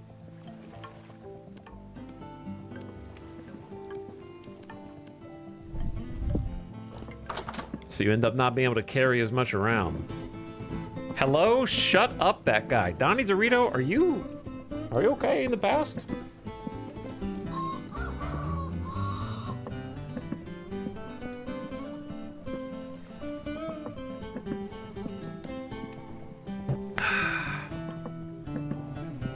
So, walnut boards.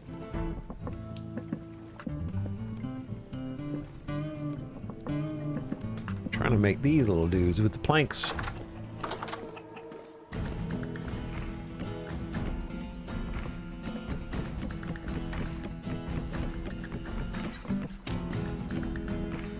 No, it's sideways. It snapped from VOD time to real time. There we go. Wait, this one's messed up.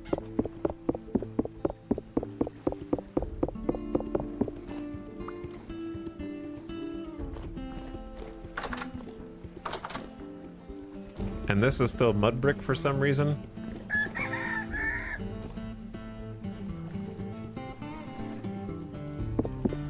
Oh, and I'm hungry. Hold on. Time out. Time out. I know! Hold on. I said hold on. But now I need more grain.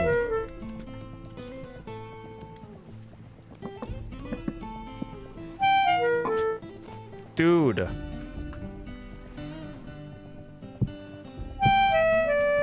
I know. I'm eating. Yeah. And now I'm out of grain. It's like someone's got to eat the flax, but I can save it for the animals. I guess I'll eat the rye. I don't even know which one of these expires faster. There's a 4.1 year in there. I'll eat that one first.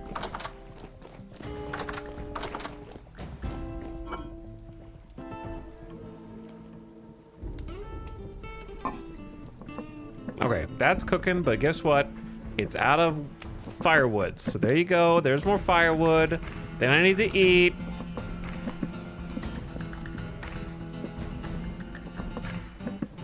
Okay, then I do what I was trying to do originally. I already had walnut planks and I didn't know they were in there. Whoops. Okay, I was originally trying. I need some of these, at least one of them. There you are. Okay, I like this basement more now with the cobble with the little stair accent on the side. And then I'm gonna put something here instead of candles. Statue would be cool.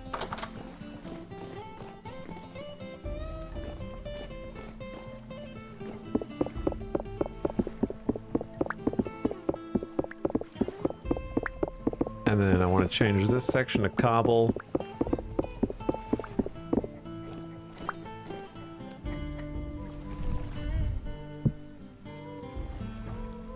But now I don't have enough stairs. Classic.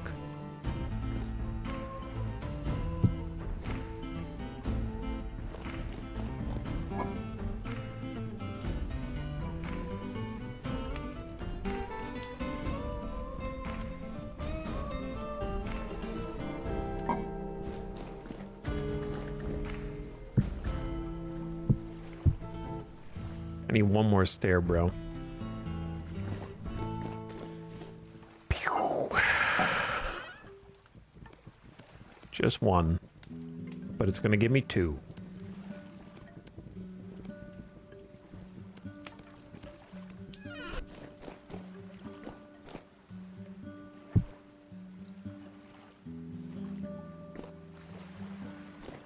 Actually, that looks stupid.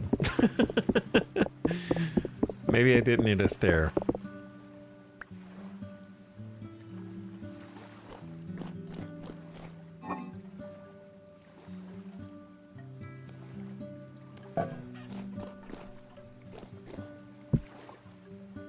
There we go.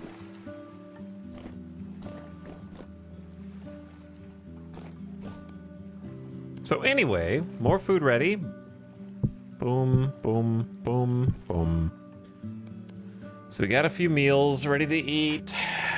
Sun should be coming up soon. It's 4 a.m. We're gonna go out and try to refill the charcoal kiln. The charcoal kiln. I don't really need these copper arrows right now. It's a little overkill. Bone arrows, we can save those. Put the clay up.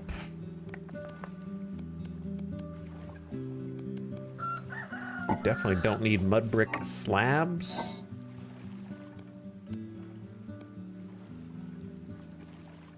But I have 4 extra for fun. Just gonna eat those. Actually, I'm gonna end up accidentally picking them up anyway. Okay, all right, I think we're ready to go. Just take some food with you, so you don't go hungry.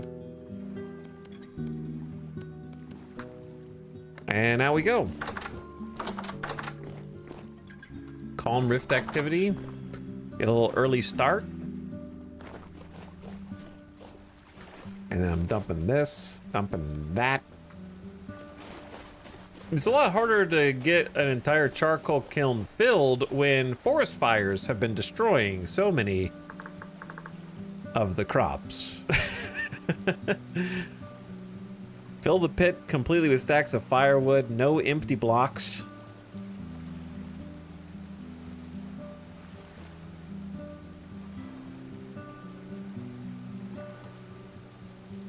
Okay.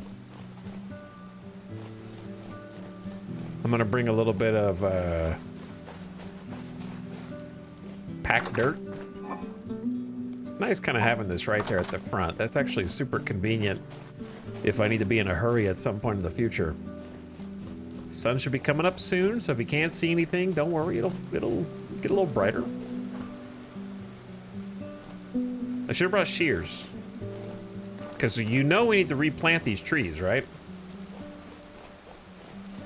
Hold on, I left my keys at home. Either you or someone you know, chat, is the person that every single time you leave to go on a road trip, you have to turn around within 15 minutes to go back because someone forgot something integral that they cannot leave or live without. You're that person, or someone you know is that person, but we all have at least one in our life.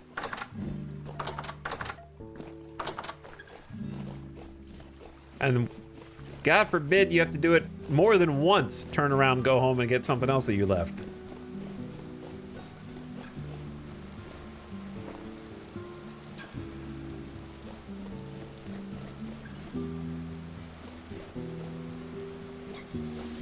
I think I forgot something even if I didn't. Yeah, that happened. That's what happens to me all the time.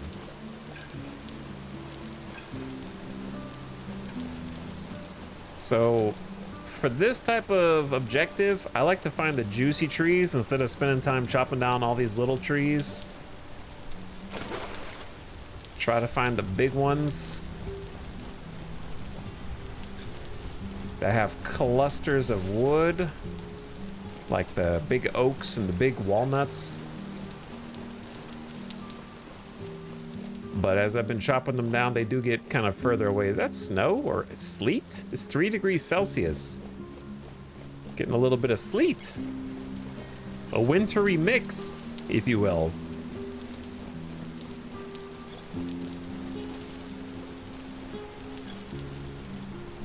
Did I plant this oak sapling? I don't remember planting that.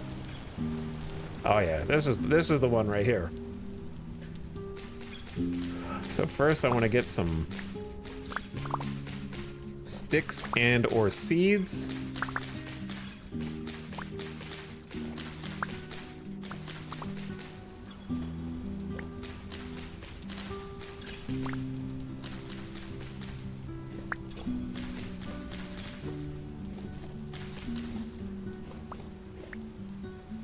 Have I gotten even one seed out of this?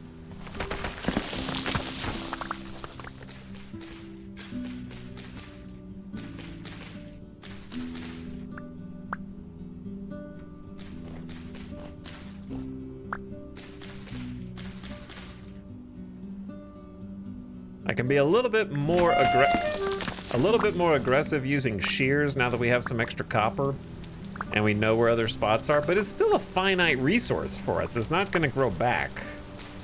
If I want to keep getting it, if I take too long in the copper era, then we're going to have to go further abroad to keep getting more. All right, I got like 6 oak seeds. We're good.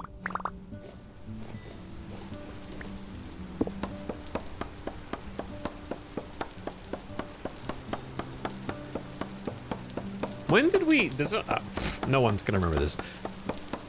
Does anyone know which VOD we made charcoal? Like, how long has the current stash of charcoal kept us afloat? How long have we been coasting on that charcoal batch?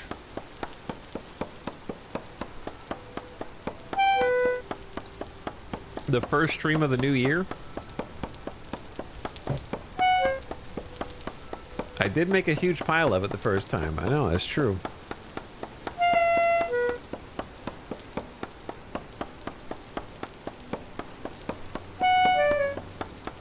Imagine making a copper axe. Oh. Well, we need more than 2 axes.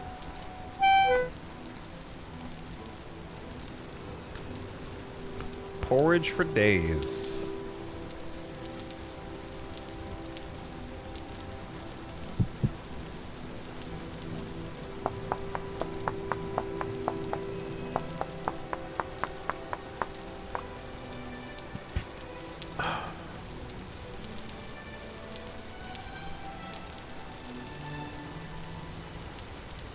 I don't know if 1 axe is going to be good enough or not.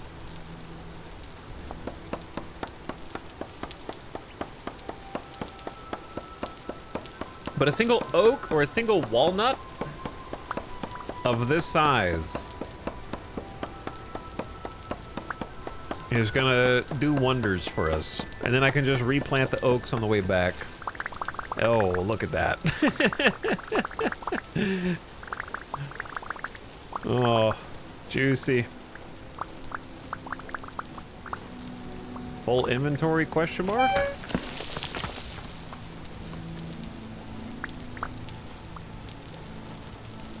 Who did this? Did I do this?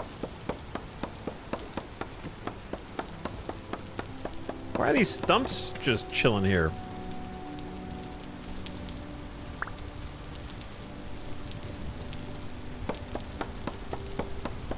Maybe I did this?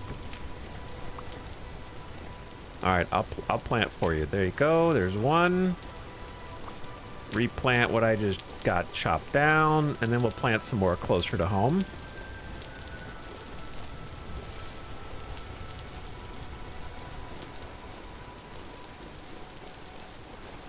Anyway, I was just being facetious. I assume I did it. But, go boom. There's an oak. I planted all these trees. These only regrew because of me. There's another one. There's another one. And another one. Got a few different trees planted over here already, saplings.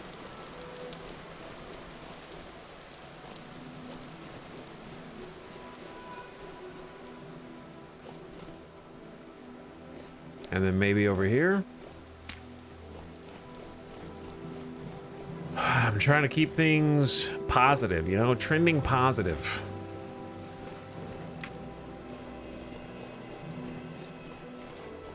Now it's time to stack some firewood. This is the charcoal kiln right here.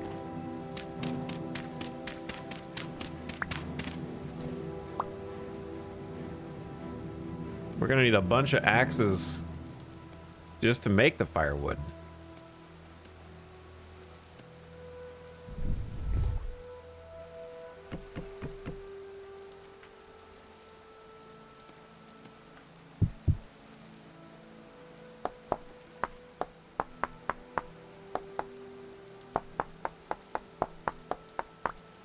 How did people figure out how to do this in real life? You know what I'm saying? How did people figure this out? How long did it take?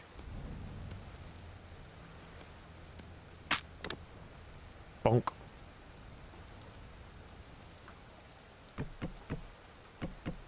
That's not the right button, bro.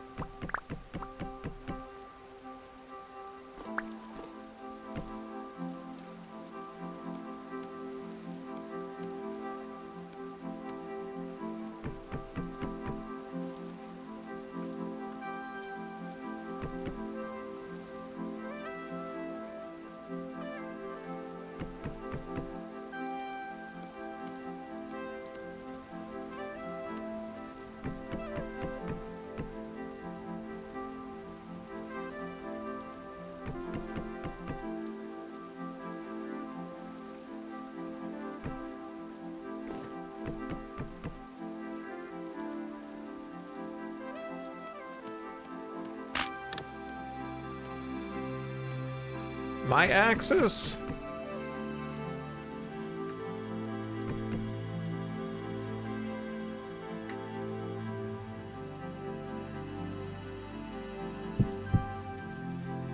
I'm gonna need more rocks. It's gonna take at least 2 more.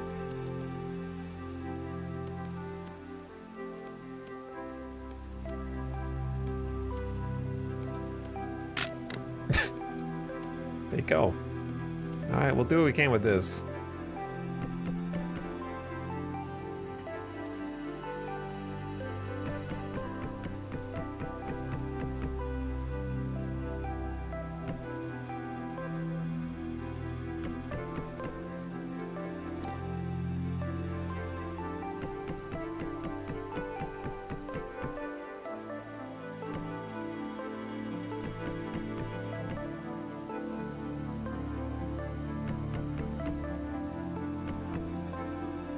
So much firewood, man. It's not even enough. To be fair, it's kind of a large pit kill. It's kind of a large charcoal pit. I need to get some more. Couple more little stones off the ground, but I've been kind of picking all of them up around here. Maybe these ones.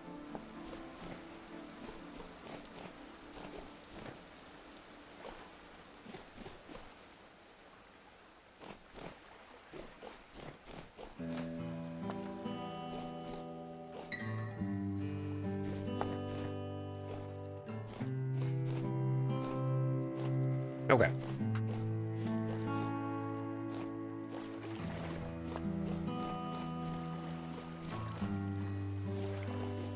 There we go.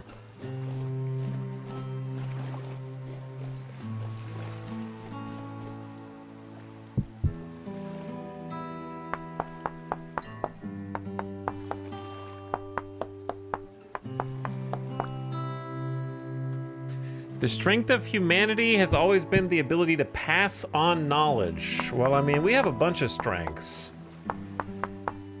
That's one of them. But here's the thing, right?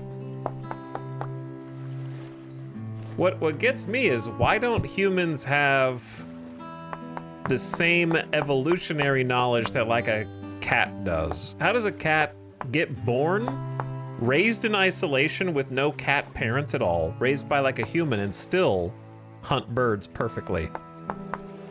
You know what I mean? That's crazy. I'm impressed. Like, that's just baked into your DNA. You're just in it for the love of the game, genetically.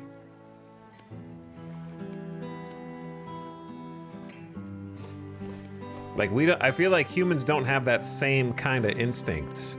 Like, if we were just born and raised in a vacuum by aliens, I'm just, you know, by whoever, not a human who wasn't teaching you, I don't think we have those same instincts. Like, that we would have knowledge passed down genetically like that. A cat can't learn. Sure can.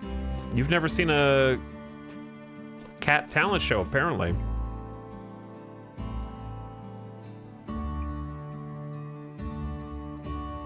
Like how spiders of the same species make the same shape of web. I know, that is crazy. Like, they spin it the exact way. It's very cool. Cats can definitely learn, bro. I know, because they're kind of scary how fast they learn. Like, who taught you how to open that door? How did you figure out how to get in that cabinet?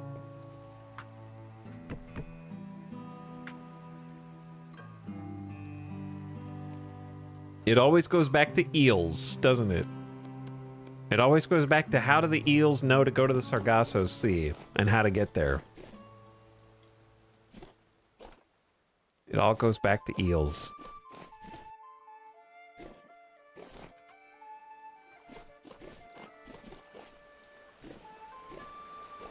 But yeah, obviously learning and teaching things, humans are the best. We're the coolest.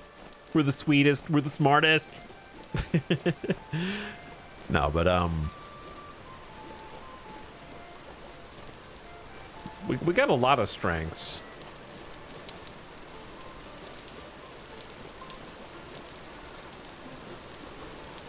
Joking about modern civilization aside, humans are excellent at taking care of their young compared to other animals, in my opinion. There's a lot of animal species that have babies and are like, okay, bye, good luck. Hope you don't get eaten. We have much more object permanence than pretty much all other animals.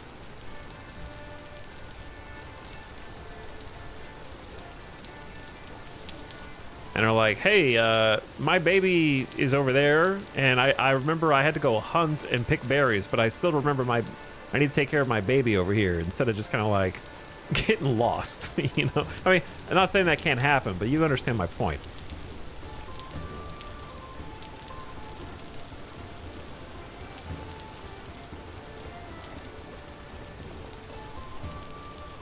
Yeah, like, I understand, obviously, like, a human baby needs more care than, like, an elephant baby.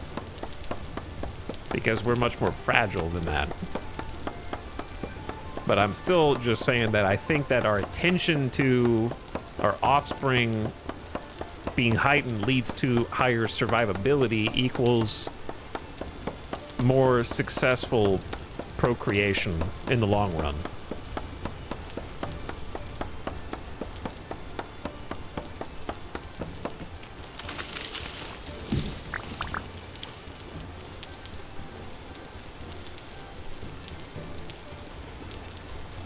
more successful procreation, let's say.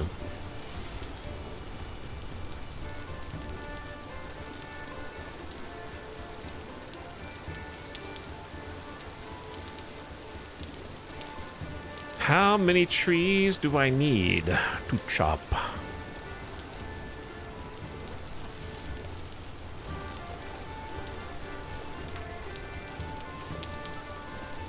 Pretty sure I'm still scared to chop pines because I don't remember which ones I planted versus which ones were already here.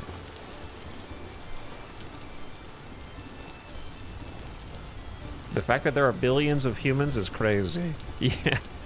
Yeah, I'm glad that I won't be around to see the fallout when billions turns into tens of billions. You know what I mean? We're on an unsustainable upward trajectory that's called not my problem.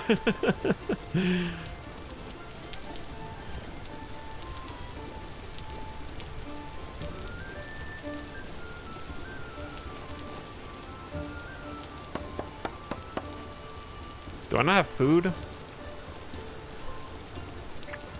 Okay. I got. I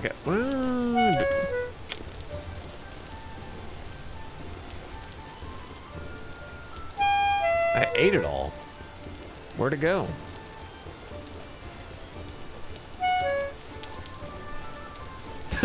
The story of human civilization. Where's my food? Oh, I ate it all. The end.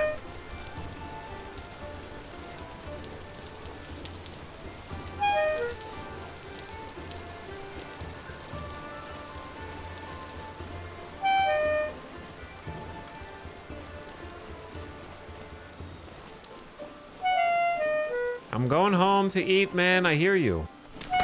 I'm listening. I've got heals also, so I'm not worried.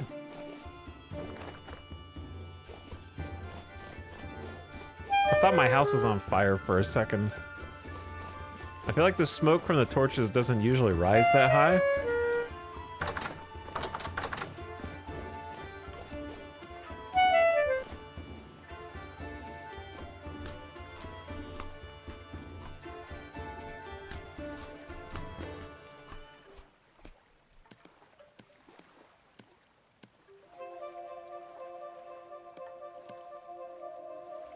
Okay.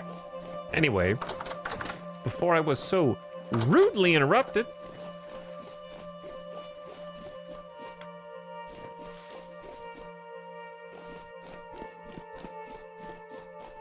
See, I definitely planted these pines.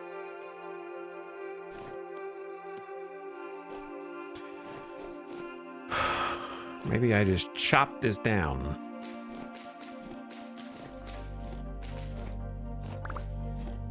Without worrying about replanting it, I don't know.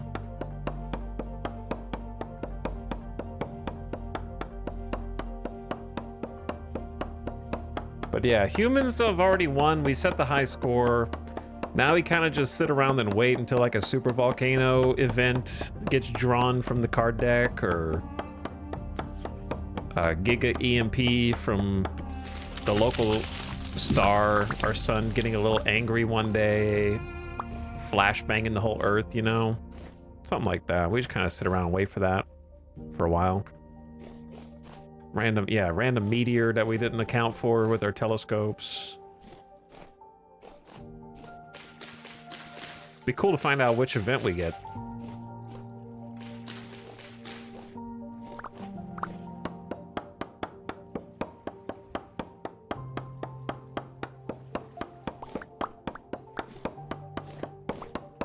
Look, I just need the internet and long-distance communications to continue to exist until after I'm gone, you know? Just let me live peacefully in the internet age and save all that stuff for the people down the road. All right, they'll be able to handle it. They'll have figured it out by then, I'm sure. They'll have the answers.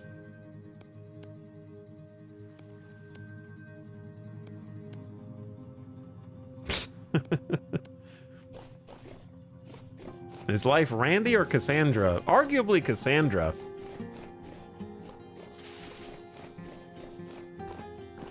In that history kind of does repeat itself, and there is just kind of this eternal sort of ebb and flow between peace and conflict.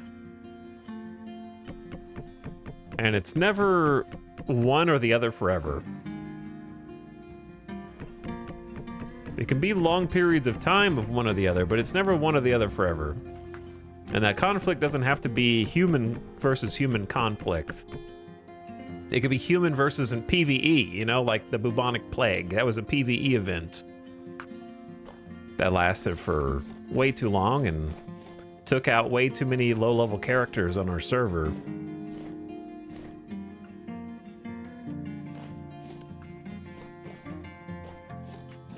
Human versus emu.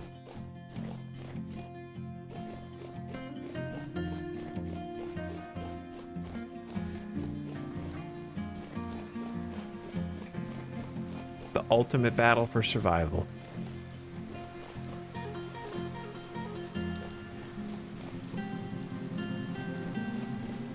Why is there like one patch of orange maple leaf right there? It looks weird. Stuck to this like pine tree.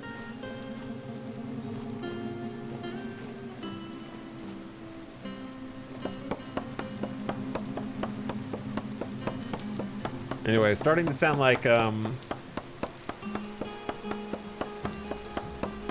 YouTube channel.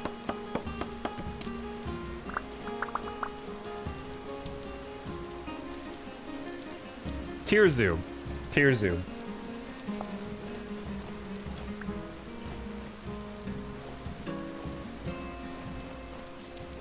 I actually hung out with Tirzu once. He was a really cool dude.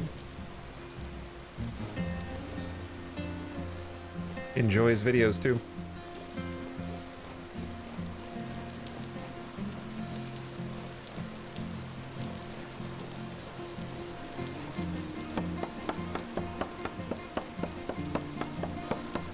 You might think it was weird if I just slid into the DMs again. I was like, hey dude, what's up?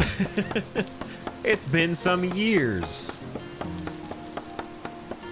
I'm trying to remember how I even talked to him the first time. I think it was through like the RT game / Spiffing Brit pipeline. They know a lot of people. They're friends with everybody, including me. Sometime. I always hang out with RT anytime we go to the same convention, which unfortunately hasn't been. I haven't gone to a convention for a while. Sadly.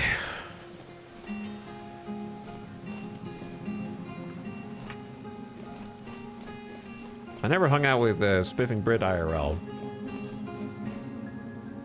But Spiffing Brit hosted that like Rust creator event where we were teamed up with Kiwo some years ago. That was fun.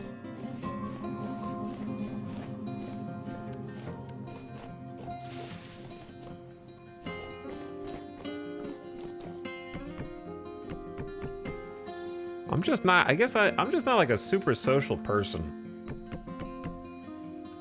For stream's sake.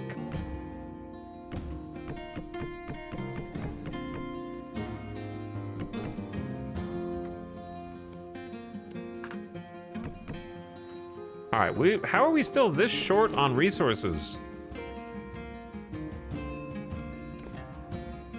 It says it's calm, so I could go cut down a few more trees, but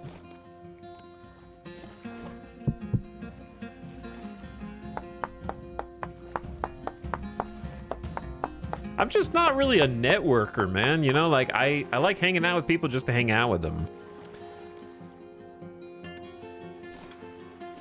I just want to chill or like do something off stream, play a board game or just hang out and chat or whatever. I don't like doing a lot of.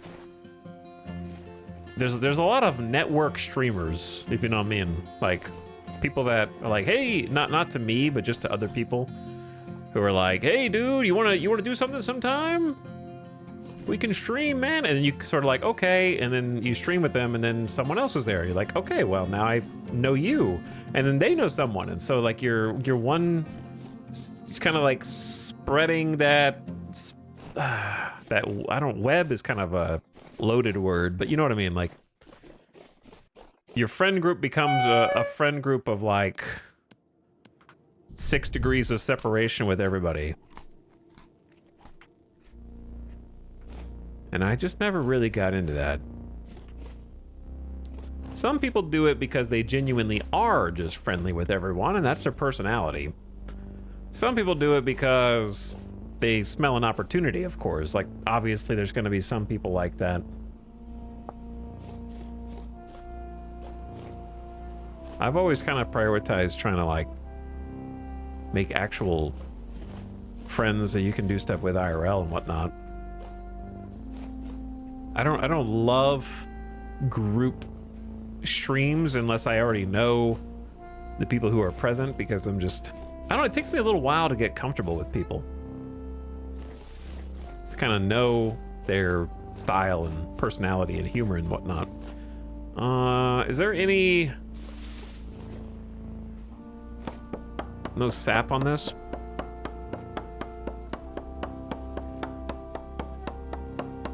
Overhearing the conversation between the admin and the guy that reported you for executing him is a top 10 gaming moment. I don't know if I ever heard that. Did I hear that?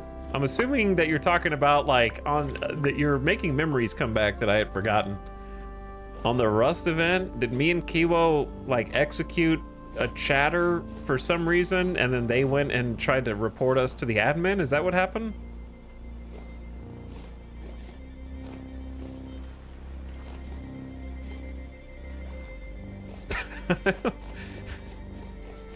I like don't remember this.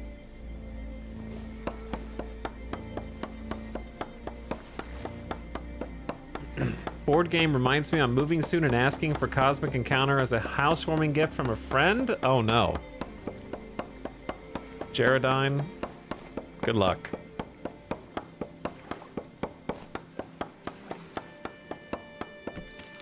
It's one of those games, and while I love it, I almost never recommend it to anyone because it feels like it can be polarizing.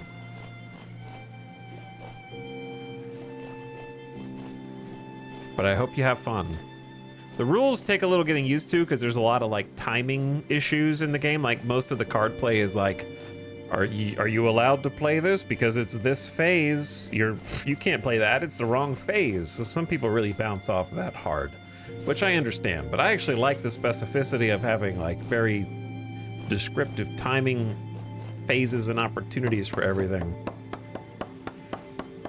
A6 says, yeah, they had a convo in a patch of forest and didn't think anyone was there, but I heard. He was salty.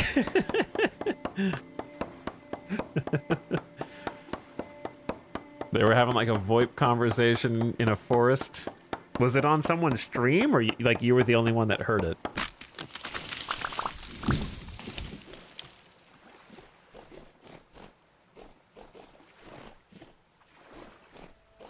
I feel like in those types of situations, people just don't understand that it's better to be content for everyone else than it is to like keep running around and everything's boring. Only me, I think. True eavesdropping. Well, maybe that's why I didn't know about this, really. I remember the executing a chatter in Rust, but I didn't remember there being like a admin combo.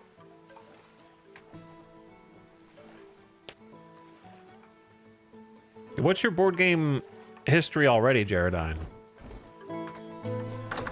I hope if you're playing Cosmic that you've already got a few board games under your belt. That wouldn't be one I start with fresh, with like, okay everyone, it's our first board game, here we go. You guys ready for Cosmic Encounter?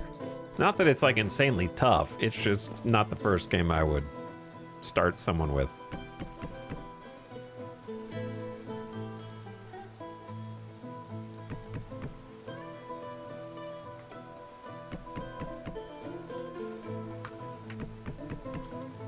Is this enough?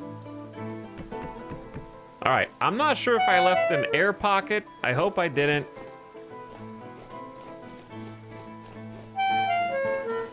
So I'm gonna try and get this started. If I left an air pocket, rip me.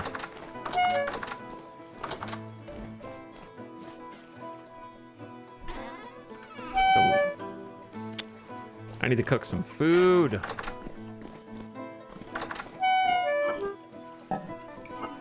Just gonna eat some berries for now.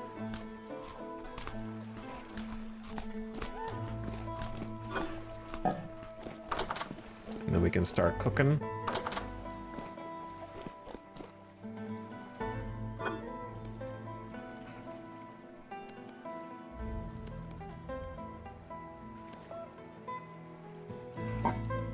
And I actually have firewood.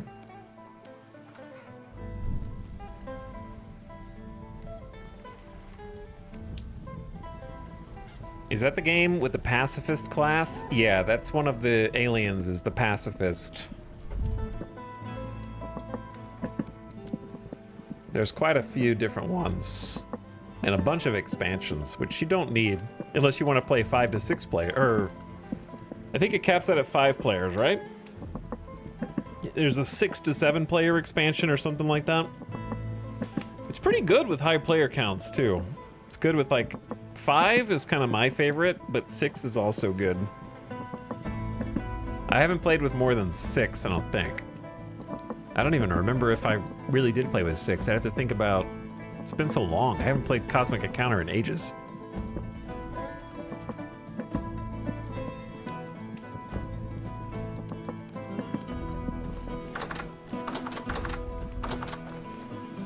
Okay, Rift activity's calm, so it should be safe to start this if I want.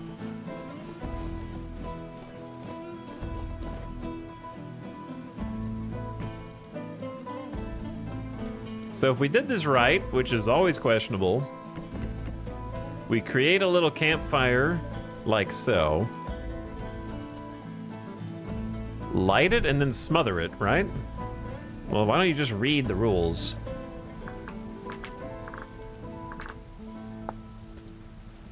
Build a fire pit on top of the exposed stack of firewood and light the pit. You need to cover it up and seal the pit. If it begins smoking peacefully, you did it.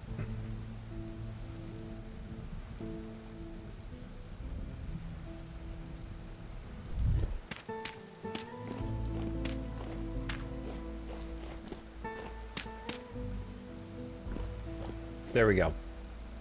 I remembered to seal this side. Ad starting soon. Turn your volume down, ad watchers. I want to say that it looks like it's smoking peacefully. And I don't hear any trouble. So hopefully I did it right. Wall-to-wall firewood. I forgot to seal that up with rammed earth, but it's fine. It'll still work. All right, and now we just wait a long time and bam, tons of charcoal coming in. So that's one objective done. Next objective is gonna be the animal farm. 5 means an alliance wins usually. Yeah, whether an alliance wins or not is determined often by who you're playing with. If you're playing with gamers, then they might wanna not ally. If you're playing with family or friends, then I found that they like allying more. Anytime I played Cosmic Encounter with family, I would say most, like 66% of the time or more, 2 family members are like, let's make an alliance. Which, you know, is perfectly valid. They just want to win. They're like, all right, I'd rather share a victory with this person than lose. You can do that.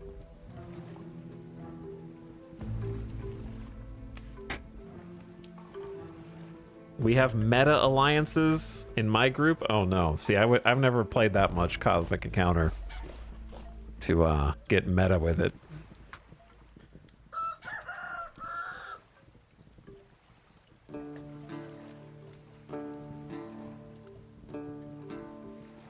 Okay, so you, Jaredine, you haven't played any like modern board games. So Cosmic is gonna be even more, it's gonna be challenging.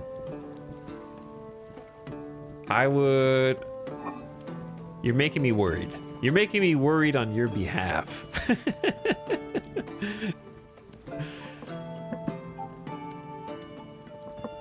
It's not too late to change your housewarming gift to something else. It's not too late.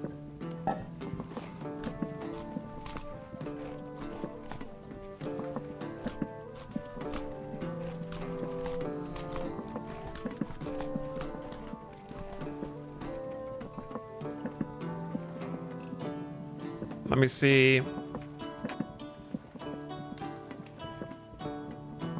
If I had a suggestion, do you like to play in big groups? Like 5 or more? I would consider 5 or more big groups. Here's what you should start all of your friends with. If they haven't played modern board games, same as you. The classic 7 Wonders. Which you can't go wrong with 7 Wonders as a starting board game for big groups, right? I think that's a step above Sushi Go, but I like Sushi Go, but I wouldn't make a night of it. Like, Sushi Go's fun, light, enjoyable, but 7 Wonders is a little meatier. Why is that? Which part? I'm trying to look at like my what games I've played. The ETAL board game advice corner, yeah. Actually, though.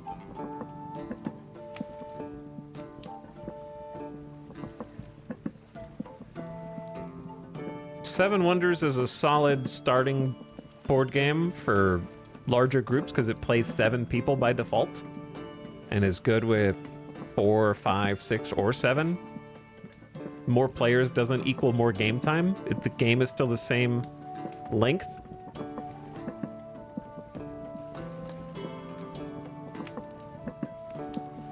Seven Wonders and I prefer Meteor. Yeah, but you just said that your board game experience is Monopoly, Mancala, Mousetrap, or whatever from back then. So you don't know what meaty in modern board games means. It gets scary deep. There's games that I don't play because it's too far above my head. Any of the games, 7 Wonders is gonna feel meaty compared to Monopoly, at least in my opinion. Or like Mousetrap or something.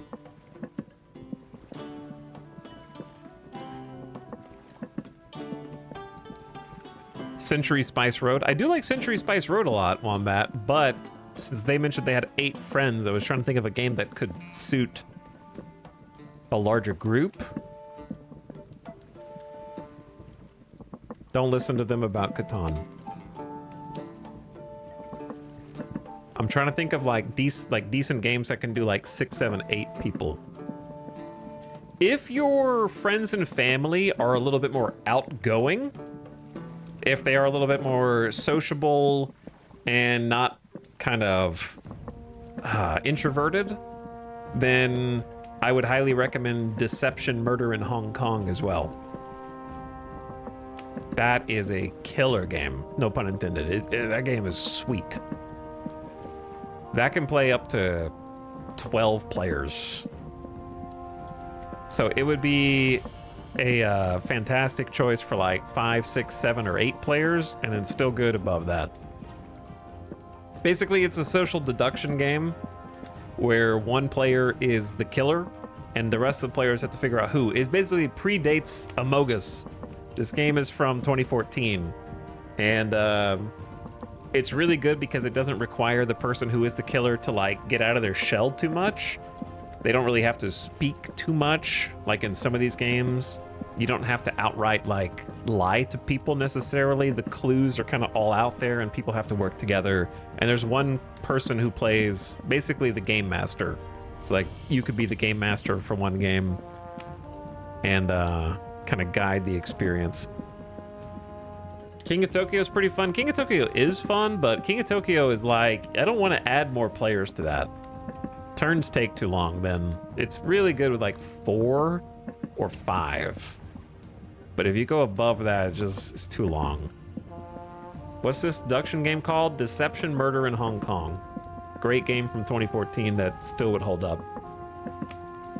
people get really into it and really excited, and the games are short. They're like 30 minutes.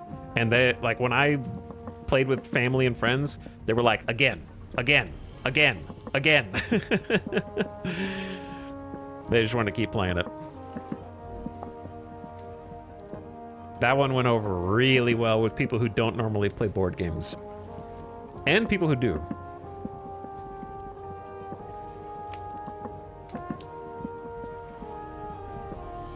My brother really loves trying to get me to play Spirit Island. Well, yeah. That's a hard one. I haven't played that one yet myself, but it has a reputation that precedes it. Fewer is okay too. I was told to compile a list.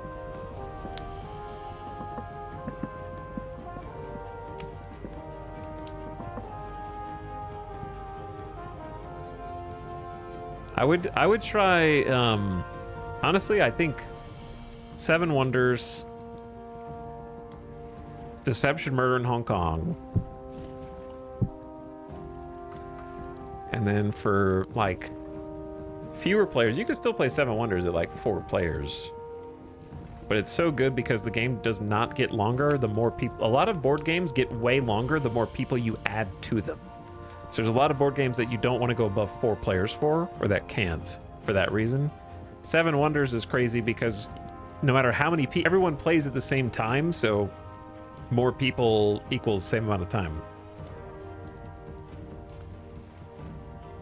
But anyway, for like for small, if you want a real party game, it's not really a party game, but it's a game that makes people party. If you have exactly 8 people, Captain Sonar is one of the coolest games I ever played. But the problem is I would never play it with fewer than 8, and I don't think it can play more than 8. It needs exactly 8 people. That's one of my favorite games I ever played, but it never ever gets played because you need exactly 8 people, in my opinion.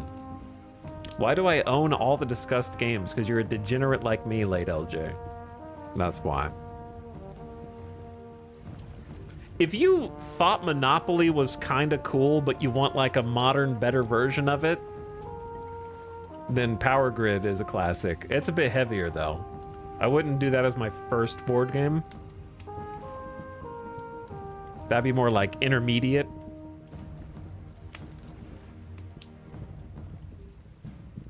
You can do fewer than 8 people. Players just take multiple roles. Don't listen to Kadwa. I have played with friends and family, Captain Sonar multiple times, and with only 1 role, people were getting confused. All they had to do was 1 job, and they were getting confused. So do not listen to Kadwa and get Captain Sonar and be like, it's okay, you can just handle 2 roles. Nope. Only special people can do that, okay? The average person is gonna be like, what? I don't even know what I'm supposed to do regularly.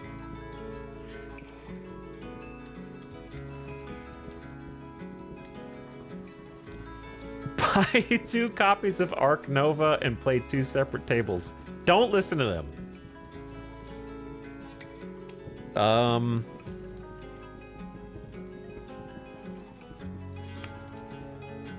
For like, literally, if you haven't played anything besides Monopoly and Mancala, I would get Carcassonne. With the Inns and Cathedrals expansion, but I wouldn't play that with more than 4 people total. That'd be like a smaller group game. 2-player, 3-player, 4-player. That's a great starting game. Carcassonne, it's a castle in France. C-A-R-C-A-S-S-O-N-N-E. Carcassonne. I've actually been to Carcassonne in real life. Back when I was like 18. Got to go to France as part of a school trip.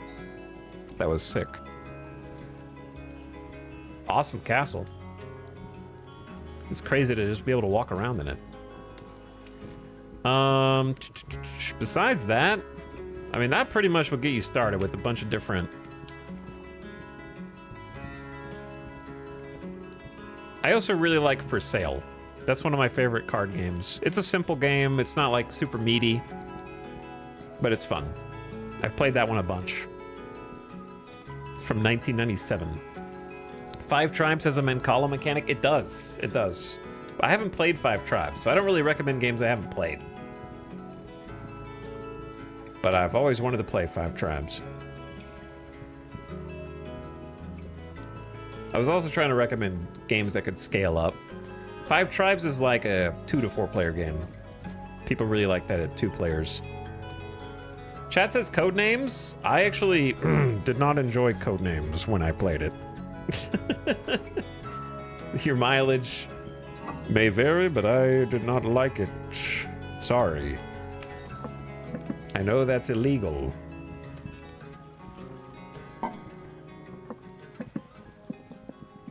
I also don't like Catan, so our tastes may vary. If you want like a party game,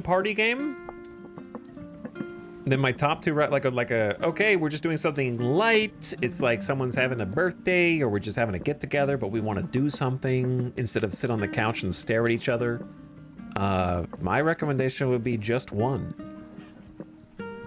That's anybody would love Just One. It's easy, it's fast, it's light, it's casual. You can hop in, you can hop out.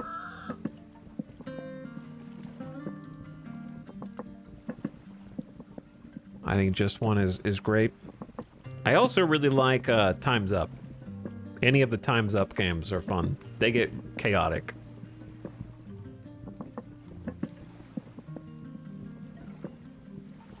Just One what? It's a game called Just One. A board game. Just one board game, please. The purpose of Just One is like... I'll have to show you a picture.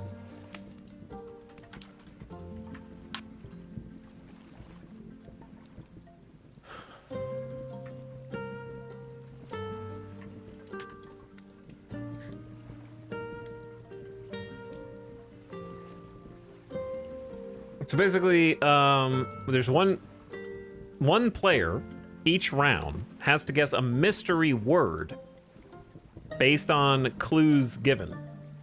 So you write down the clues. So everyone who is not the active player sees the word, and then everyone writes a clue to that word. And duplicate clues get kind of removed. So then, after everybody has written a clue, if the active player guesses the mystery word, your team scores a point. So you're trying to get the active player to guess, and you be correct and your team wins. It's very simple. If they guess wrong, then you don't score the card and you lose points. So like they're trying to guess and they don't know which their team member wrote down. And so it's very like simple and easy. It's a cute game that is often very funny because of the clues people will write. So you can like, if you know somebody, you know, you can kind of use your knowledge of them to get them to guess specific clues and stuff. Through in-jokes or something you might already have. It's basically, if Apples to Apples didn't suck.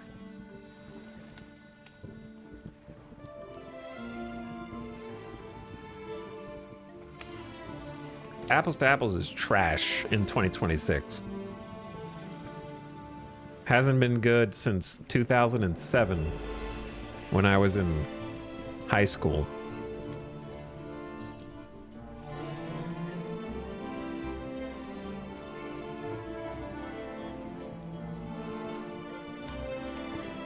But anyway, that should be more than enough suggestions and scenarios for you. And anyone else in chat? Are any other chatters dabbling? Or have been dabbling? In the sphere of the board game, of the physical?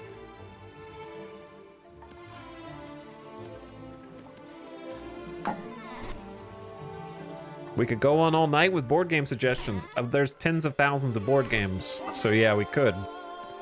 But I think that was a pretty even spread. You got me to buy Patchwork. Have you gotten to play it yet? It's good game.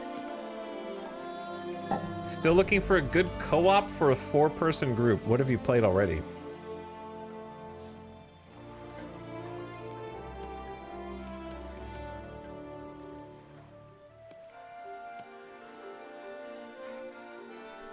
Delivered tomorrow. We'll have fun.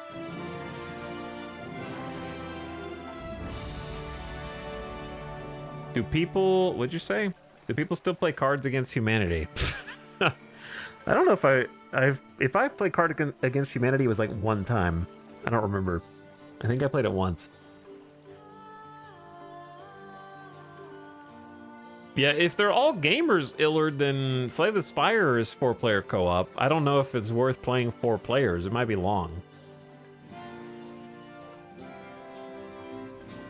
We just did the Hogwarts card drafting and my group liked it. Tried Mage Knight. Oh god, yeah, I think you mentioned that. I remember that. That's a huge step. Going from like a Hogwarts card drafting game to Mage Knight for non-board gamers, chat, is the equivalent of going from what would be analogous to this?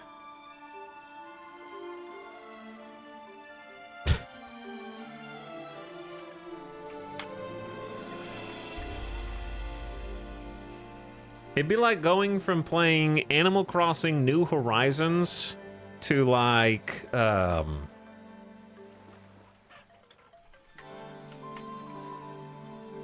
Cataclysm Dark Days Ahead.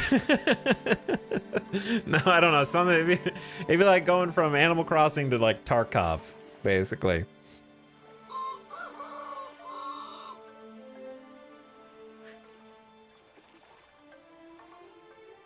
That's the equivalent.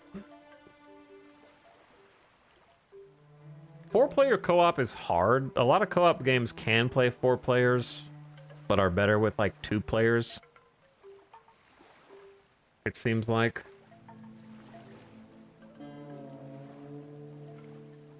I haven't played that many 4-player co-op games not named Pandemic, to be honest.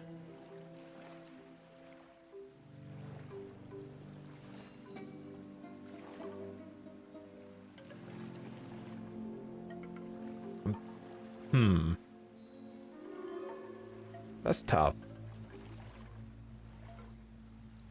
Okay, this is why you can't trust chat. Chat says Spirit Island. That's, if they can't play Mage Knight, they're not going to be able to play Spirit Island.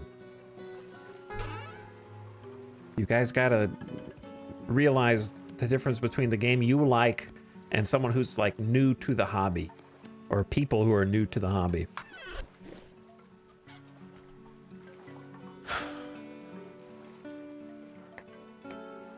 Pandemic is top of the list, but it doesn't appeal to me.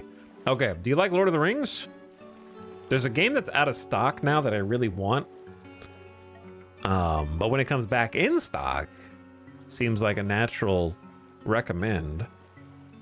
They have the new Lord of the Rings game that's sort of based on the Pandemic formula. Is it Fate of the Fellowship? Yeah, Lord of the Rings Fate of the Fellowship. I think it's like hard to find right now.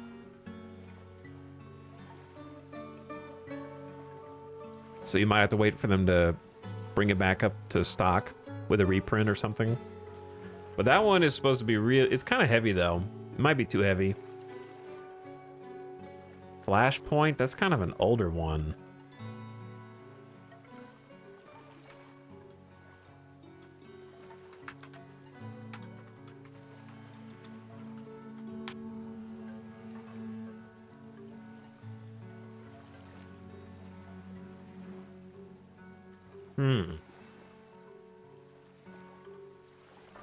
Honestly, Pandemic's really good. I guess the problem is that it just kind of has the possible quarterbacking issue.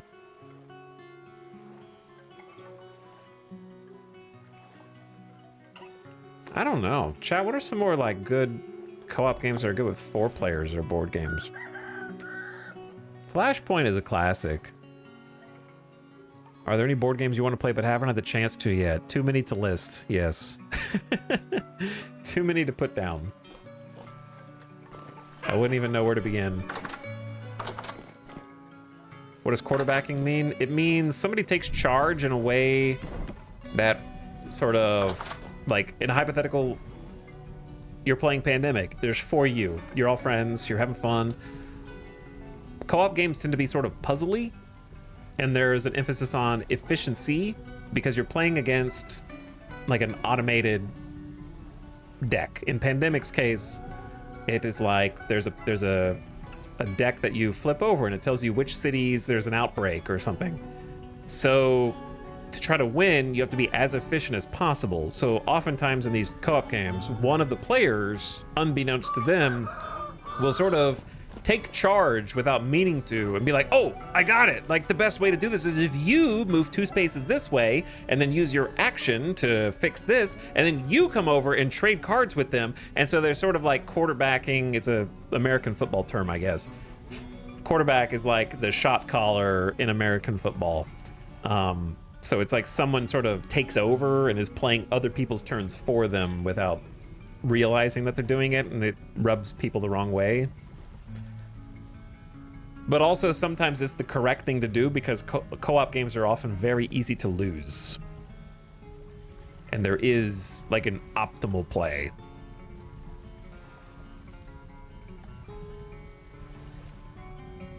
I've been looking at Gloomhaven Jaws of the Lion. Yeah, that's still a huge step up. You have to really commit to that. Have you tried Kingdom Death? I have not. It's too expensive. I saw the Kickstarter back when it was getting kickstarted, and I said, no. No. Not on my watch. What's your favorite game with just a deck of cards? Like regular cards? Doesn't exist. I don't really like regular card games. Poker. Blackjack. Does that count?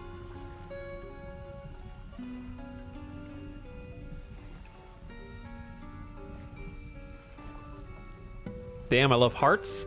If you love hearts, look up. There's actually a game style of board games called, because Hearts is a trick-taking game. There's a lot of popular trick-taking games in the board game sphere that are like Hearts, but on steroids, that you might be interested in. One that's really cool that I just bought but I haven't had the chance to try out yet is called Cat in a Box. So if you like Hearts, you might check that one out. Or try, there's a game called The Crew. I think either of the Crew games, it's like a cooperative trick-taking game. So if you like Hearts, maybe try one of those. I think The Crew's like 15 to 20 bucks. It's cheap. So if you don't like it for some reason, then you didn't lose that much money. I haven't got to play either of them yet, but I'm going to. All right, it should be daylight now. We've yapped enough that the day has come. So let us go. Yeah. Let us go look around the world.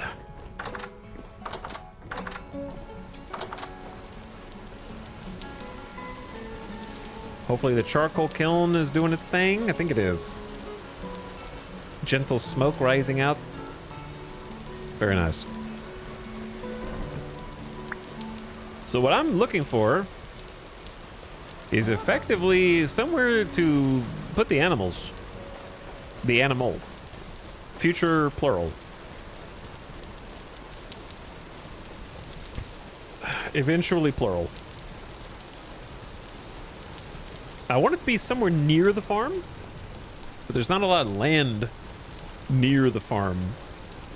There's the bees over here.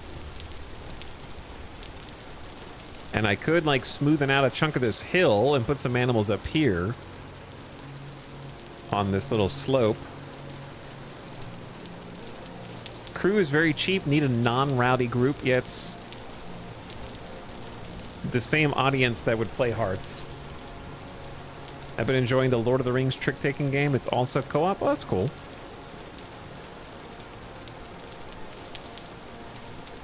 But it's a very different mentality. Like, playing those kind of games is a different headspace.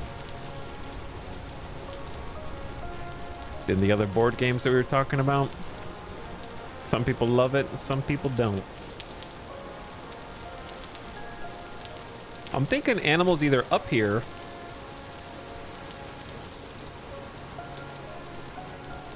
or across the water.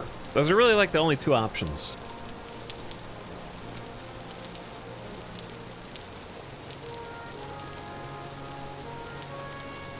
But I think right here actually kind of works and makes sense.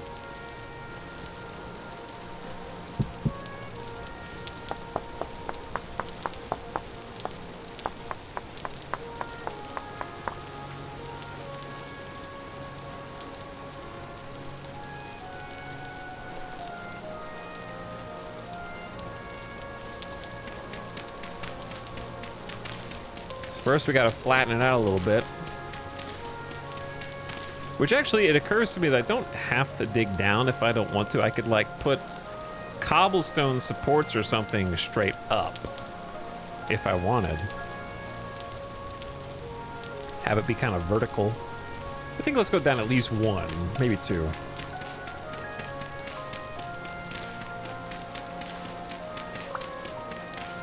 So making a little animal area should be a pretty easy / achievable goal. And if we need a different place for different animals later, we can do that. Or just expand this back, because we have space here that we could like raise up if we wanted to.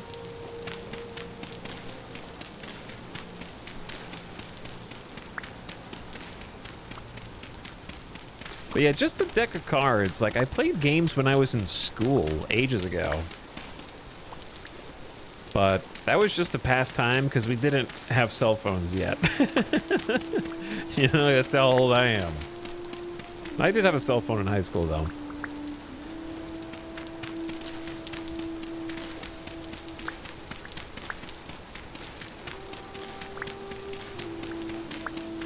Do kids still play cards in school? Or is that a thing of the past now?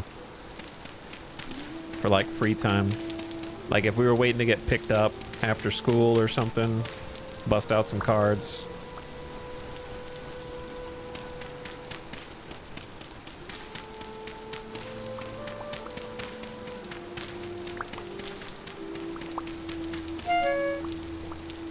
What was that one where you had to slap down the cards super fast? We called that speed, but I don't know, it probably has different names. Speed was the one that I liked the most as a kid.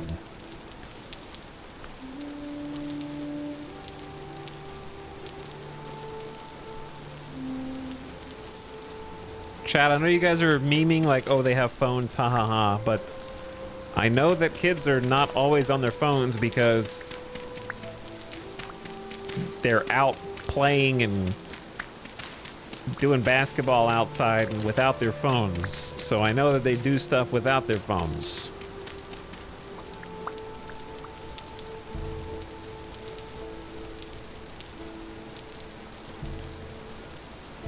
As funny as it is to make fun of them. All right, let's go down one more layer.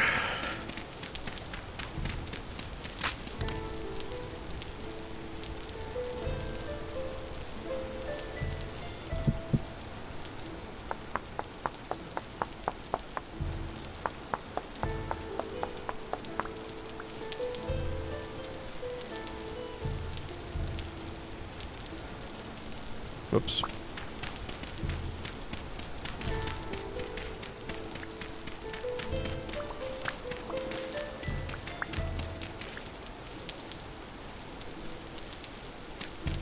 But, we had like, I'm trying to remember what card games we played when I was a kid. Speed was definitely top of the list. There was another game that had like 4 different names, and I can't remember any of them.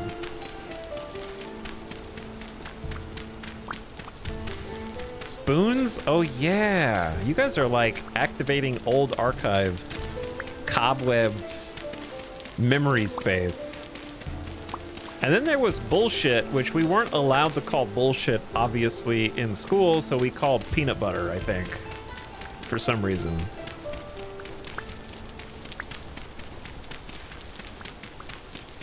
But it probably has, that's the one I was trying to think of that has different names. We called it Liar.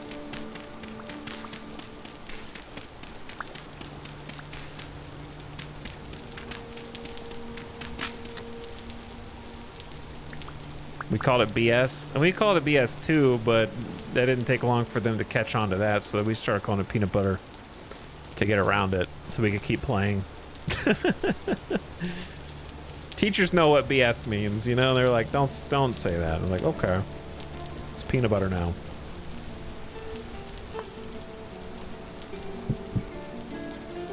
I clicked the wrong button. Accidentally made a spear.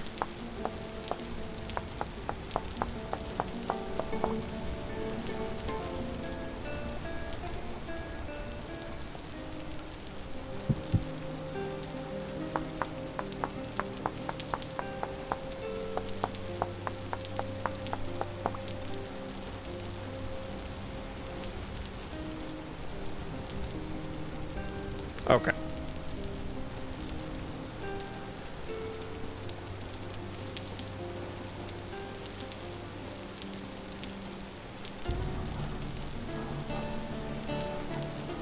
I found the randomness of Munchkin neat. I never liked Munchkin. I played it a couple times and it was too random for me. I felt like every game devolved into everyone saving up all of their crazy cards for like the last turn. And so there would just be a deluge of dumb actions at the end and everyone would just unload on the final turns.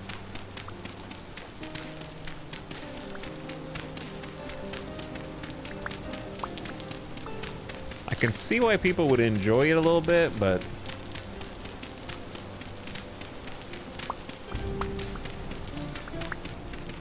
wasn't for me.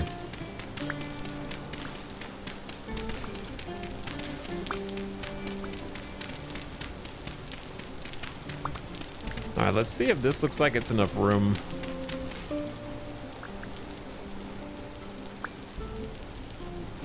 For some chickens.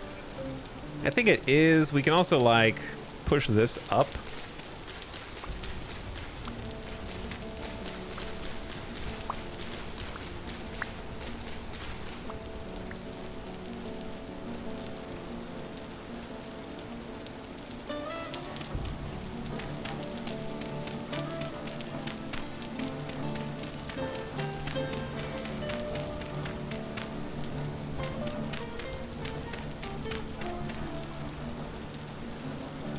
Create a little wider platform and then kind of fill this corner in especially.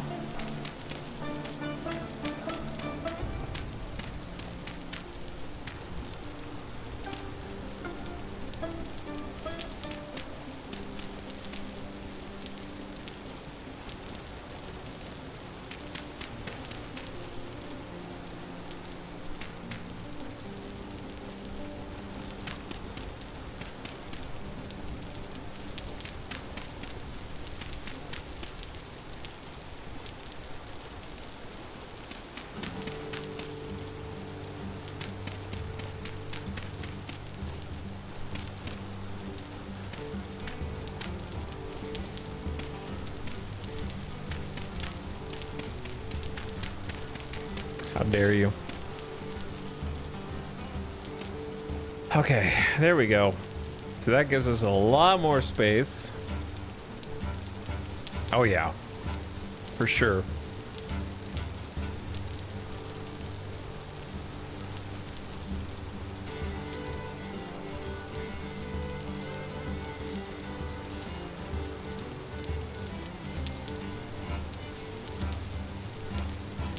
Now, if you were making a cool little chicken coop kind of building deal thing, you know what I'm saying? How would you go about doing that? I assume just leave the grass as is with regular low fertility soil and then just get a fence?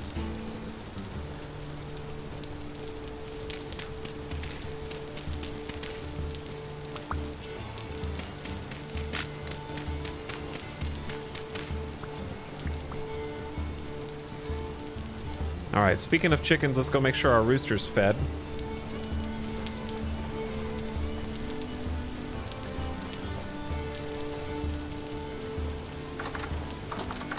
Oh, going back to like the beginner games earlier, I suggested Carcassonne, but the most obvious one besides Catan, which I don't like, is Ticket to Ride, which a ton of people enjoy as sort of an intro board game. I think Ticket to Ride is neat. I just never had it. I never had like a craving to play Ticket to Ride, but I like it.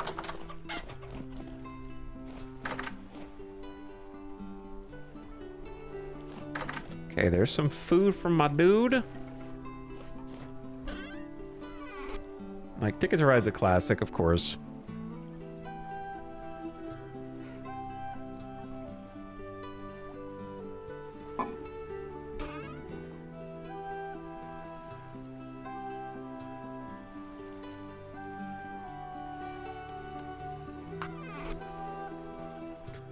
I find that it kind of plays itself. I don't know. I don't think it does.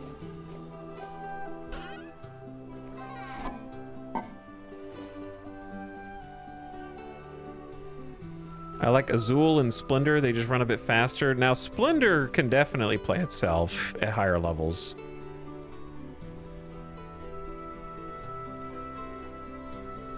Ticket to Ride still at least has a choice about, do you want to go for the shorter shoe-in for fewer points or go for the longer that you may not get because someone else is going for it too. There's a little bit of deciding how far you want to push it.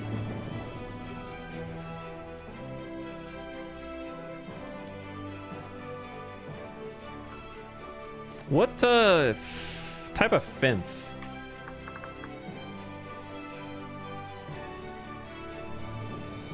Like a wooden fence would befit a chicken coop, but I kind of already am doing it. I guess we could just have like a nice little oak.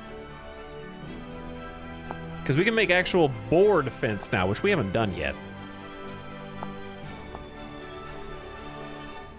Instead of rough hewn, we can make like a real one. A real one. This is a real fence, not a fake fence. I feel like pine. I like the orangey wood for like a chicken fence, you know?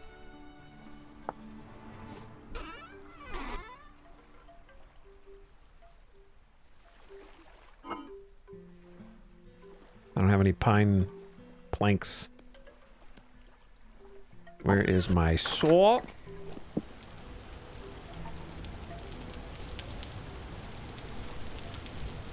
There we go.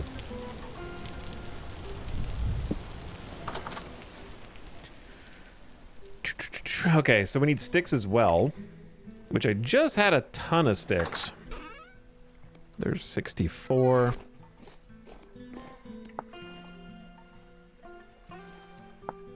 So it's like planks on the end, sticks in the middle. Let's get like one stack to get started.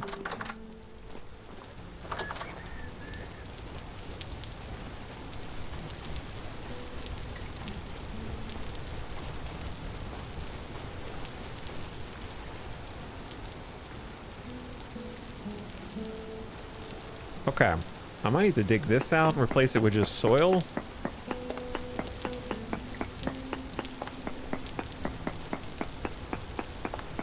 It's nice that I can do that now.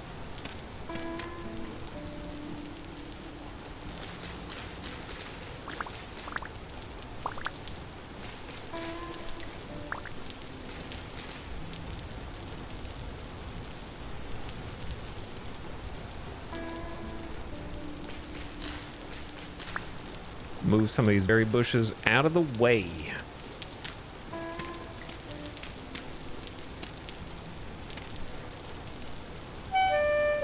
Hungry again? I never have any food on me. I do have berries.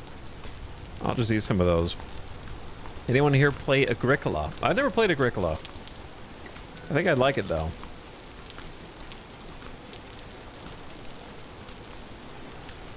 I haven't played Caverna either.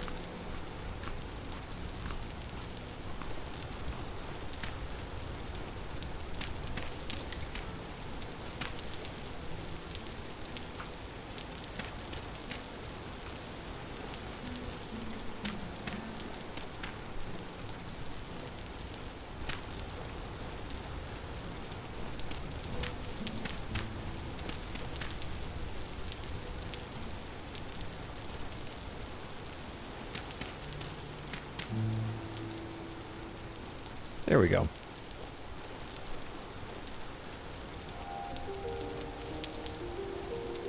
Okay, that's quite a bit of space for some chickens.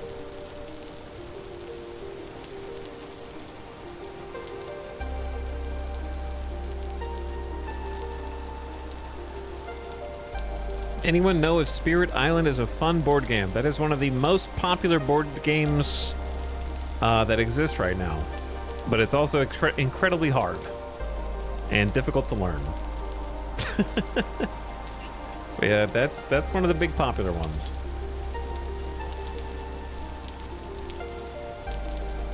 So I want to leave a little space on this side because we're gonna need a path that goes from our house to over here.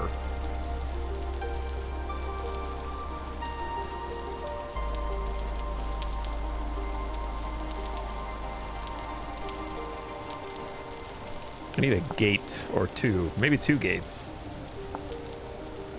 So it's inverted, it's like sticks on the outside, boards on the inside. Maybe like 3. Let's start with 2.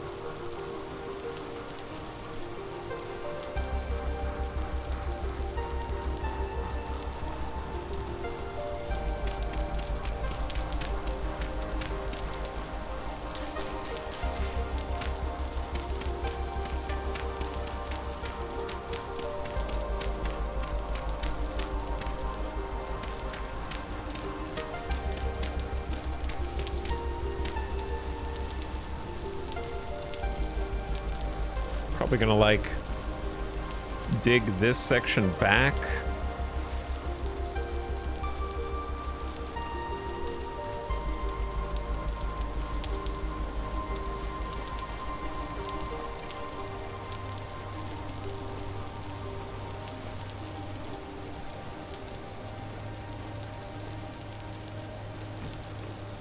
Maybe there.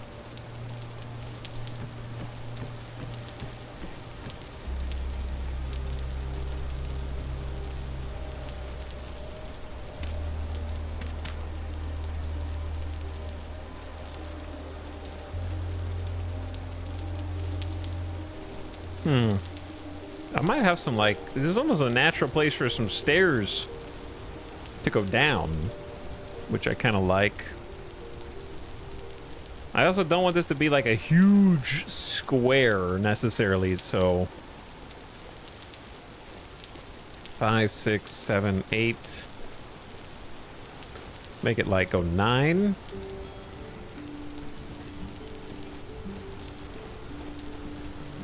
10, 11.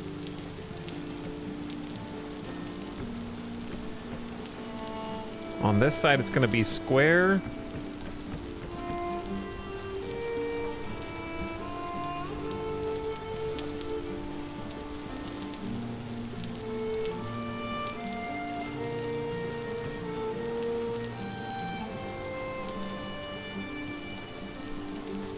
This is 1, 2, 3, 4, 5, 6, 7, 8, 9, 10, 11. Okay, it didn't count, but it works. I'm gonna leave space here for a possible path in the future.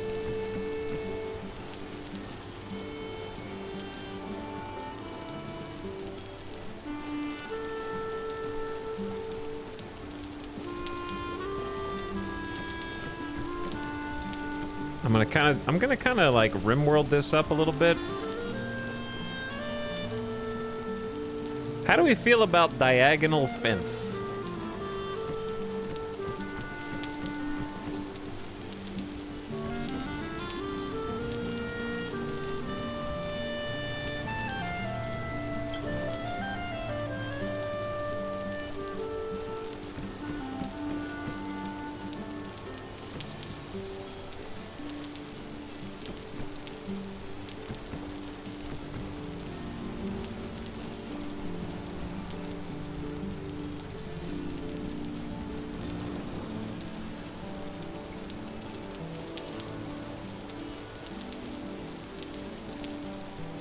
Long.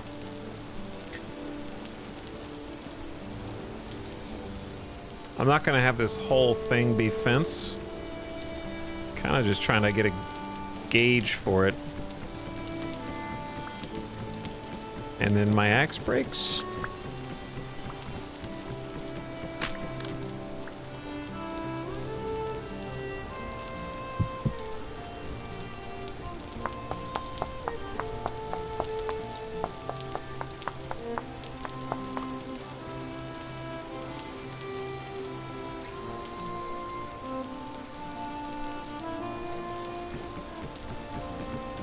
Perfect timing for this music, kinda. Okay, so this is this 11 across? Yeah, okay, so half of 11 is basically the 6 block, and there's 5 on either side of it. So this would be like 1, 2, 3, 4, 5, 6. So maybe just have it go up to here.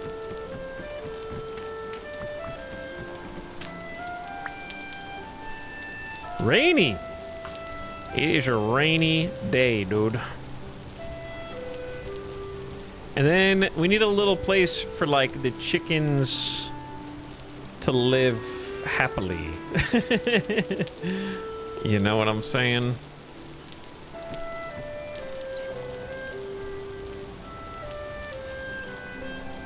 We need a place for them to exist in shelter with egg boxes.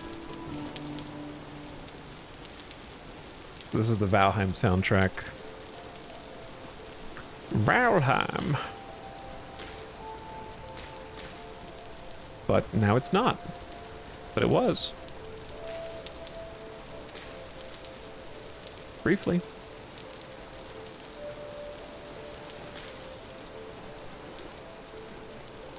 Okay, we need some food.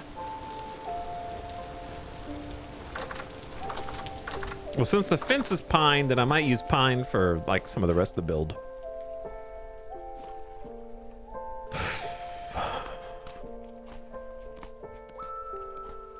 Actually, we'll just do this.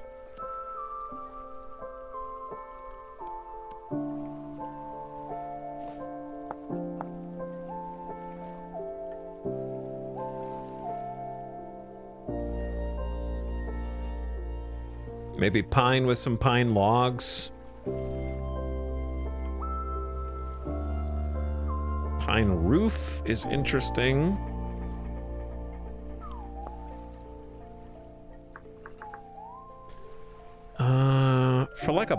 For like a farm, like a thatch roof would, of course, have a good aesthetic.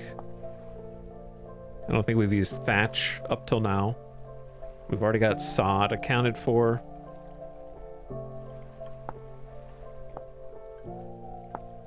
Bald cypress looks sweet. We're gonna have to go get some bald cypress at some point. I think like a birch roof also looks good, but it might look good with the orangey kind of pine.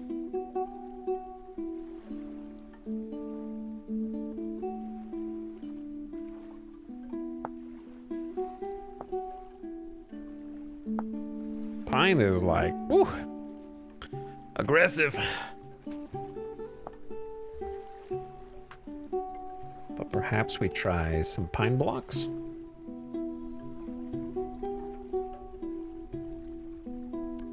It's only 15. We're gonna have to go cut down some more pines. It's kind of the moral of the story.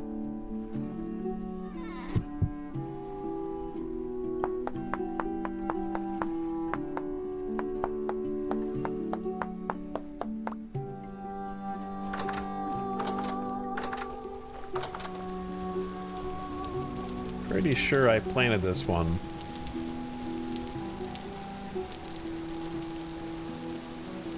But yeah, Valheim soundtrack is great. I love listening to those songs, building a long house. Hello, Dan. Fun fact.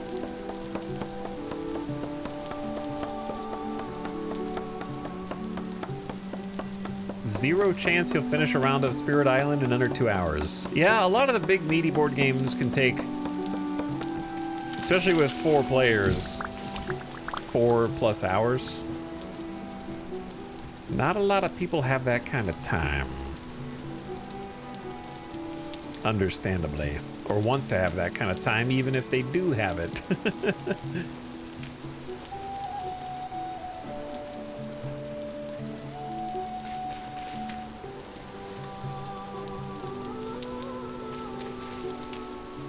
All right, replanted a few trees to make up for the ones I'm cutting down. Feels bad cutting down pine, but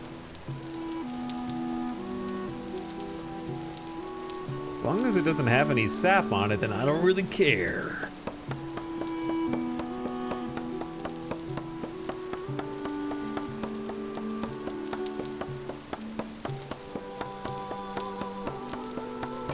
So we need to make the little chicken coop buildings. And then we need to catch us a hen. That's gonna be the hard part, to be honest. We caught 2 roosters. One of them died in captivity, which I am determined not to allow to happen to any hens that will hopefully not be harmed. Let's go take what we got. It's still calm somehow. It's been very calm.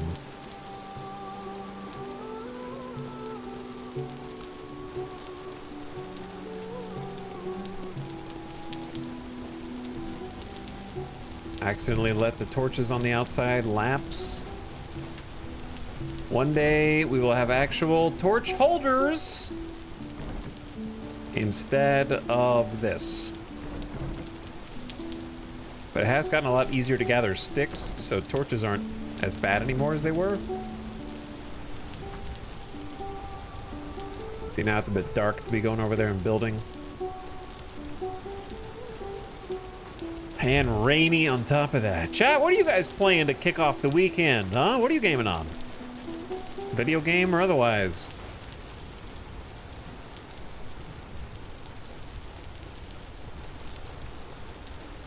It's a 3-day weekend for a lot of you, huh? 3-day weekend for many.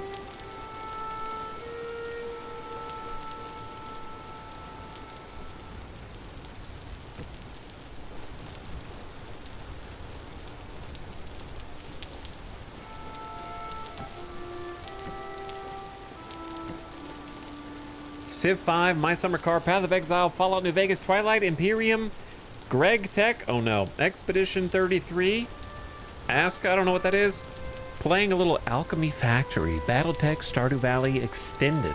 Is that a mod? Out of the Park, Ark Raiders, Baldur's Gate 3, Twilight Princess, Vintage Story.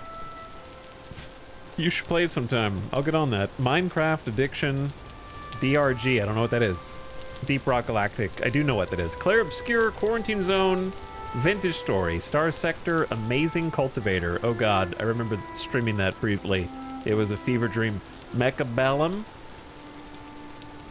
Factorio, more Expedition 33, Warframe, Old School RuneScape, Noita, Terra Firmacraft, Vintage Story also. Pokemon Randomizer, Vintage Story, The Altars. Okay, you guys got like a pretty healthy mix there. Pretty healthy mix.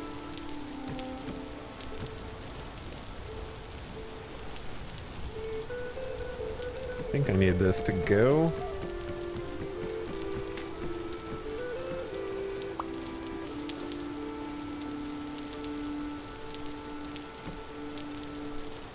Do we like sideways? Sideways does look pretty good, or vertical.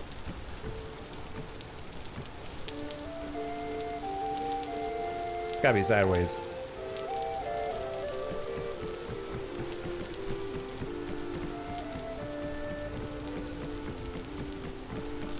So this is gonna be the actual coop portion.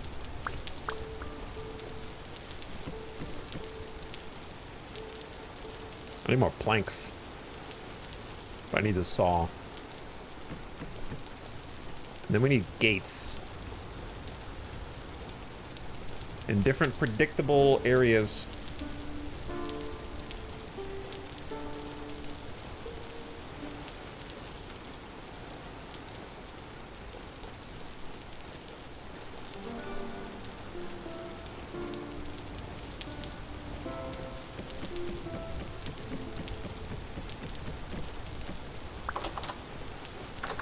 Beautiful. So like one there, and then maybe like here? And then we could have a door into the coop also.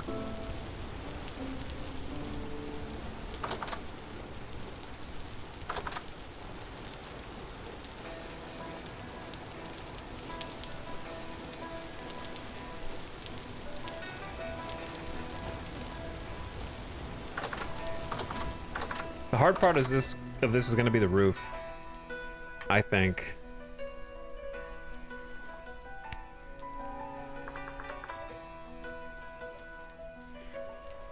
So, hen box.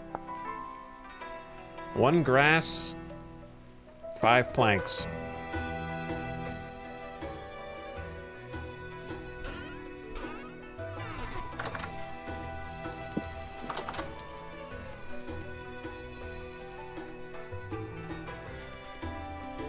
Whoops.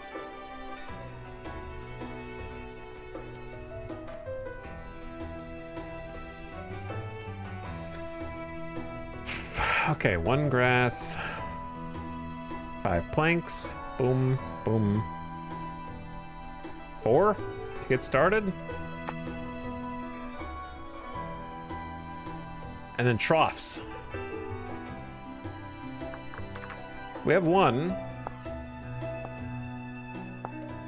3 planks.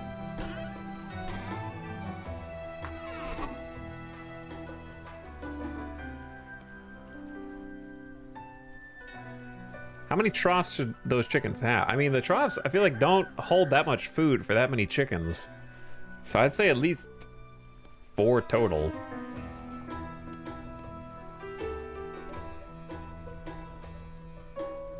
Seems reasonable.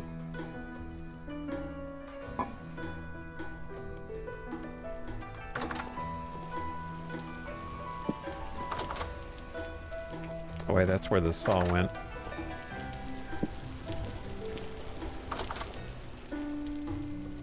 Okay, what else do chickens need access to besides a hen box and a trough?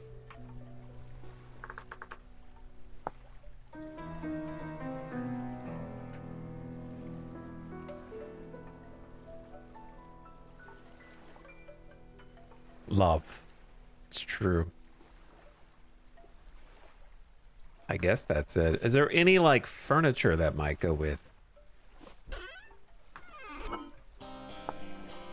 I guess it, oh, are there stools? There are, like, little stools, right? Little chairs, barrels, boxes, things like that. Kind of make a chicken coop look like a little farmstead place. Hay bales. Oh, yeah, like straw.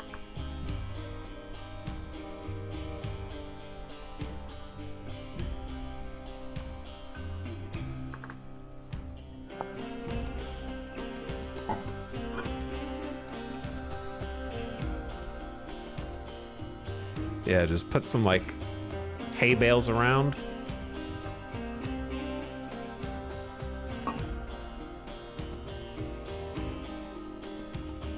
They need a bed. That's the hen box.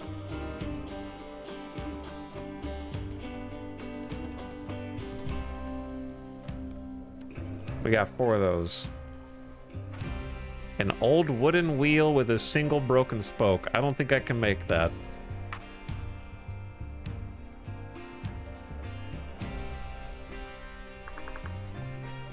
But yeah, like a little chair made out of plain cloth or something.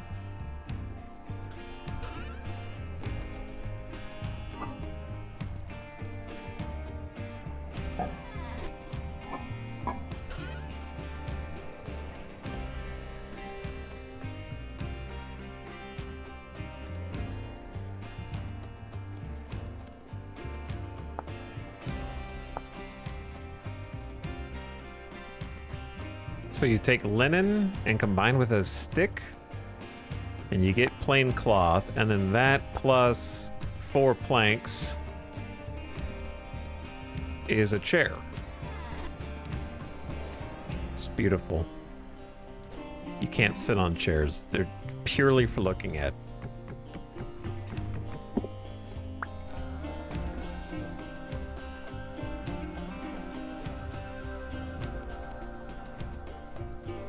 Looking at only. All right, since it's nighttime and we're chilling in here anyways, I'm gonna go ahead and let the ad run. And then when we come back from that little quick ad break, it is time to go move the chicken over and go catch some new chickens. So we need to go ahead and finish their little build. What, do we just leave an opening for them to go into the hen house, I guess? They don't really have like an animal flap like in RimWorld, I'm assuming. So probably just an open door, and then we can have our own door. The human door to go into the chicken coop area where the hens will lay their egg. I don't know if I want to make it out of pine. What color contrasts well with pine? Maybe birch? Because pine is very orangey. Bald cypress being like white looks pretty cool. Larch, like that light wood. Give them stairs to get into the coop and elevate the floor.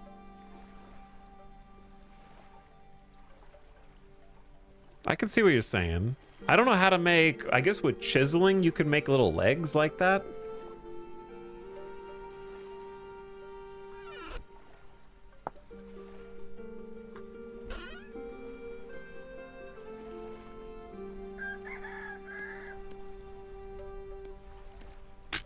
I just made firewood on accident. Not what I meant to do, but I'll use it.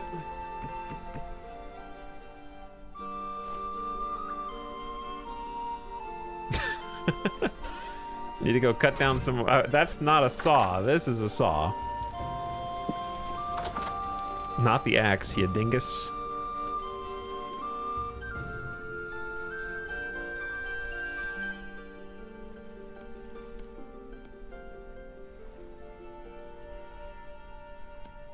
Okay, ad starting right now. Turn your volume down, ad watchers. I will be right back. And then chicken coop finishing up. And then we got to figure out how to move our little chicken over. How do we move our little chicken over? Set another trap for him in here so he goes in the box and then I just pick him up and move him. Maybe. I'll be right back. Thanks for watching. Bathroom break, water refill, all that.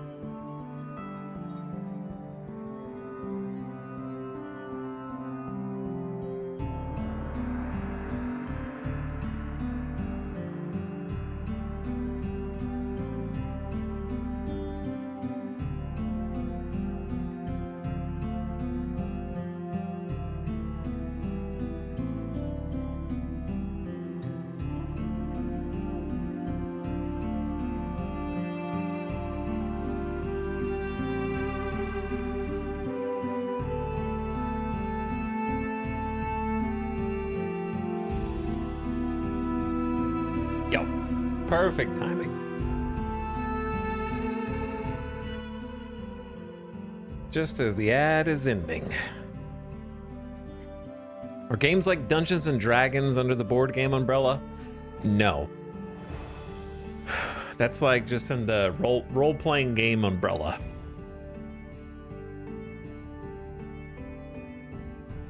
Like, nobody would be like, hey, yo, want to play board game with my board game group? And then you guys play Dungeons and Dragons. That would never happen. Tabletop RPG.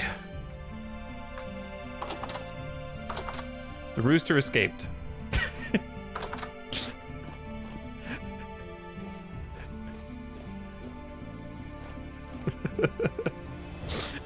Get back in your home.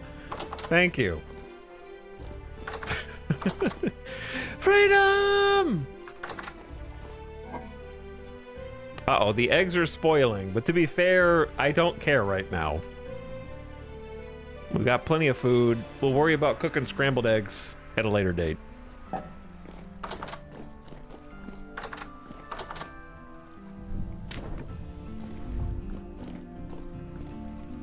Okay, so it's nighttime. I have stuff I can do in here, but my inventory is a bit crowded. So it's hard to do much. I don't want to sleep because that's just kind of wasting time. I don't want to go to sleep. I want to stay awake all night.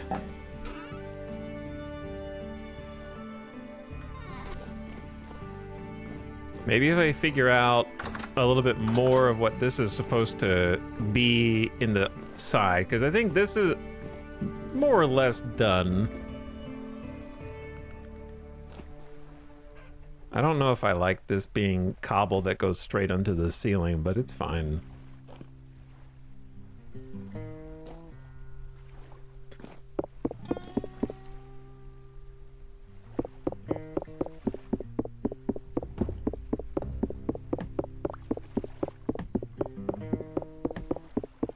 Punch, punch, punch, punch, punch, punch, punch, punch, punch, punch, punch, punch, punch, punch, punch, punch, punch. Punch, punch, punch, punch, punch, punch, punch. Just use the pick.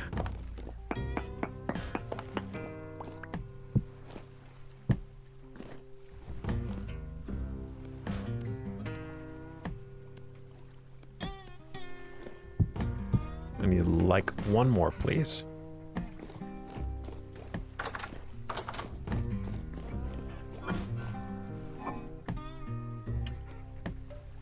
That'll do. Okay, slot it in, just cycling stuff around, because this is...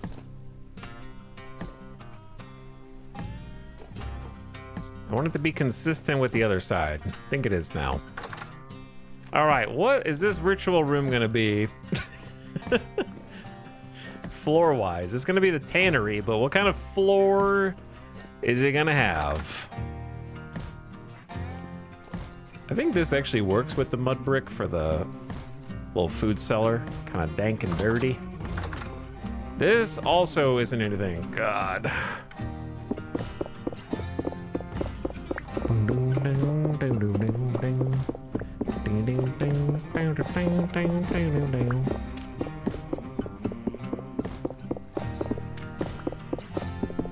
This is supposed to be like a storage pantry with shelves and stuff.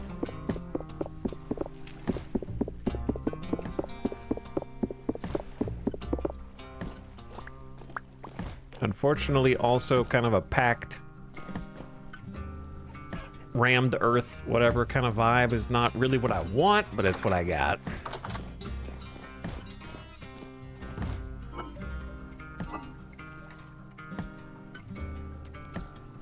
We got too many mud brick slabs.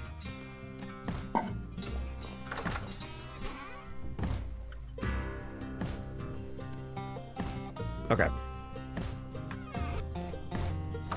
The issue is I'm just super limited on what I can do for slabs at the moment because I can't do brick. I can do red shingle, glass doesn't make any sense, and I only have one type of cobblestone. So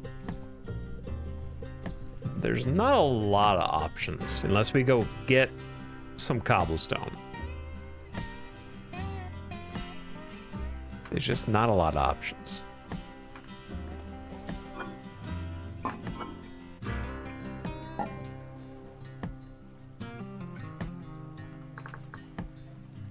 Because it's either that or like mud brick. Polished is too expensive, but polished would look sick. So maybe we should just go get some polished.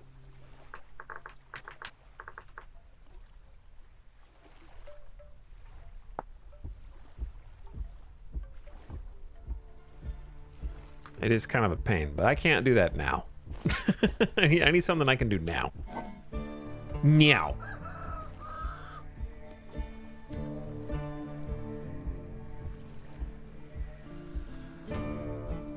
Something I can do right now. So this is gonna be the tannery. Ding, ding, ding, ding, ding. And we decided to try maybe some straw. Straw and plaster is kind of a weird combo, but it might work.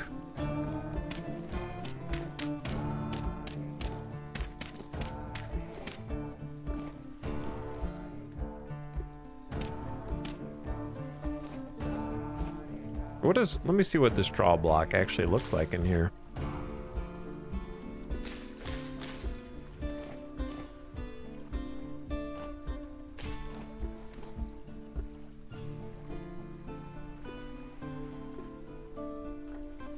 Chat, what do you think?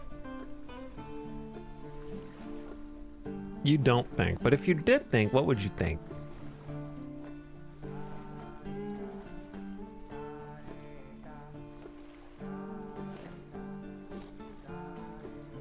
Like, I need the interior designers to log on. We don't have a roof. We don't have a floor. We only have part of a wall, okay? Imagine that we got a plaster wall with some walnut quarter log accents and some planks. And you're in control of the ceiling and the floor. What are you doing? Like, what are you doing? Straw sideways test?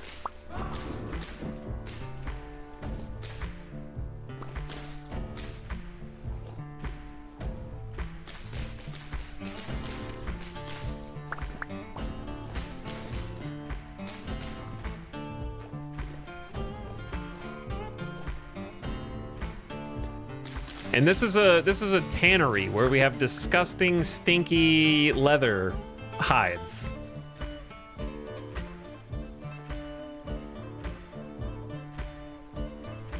In barrels, lots of barrels.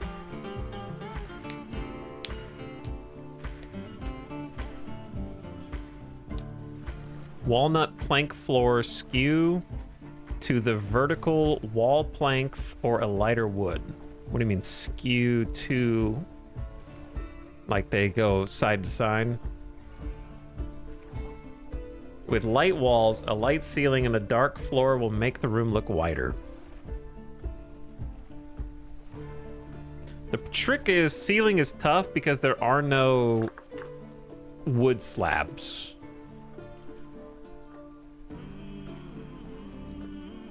Wasn't there sandstone? There is some sandstone nearby, but I don't know if sandstone is the look.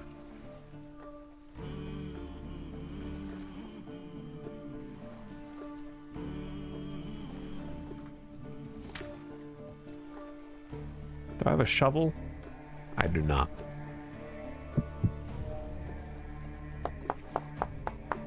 I have one idea that I remember that I was gonna do. That is gonna be a little bit of a crazy idea.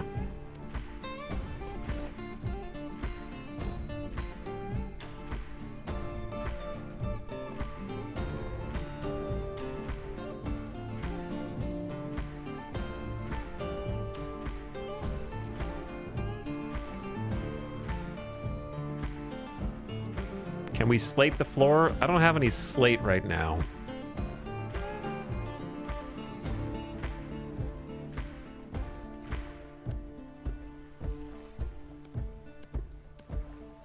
or sandstone.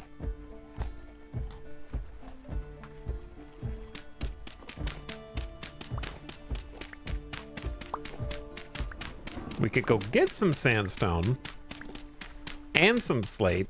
There was shale, but we didn't get any of that. Now it's gone. I think shale would look better than slate. Slate's kind of bluish. A little blue.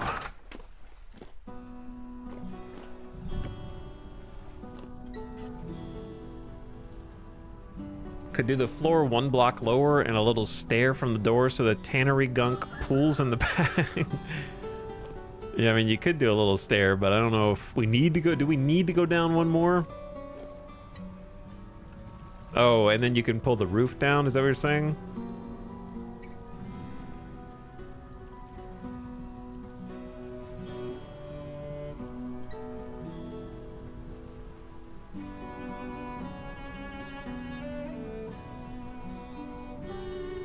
But then I have to dig down and possibly collapse.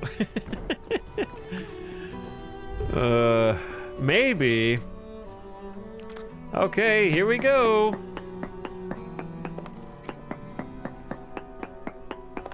I sure hope that doesn't go into the deep cavern below our house. I'm gonna sit here where it's nice and safe.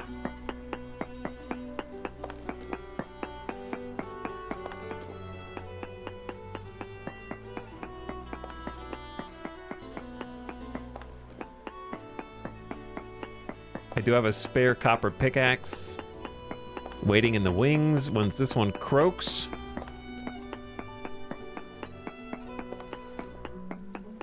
Why'd everything just get really bright?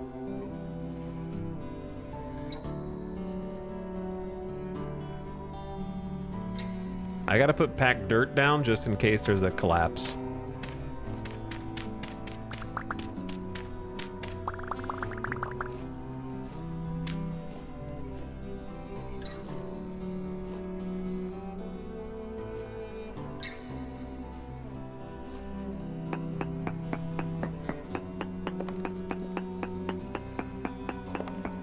The packed dirt will stand strong against all instability.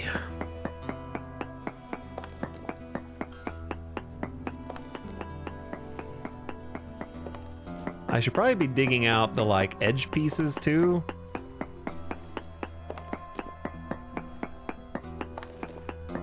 Instead of what I'm doing.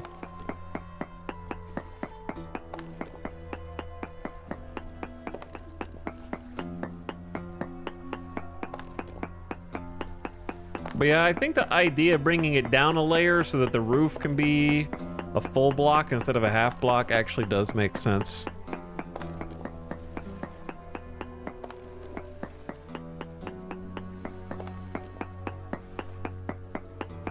There is a logic in it.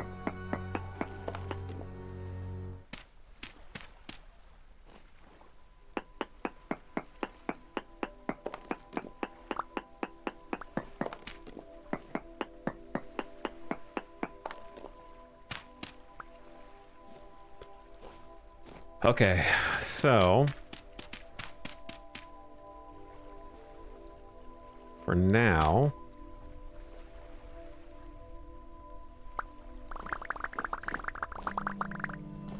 it's too many stones, dude.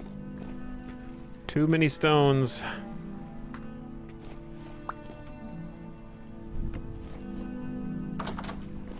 Okay, it's actually kind of morning time, so maybe we just go to this project first.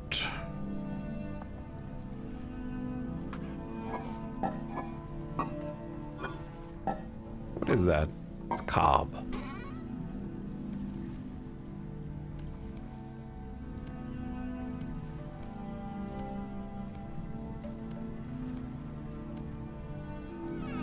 Whoops.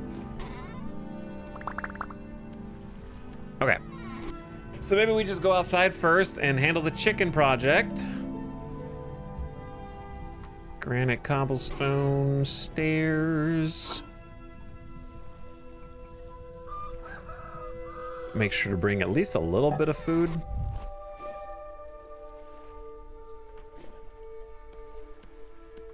Oh no. That's one too many. How about drop? We don't need a compass right now, to be honest. Leave that in the ready box over here. Take the food. Rift activities calm. Oh man, it feels like winter. It's October 6th and it's 5:30 and I still can't see the sun.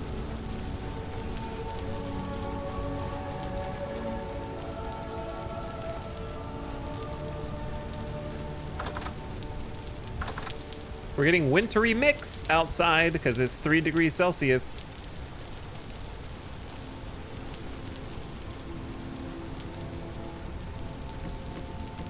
Okay, I did like the idea of elevating this. I wonder if we could just elevate it a half block with the help of like create my own sort of plank. I mean, not plank, but create my own thing. Lift, raise it up, chisel, half block, slab. That's what I'm looking for, slab. Create my own slab.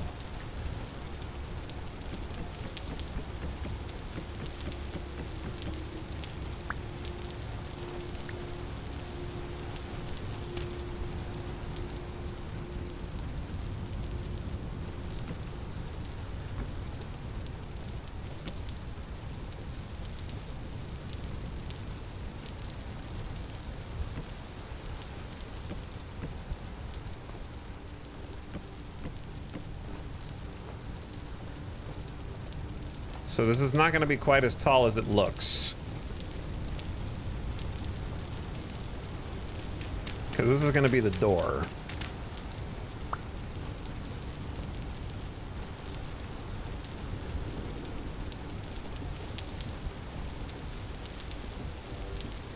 So I don't really know how to do this in a way that... Well, maybe I do. Hold on. Here's a question. Yeah, no, this should be like a actual building, I think. This should be like a... I was wondering if it should be like an awning. Kind of open to the elements. I think it'll look nicer.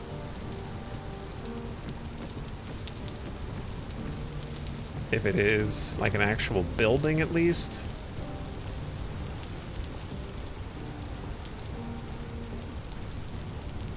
And I don't know what kind of roof it's gonna have on it. Maybe like the little rounded pagoda type roof.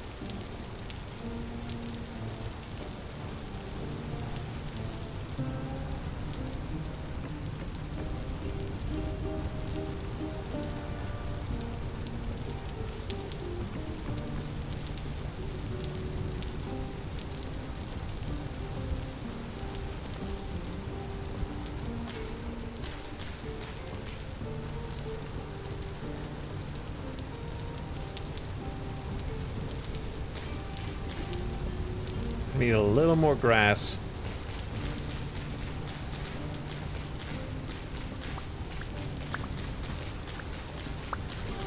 I thought we had like stacks of grass inside, but maybe not.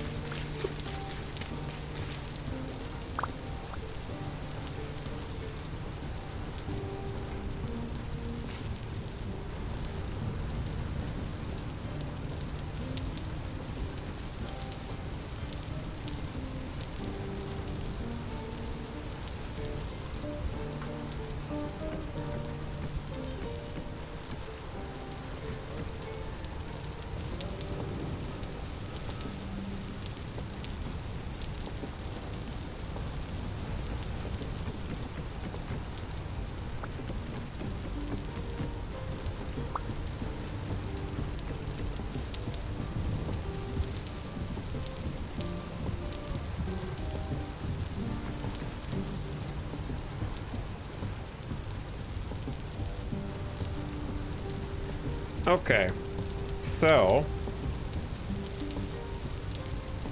maybe one hay bale in the corner to jump on.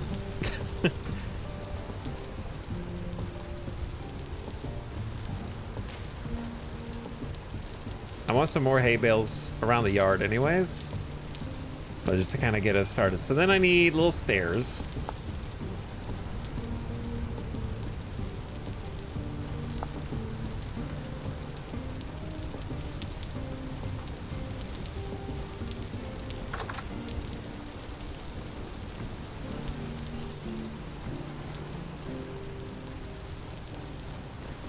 And then we need the chisel. This is gonna be my first chiseling in the whole game if it works.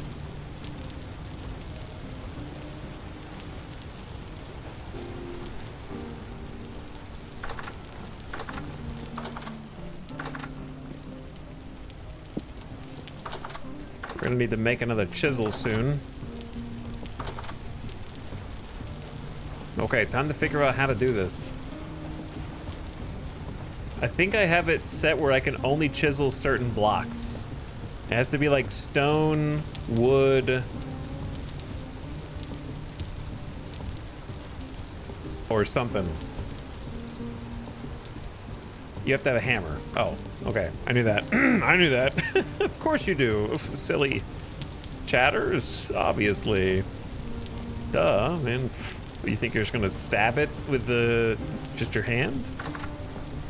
Yeah, I definitely knew that. This hammer's almost gone, though. It's almost toast.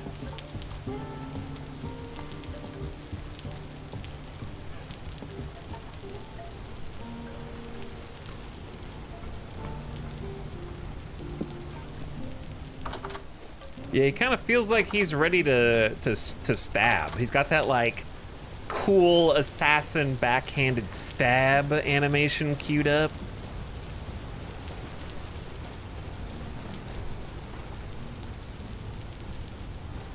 Like, you know how like your character's walking around like this, but then when they get close to behind somebody, it changes to like let you know visually that they're ready to assassinate.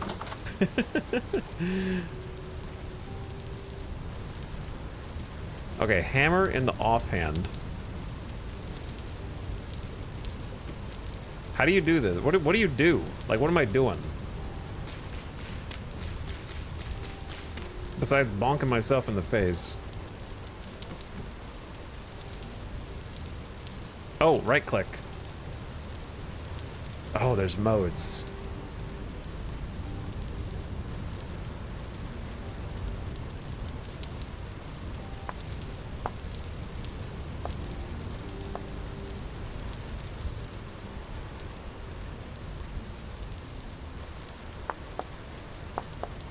Oh, baby. Oh, baby. We're chiseling. I don't want to alarm you, chat, but we are now in chisel mode. Don't panic.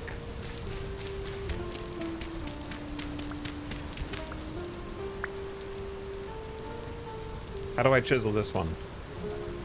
Can you not? You can't chisel hay because of the settings. Why did I set that? Why did I set it that way?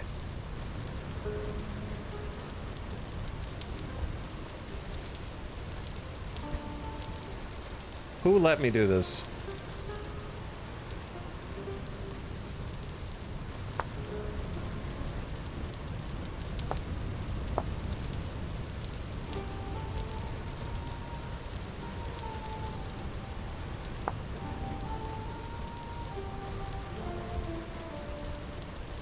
Because I want to be able to chisel the hay so that the whole thing is lifted off the ground.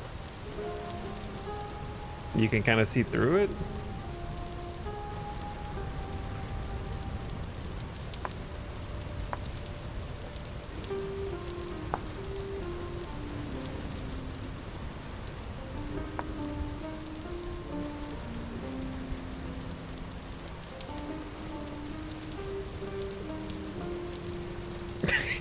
Prevent issues with rising damp.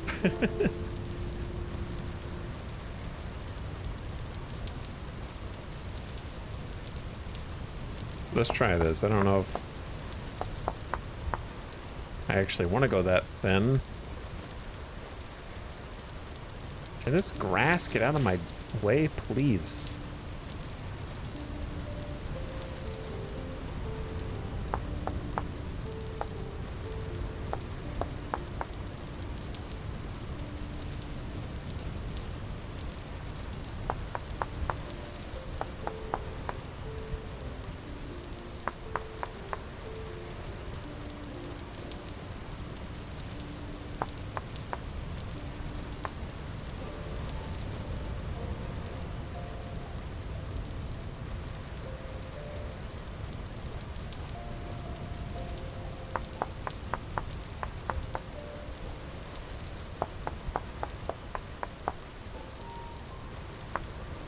Oh, you can put it back? What?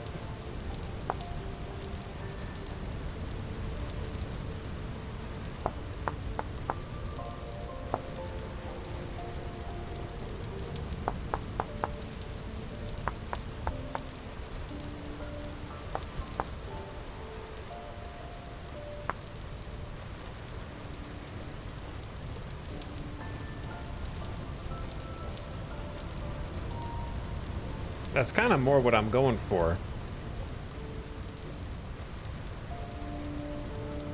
I could go even thinner than that.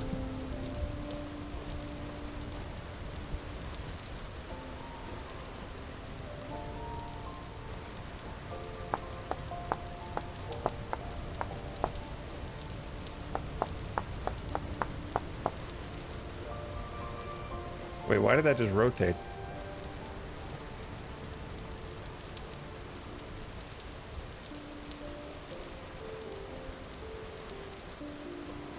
Why do they rotate different directions?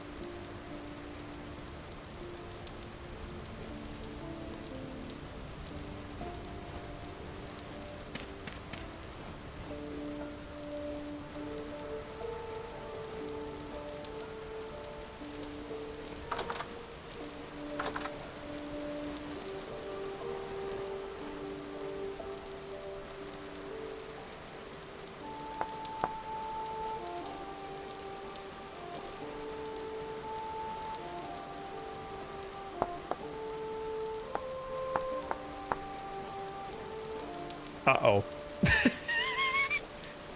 Okay, hold on. Just add it back, it's fine. It just glue it back on.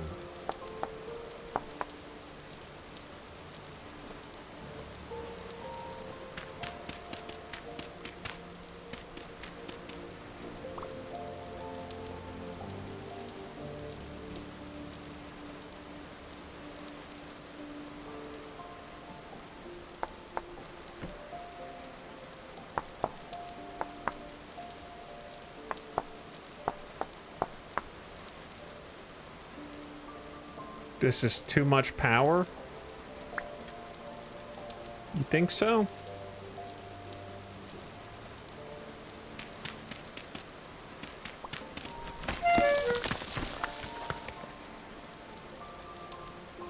Or is it not enough?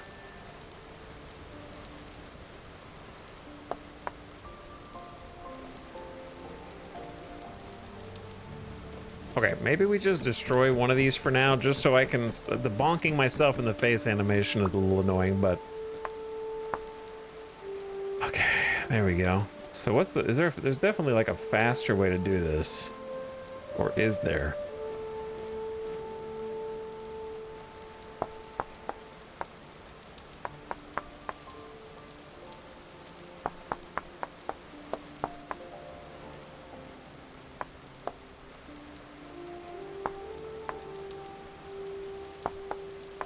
Bro. Okay, so the fence is stupid.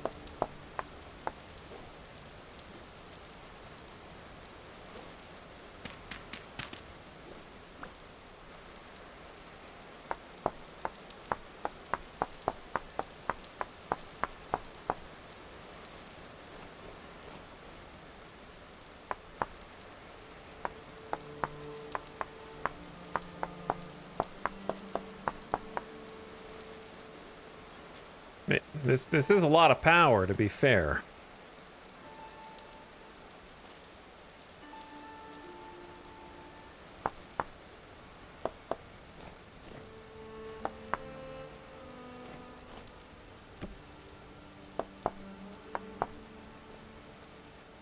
This is a lot of power.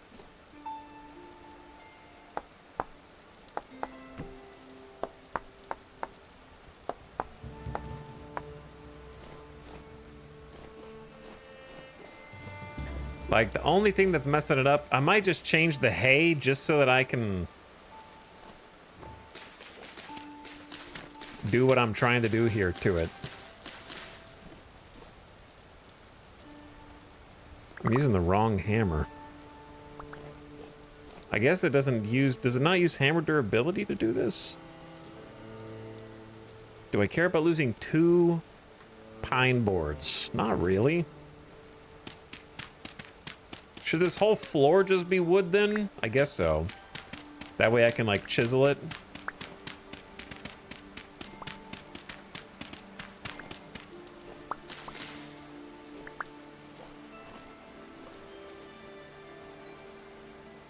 But then I need more pine. I can do that, though, a little bit.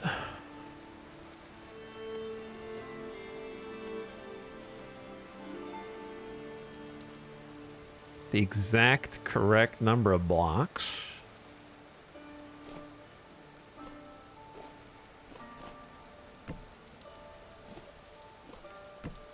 I'm kind of stuck down here, though, eh?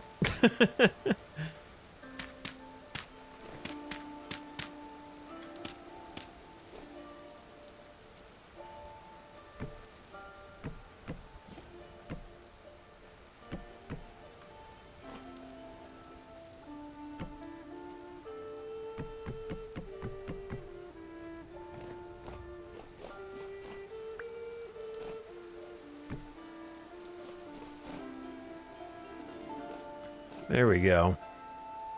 Actual IRL chicken coop design. Yeah, we're doing a chicken coop.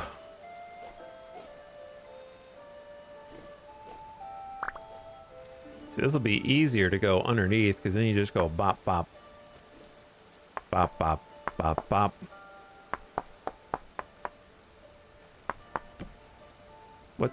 What'd you just do, man?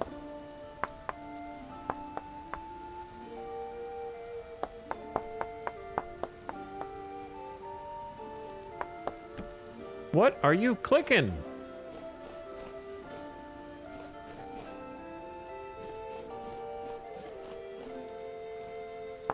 Where are the textures? What happened to the wood textures? Why did they go to the Shadow Realm?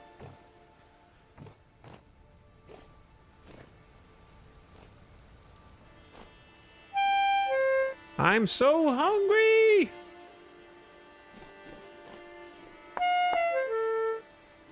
I'm unbelievably hungry! You chiseled the textures off. So it would seem.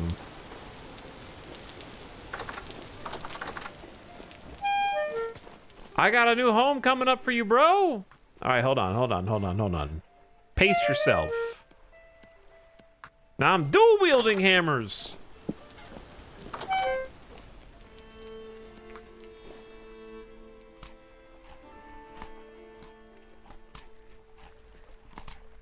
Okay. Fixed, and I need more pine. But I don't have pine. Wait, go cut it down. If you want to, go cut it.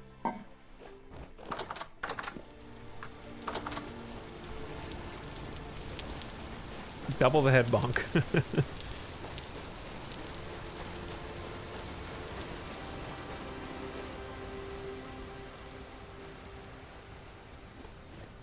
But yeah, I'm trying to make a chicken coop. But I'm just now learning how chiseling works. For the first time.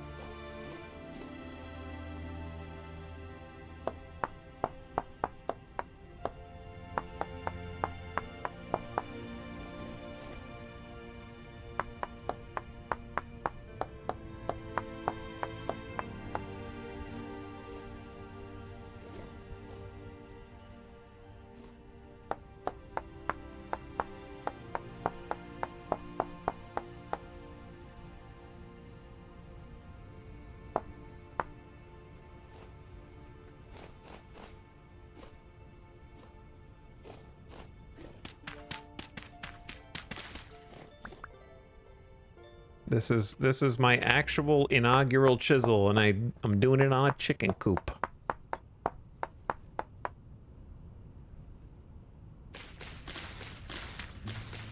God, I hate that bonk.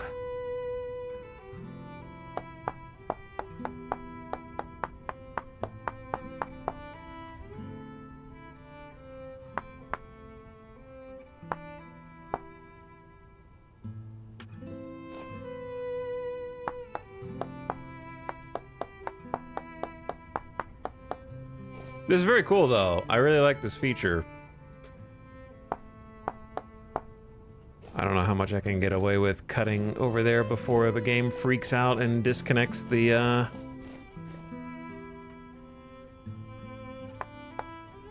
block.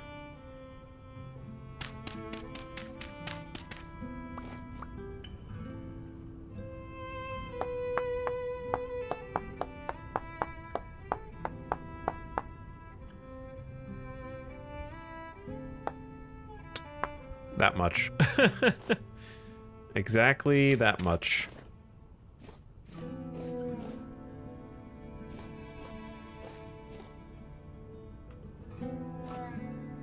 What happens if we go like...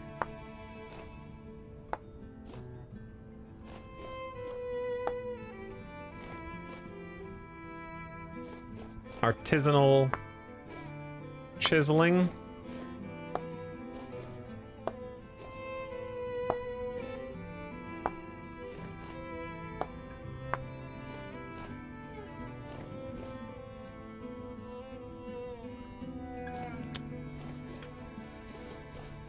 Fence getting in my way. Okay, and then I think we did like...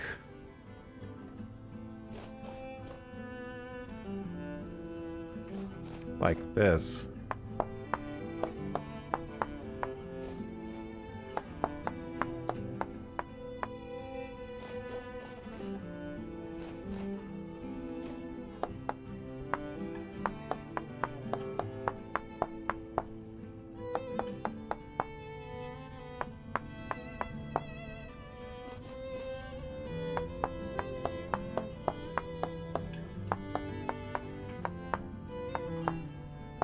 Getting detailed with it.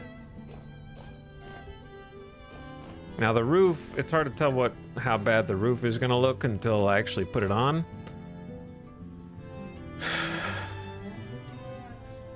You chiseled out one under the stairs, but not the other set. I did this one and that one. Oh, I didn't mean to chisel this. This was an accident.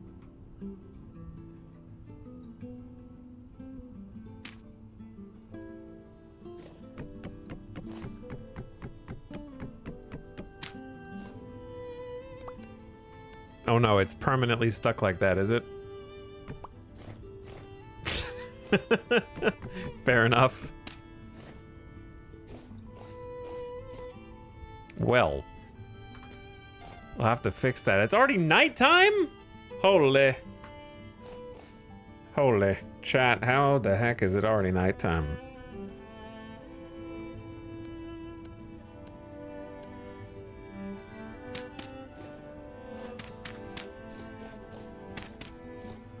High rift activity. Oh boy. My favorite. All right, well, while we're out here, hin boxes. Why are they so crooked? Okay.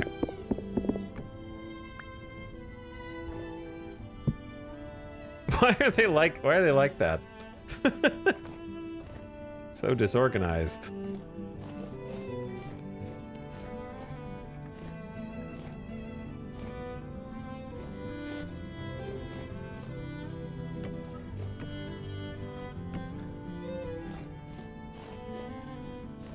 Little feeding corner.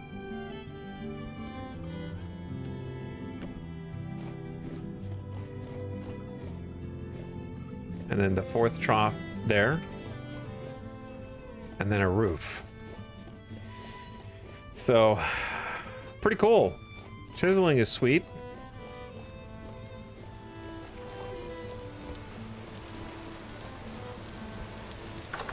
Be nice to have another building over there. Kind of start filling in the landscape around us, you know?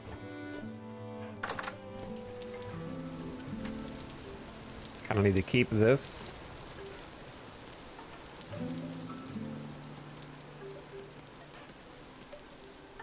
Got a bunch of garbage.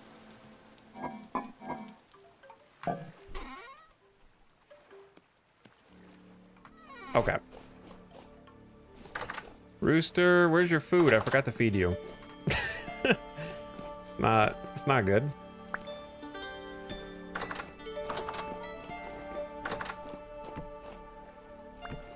I don't think that candle's bright enough to stop spawns down here, but I'm coming, I got the food.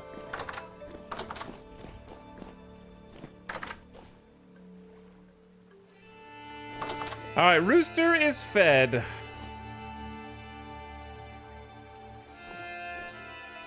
Soon you're gonna have a nice little home with a bunch of, I guess I would want a storage vase up there with a bunch of flax in it for food. That's actually a good idea. Come up with get a storage vessel made out of clay.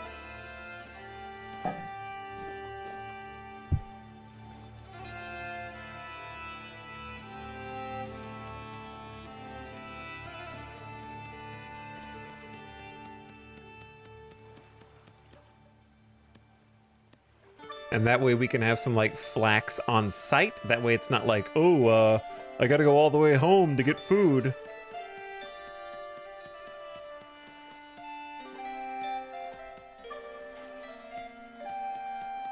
And it's just there. And I can just reach in, refill the troughs, boom, easy done.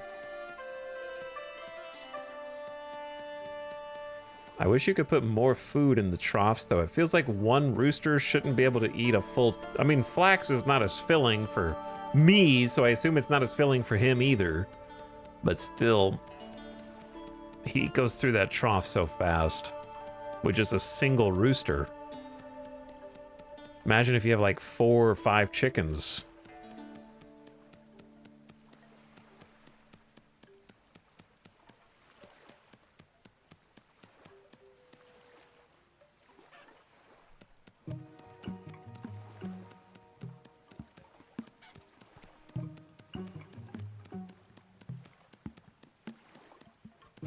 And then I imagine that our charcoal kiln is maybe done?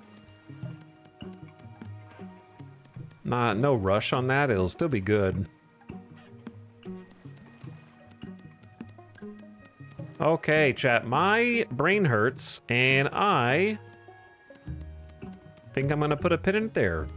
Get out of here before the next ad break. Boom. So let's call it there, and we will finish the chicken coop and try to move the chicken and get some hens in next time. Had to get started a little late today because of IRL annoyances, and there will be more IRL annoyances tomorrow, I am sure. So there might be a stream tomorrow, there might not be. I'd say 50-50 right now. Maybe 40% chance of stream tomorrow. 45. Best I can do. And then we'll definitely have like a new home for the rooster, get some other hens. At least one other hen, and then let, you know, nature take its course from that point.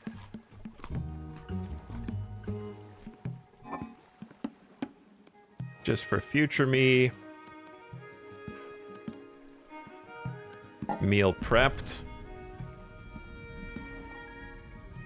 There you go, future me. Enjoy. All right, gamers, I had a good time, had fun. Feel like we got a lot done, but also nothing done. You know, that's the Vintage Story way. Didn't really dilly-dally other than a brief board game conversation, and then kind of just was grinding the whole rest of the time. We got a whole new charcoal kiln full of charcoal, so that's big. We came home from our excursion abroad. You know, we were way out there, so we had to get home first. That took like an hour and a half, 2 hours at the beginning of stream just to get home. Did some chiseling, got the chicken coop going, the charcoal like I mentioned. What else did we do? We started doing we did some like more basement renovations. It's getting there. I think we've got an idea, at least, of how to proceed. And then I want to get, like, some water into that tannery from the nearby pond. I think that'd be cool. Have, like, a little chute that comes in, deposits water down there. Would be sick. So I think that'd be a lot of fun. And then we can have fresh water for the tannery. On site without having to go outside. Which would be pretty amazing. But yeah, thanks for watching. Thanks for hanging out, everybody. I might see you tomorrow. Maybe. But I hope you had fun today and I hope you had a nice Friday. I feel like my chair is sinking. Do I look taller now? I feel a little taller now. Chair is sinking down a little bit. All right, gamers. Good night for now. We raided a bunch of cool people of late. There are a lot of great people that we can raid. There are a lot of amazing broadcasters. I'm going to send you guys over to say what's up to your boy Simcopter Uno tonight, who's playing some Stardew Valley. He is one of those great broadcasters that I just mentioned. So let's go give Sim some love, give him a nice raid. Say hi, or just say E. He'll know what that means. And I will catch you guys for the next one. If it's not tomorrow, then it'll be Monday. So we'll put a 40%, 45% chance of stream tomorrow. Well, my brain hurts for now, but I had fun. Vintage Story's still cool. I'll catch you guys later. Good night. Noted Yard, thank you for 36 months of sub. Retrograde Motion for a big hundo. Sorry I missed you. Thanks for 100. Amazing. Noted Yard, happy 3 years. Calandrel for 95 months. What's up, Calandrel? Sorry, I have not looked this direction in a minute. Calandrel, thanks for the prime. That was 2 hours ago. Professor Durg says E. Sorry, Durg. I didn't mean to miss you. But I appreciate you. Sly Fox, 47 month sub. Thanks to all of you. Now be on your way, and good night. Bye.